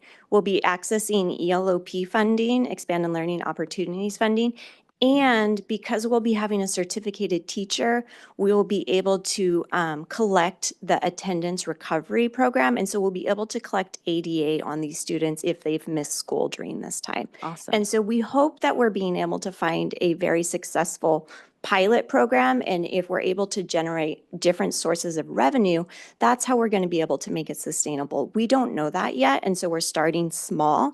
We wanted to find a way to not stop the program and be able to see, can we find a way to make it sustainable for our students? Okay, thank you so much. Yeah. Any other questions on this item or a motion? Oh, yes, trustee Navarro? I just want to clarify that I read the contract right. Is this just for one class at one site? This is just one class at one site, and we will be moving forward with just 1 year. So just the cost of the contract with no teachers is $2,500 a student? Yes, it actually, I had just had it pulled. I believe the full contract, yeah, that's the cost. That does not include any staffing cost. And then it breaks it down on the actual contract. It shows you the total cost with the management, the professional training. That total cost for that 1 year does not include our PVOSD staffing costs that we have to pay in addition to that. So how much does a typical after-school program cost per student? So it varies. I can let you know that we have staff members that work anywhere from $25 an hour is our cheapest classes that we run to we have some classes that run about $250 for 2 classes that day. Because this sounds like an amazing opportunity, but one of the things when I joined the board that I looked at is how many students are being affected and how much money we're spending per student. And I have some reservations about spending over $3,000 a student for one class that serves 30 kids. Yeah, and so what I would share with you is we are going to be hopefully being able to use the attendance for our assets grants, our expanded learning funding, and then also trying this out as a pilot to see if we can actually get revenue back from ADA. So if those students that are in the high school have missed school day, up to 10 school days, and they come to this program, then they'll be able to make up that revenue and we'll be bringing funds in as well. This is a one-year contract? This is a 1-year contract. Can, if we approve this next year, can you bring that information back to see how much money we spent per student for this course? Yeah, of course.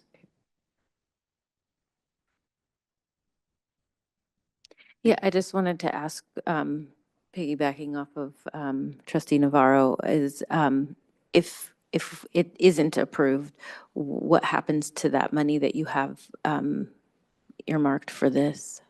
It would go straight back to other classes, often enrichment and VAPA classes. We have looked at other providers for film classes as well. We used Thomas Farm Films this summer. So we have worked with other providers for film classes. That's something that we really want to do. We knew that the district and the community had interest in continuing this contract, and that's why we brought it forward, was because we heard great feedback and we wanted to see if this pilot program would work for the future. I know that we have a missing trustee that would probably be very much in support of this as he's a filmmaker. So, yeah, I would wish I could hear more about that. But I'm not a filmmaker, although my minor was radio, television, film. So I make a motion to approve. Thank you. I have a first. Do I have a second? Second. Thank you. All those in favor? Aye. Any opposed? Any abstaining? Motion passes 5002. Thank you. Thank you. We'll now move on to item 11.12, resolution proclaiming October as LGBTQ plus History Month. And trustee Flynn, you pulled this. Did you have questions on this? Where did it say May? I could not find that. I can clear that up. Hi. Okay. Chrissy McLean, Director of Equity, Federal and State Programs. If you are referring to the comment that was made earlier, none of that is in this resolution. So there was a communication that did not go through the channels that usually are run through. Folks being helpful and some flag clarifications. And in that memo, it stated when and where and how to fly flags. And in the first one that went out, it did say for the progress flag that you may fly it on the days that our resolution said staff will, schools will. So then a second memo did go out that corrected the will. Nonetheless, that does, it's hard when you have a second communication and some people think about the first communication. So to make sure it's very clear, it's also included clearly in this resolution. Thank you, because I didn't see it, so I was very confused by that. I was like, I thought I read this, so that didn't stand out to me. So, okay, thank you so much. That was it. Any other questions before I take a motion? Yes, Trustee Turley? Someday I'd like the resolution to say that we'll fly it all the time because our LGBTQ students we need to make sure that they're feeling like they belong every day. Trustee Turley, I will speak to that because we did tell the school sites that in working with their school community, if that was a school community decision to do, that they could do that. So it's a must. Yeah, for the resolution months that the board did pass policy on, then they're flying it. But for the rest of the time, they can work with their school community and make those decisions. Mhm. And I did attend the Aptos Watsonville High football game and walked through the quad and it was flying at Aptos High. So I was very glad to see that because it isn't just LGBTQ, it is BIPOC as well. So as a Black person, and there's so few on that campus, it's much more inclusive than just LGBTQ. So it's an important thing for everybody to feel like they're seen and have a sense of belonging. Thank you. I'm still looking for a motion. Move approval. I'll second. Thank you. I have a first and a second. All those in favor? Right, any opposed? Any abstain? Okay, motion carries 5002. Thank you. Now we will move on to item 11.18. This is the amendment to our effective school board solutions contract. And Trustee Flynn, you had a question on this one.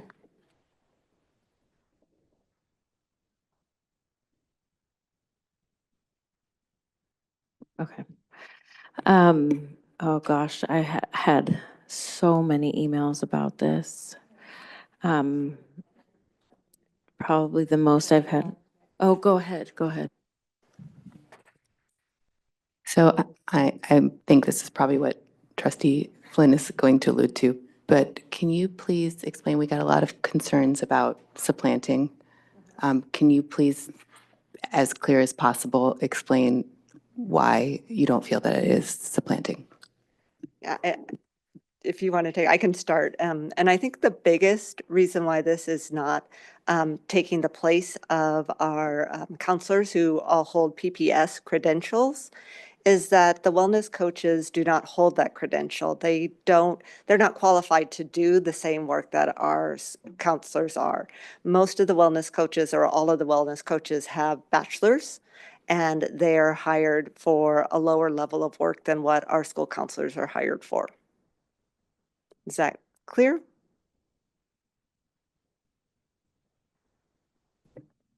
Yeah, so I think also we can clarify a little bit is that this was a grant that was chased after to expand services to our students. The grant specifically was for middle school students because we frequently hear that middle school students have a particular need. Staff saw the opportunity for the grant and didn't really see any harm in applying for the grant, thinking this was something that could bring additional resources to our students. This grant was applied for several months ago. Yeah, and it was countywide. And, so we are one of many LEAs that have this grant. And one of the main reasons for it too is that with our new child, youth, and behavioral initiative for billing, is that the wellness coaches can bill and receive funds back. And so this was a way to get some of that billing started for a school district with a very kind of low threshold of us having to put money out first to see if the billing is going to actually support and be able to sustain not only a position like our wellness coaches, but our school counselors are going to be able to bill, and our mental health clinicians are already billing within the district. So it's a good way to, start some of this process. Can the grant money be used for the counselor positions, or is it just for this? It's just for the wellness coaches. So I want to just acknowledge that it really did put a lot of counselors on edge. And what I'm understanding is that they're feeling very threatened by this. So I think that needs to be acknowledged and considered. So some of the questions that were sent my way, where is it? Is the contract meant to replace the roles of the social emotional counselors whose contracts are ending this year? No, that's not the purpose of the wellness coach. Okay. Why has the district administration not communicated this availability to line staff? And So like, why didn't we fly the positions? And so these are constituent questions, and so there's some inner workings that I don't understand. So I was Yeah. hoping maybe you would. Yeah, so, yeah, I'm not Okay. quite sure, but I think that's about flying the positions. And again, this is a 1-year funded position, so we did want to take, not have a lot of, we wanted to see if this would work for a year with the staff from ESS to see if the billing would be able to go through, that if we're actually going to be getting funds back because of it, they're all grant funded, and it will hopefully be money that will be coming back to the district when they start billing. Yeah, and there was some questions about caseload as well, because it didn't see, there were, 30 versus. Yeah, and I think, because I reread that when I heard Brandon say that it was only 30, and I think it's like 30 in the room at a time. It reads a little bit different when you read the actual contract. So I know that students come in and out of wellness centers all day long, and so we don't stop like, okay, it's been the 31st student that's come in today, we're stopping it at that. It's like at any given time, there's not to be more than 30 students. Thank you for that clarification.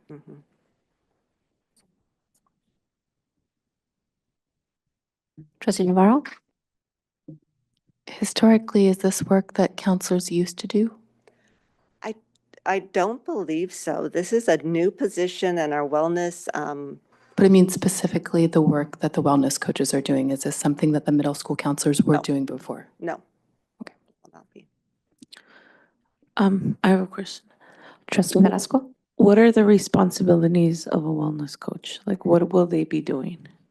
So we're creating that with our wellness coaches. This is a new position. Ben Slider and I have been working together. They will be supporting students, and as they come into the wellness centers, or they can do observations in classrooms, they can work with students that are coming in to check in on how they're doing. So they'll have kind of a list of things that they can do and how they can support students. In the wellness In the wellness centers? centers. Okay. So, and then I just want to clarify, we are not paying for any of this because it's grant funded. So for the 5 that were already approved, those ones were all grant funded. This last position, there is cost to this position. And what I said on when I wrote the the write-up about it is that hopefully it will be actually cost neutral because we will be getting funds back. But the original cost is a cost to us. Okay, so I the don't know if I first five explained that very well. positions, we don't pay, but the sixth one we are paying for. Yes, and we wanted to do that so that we would have all 6 middle schools have a wellness coach, so that one of the middle schools wasn't left off of it. Because we approved this contract quite a while ago. Yes. For the 5. And so this is an amendment to that contract to add one more, but the grant only doesn't cover the additional amount. Yeah. Okay, yeah, I just wanted to clarify. Yeah. Was this requested by the site? Yes. Yes. We talked to all of the principals at the sites, and they all did request this, and, so all of them wanted it. I have another question. Who's going to train them? We've already started working with both ESS, where the agency that they're working with, so they're supporting with training them, and then we're also supporting with training them. Ben and I had a very first meeting with them to go over some of the PBIS that we're already doing in the district, things like that. Okay. I wouldn't want to put that on the counselors who already have yeah. things. Yeah, so we've already thought about the training and the support that we would give to them, and so we're not asking the counselors to do that. Okay. Okay, I know that the hope is that it be cost neutral. What is the likelihood of that? What is and I guess I'm asking because if, in case it is not, or I guess how will it be? It sounds like through billing, insurance or something. And then, could we instead hire our own staff with that? So the likelihood that it's going to be cost neutral is very high. I think mostly because of the fact that the first 5 were grant funded, so we're not paying anything for them. And so we only have the one to cover the cost of. And before we could put this in, we had to ensure that we actually had the funds to cover it if for some reason it wasn't, it didn't happen the way that we wanted to happen. So the funds were already there, and the sites could look at, okay, yes, we can fund this position, but the idea is that it's going to be cost neutral, so it won't cost anything. So it doesn't answer the other part of my question is, could we hire a staff?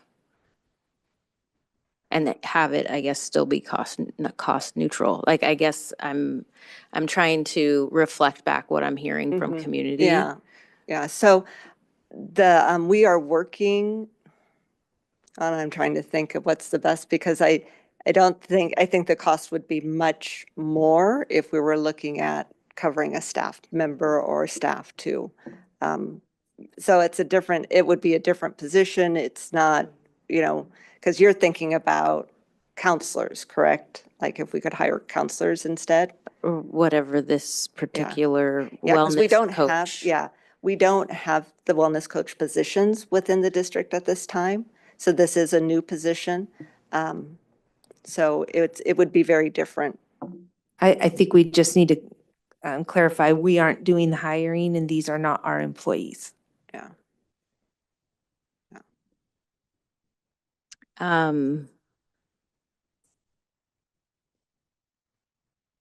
Yeah.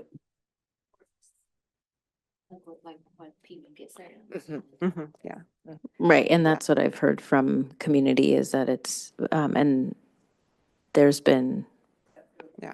And I did hear at one point too that it was a mental health position, which it is not. Again, wellness coaches do not have the same credentials as a mental health clinician or a counselor.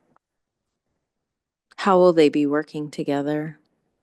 So they could work together to support students. They could intake students, and they can refer to counseling. They can support with on the MTSS team with Tier 1 practices. So they could be very helpful working together if that's how the site wants to set it up. But it is individual to the sites and the staff on the site. And then lastly, if it doesn't get approved, then what happens? Then we'll still have our 5 that we're working with. And we could look at whether or not, we would want to split somebody to make sure that all of the sites had that support. It's a better option that everybody had one, and we could really look at how that worked at each site. We can take data, and that is one of the good things about working with Effective School Solutions. They're very data oriented, and so we do have plans to okay, how much was each of this funding coming back? What does it look like? What's the outcome data that we want to see from what wellness coaches do? So this will give us some good information, and we can bring that back to the board. So I'm hearing that it is not replacing staff. I'm Correct. also hearing that it is. Well, you're not from us, so. I'm just reflecting back what I'm hearing. Mhm. And yeah, okay. Thank you. Okay, Trustee Turley? Is the reason that the one wellness coach was not funded was because that school's in Monterey County? Did that have anything to do with it? No, it did not. The wellness coaches could have gone anywhere. And it still could, we could have somebody supported in Monterey County with the wellness coaches that we got through the grant. So that didn't have anything to do with it.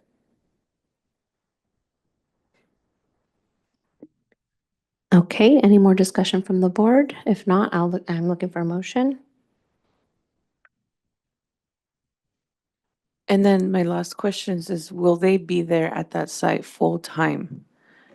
As soon as we find people to fill the positions, they will be there full time.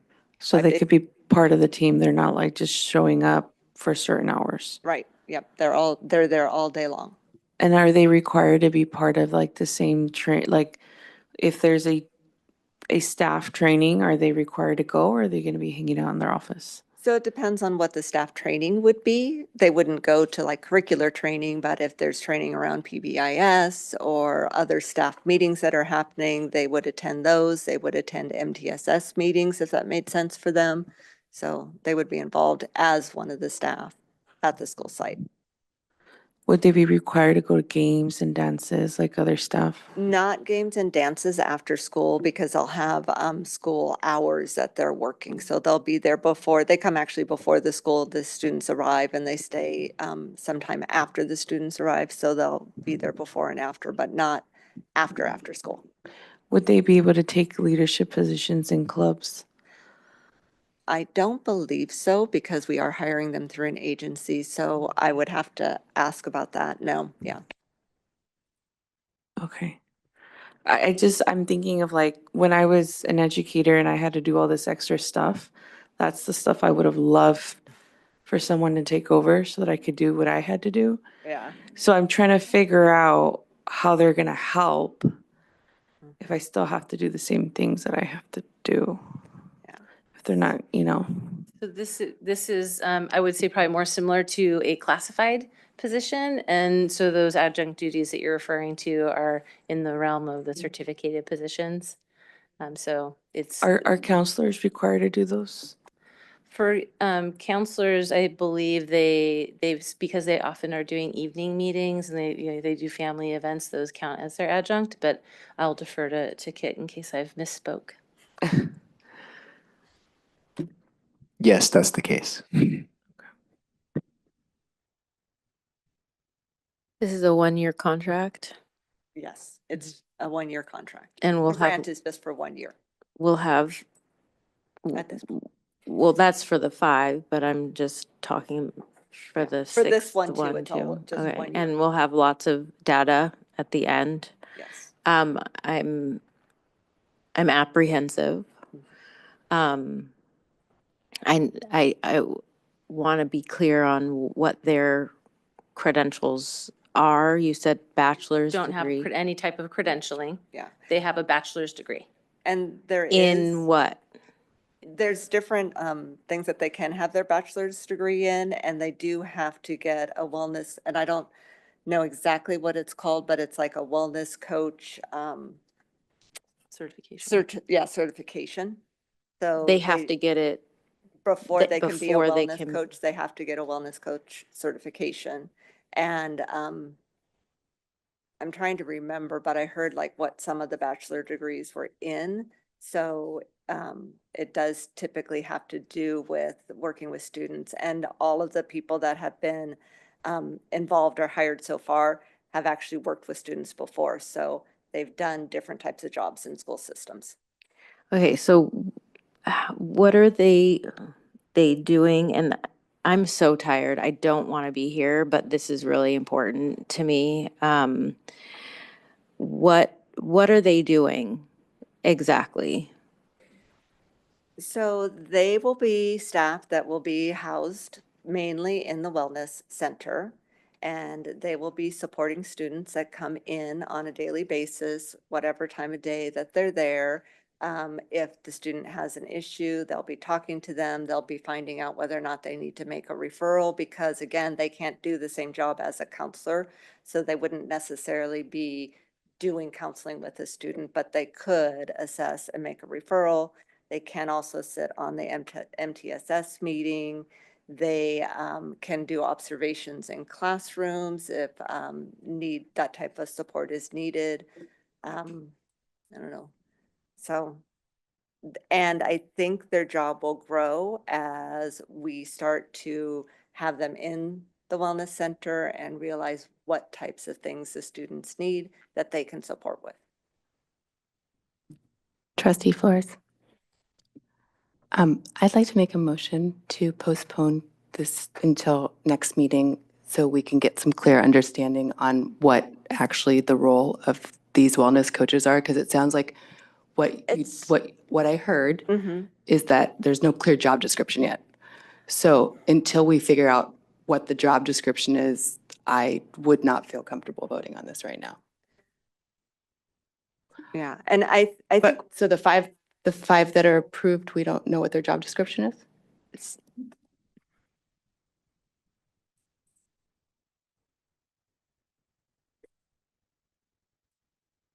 Yeah, I still would like some information on what that is. I can write a board communication more about this, and I agree that it's like they have worked hard. ESS has placed other wellness coaches in a lot of other districts, and so they do have a base of what they do.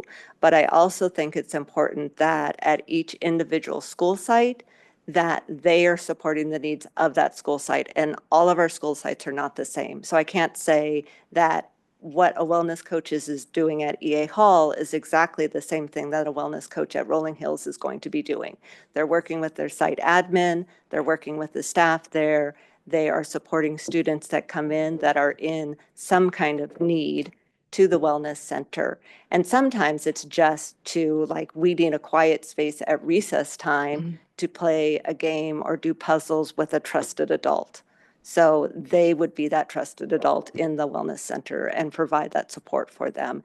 At other times, a student may come in with more need and they would assess the need and do a referral. So they will have a variety of jobs that they do in the wellness center, and it's going to depend on the needs that come into the wellness center, and that's the students. I would just feel more comfortable if there was a very clear job description of what a mental health counselor or a wellness coach. Well, no, I'm just saying like between a counselor and a wellness coach to make sure there's no overlap of duties. But so my motion that's on the table is that I would like to postpone this until our next meeting to get some more information. If I don't have a second, it could fail. It's okay. Yeah, I'm gonna second that motion. Okay, so we have a first and a second to postpone this item. All those in favor? Aye. So four. Okay, any opposed? Aye. Any abstaining? Okay, so that motion passes 4102.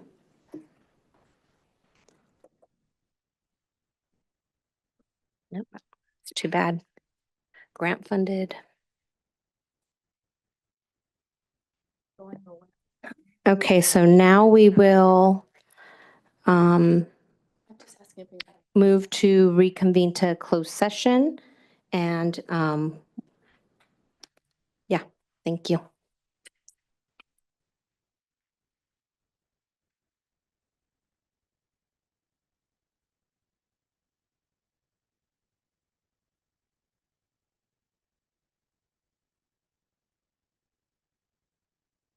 There is one gentleman that has a card for this next meeting. Oh, I don't know. if- Thank you. Sorry about that. What's your name? I should have, you gave it to me. I should have given it. Can you sign some things before? First thing in the morning. Okay, let me have you sign yours. Let you want to let you know. Okay, thank you. So, hey, Olivia. Yes. I've been reading Robert's Rules of Order. If I postpone something, they have to bring it back.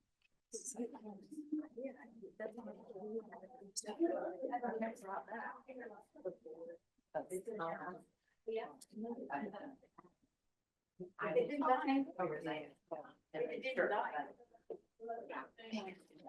don't know why I do that for staff. I can't go there. Yeah, smells good.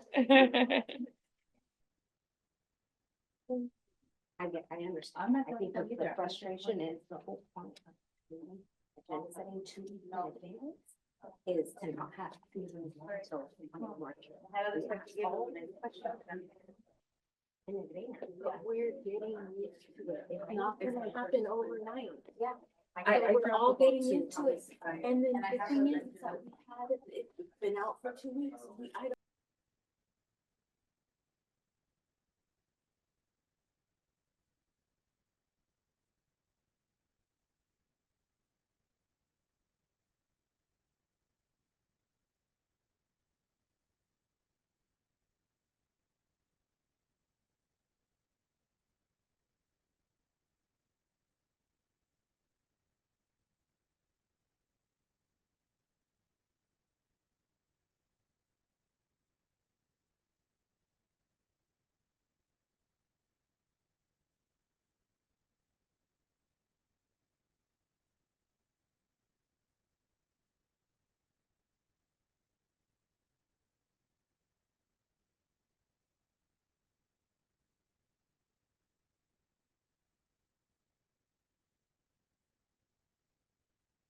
Okay, thank you. We are now back at 12:34.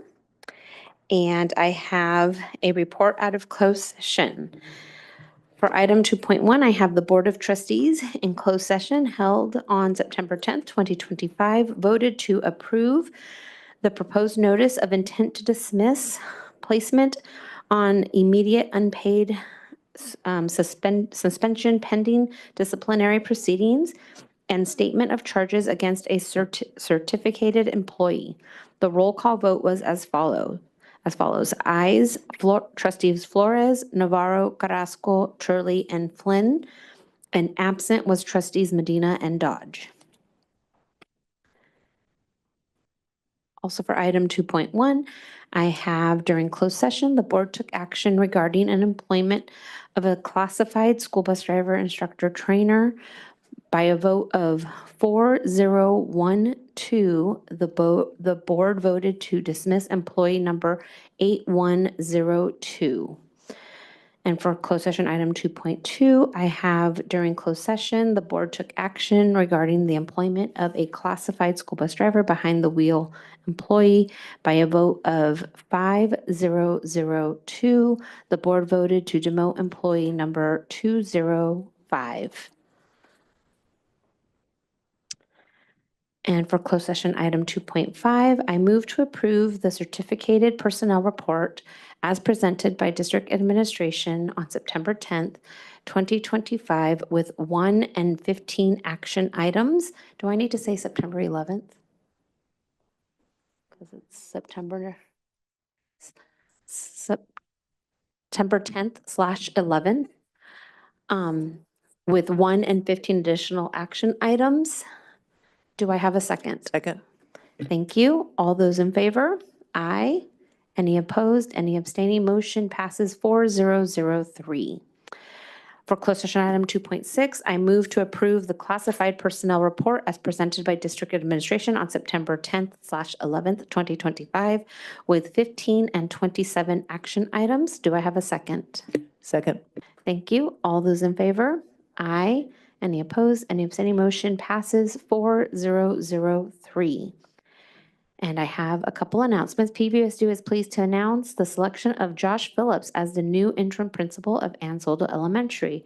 Josh Phillips is a bilingual educational leader with extensive experience in both classroom instruction and school administration across diverse urban and suburban settings, currently serving as a coordinator of research, accountability, and assessment for PVUSD.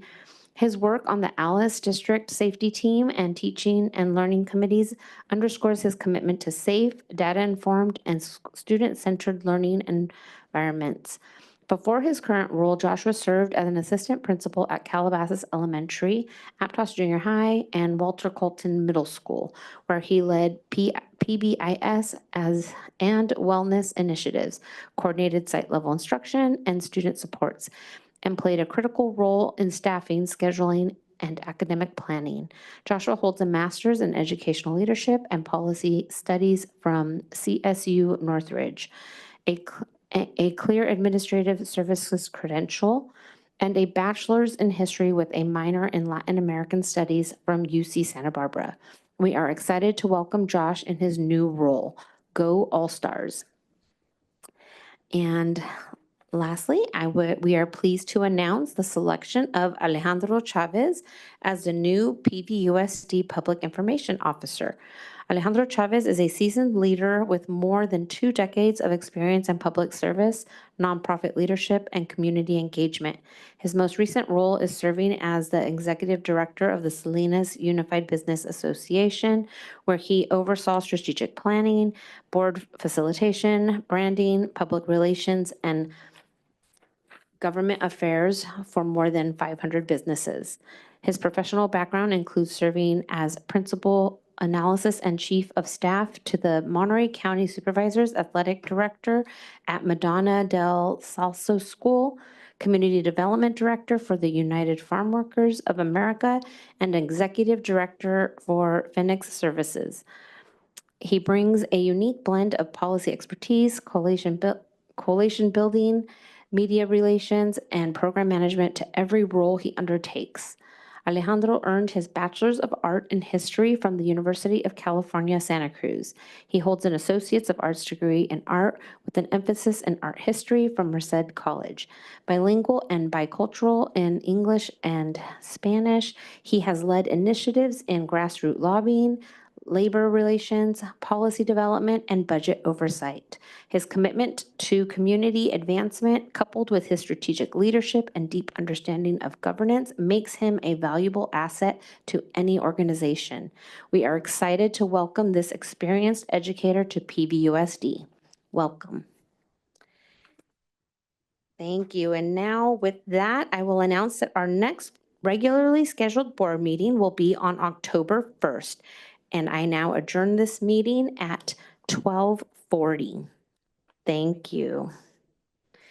And I also would like to make an announcement that we have canceled our special board meeting. And we will see you all in 3 weeks. Thank you.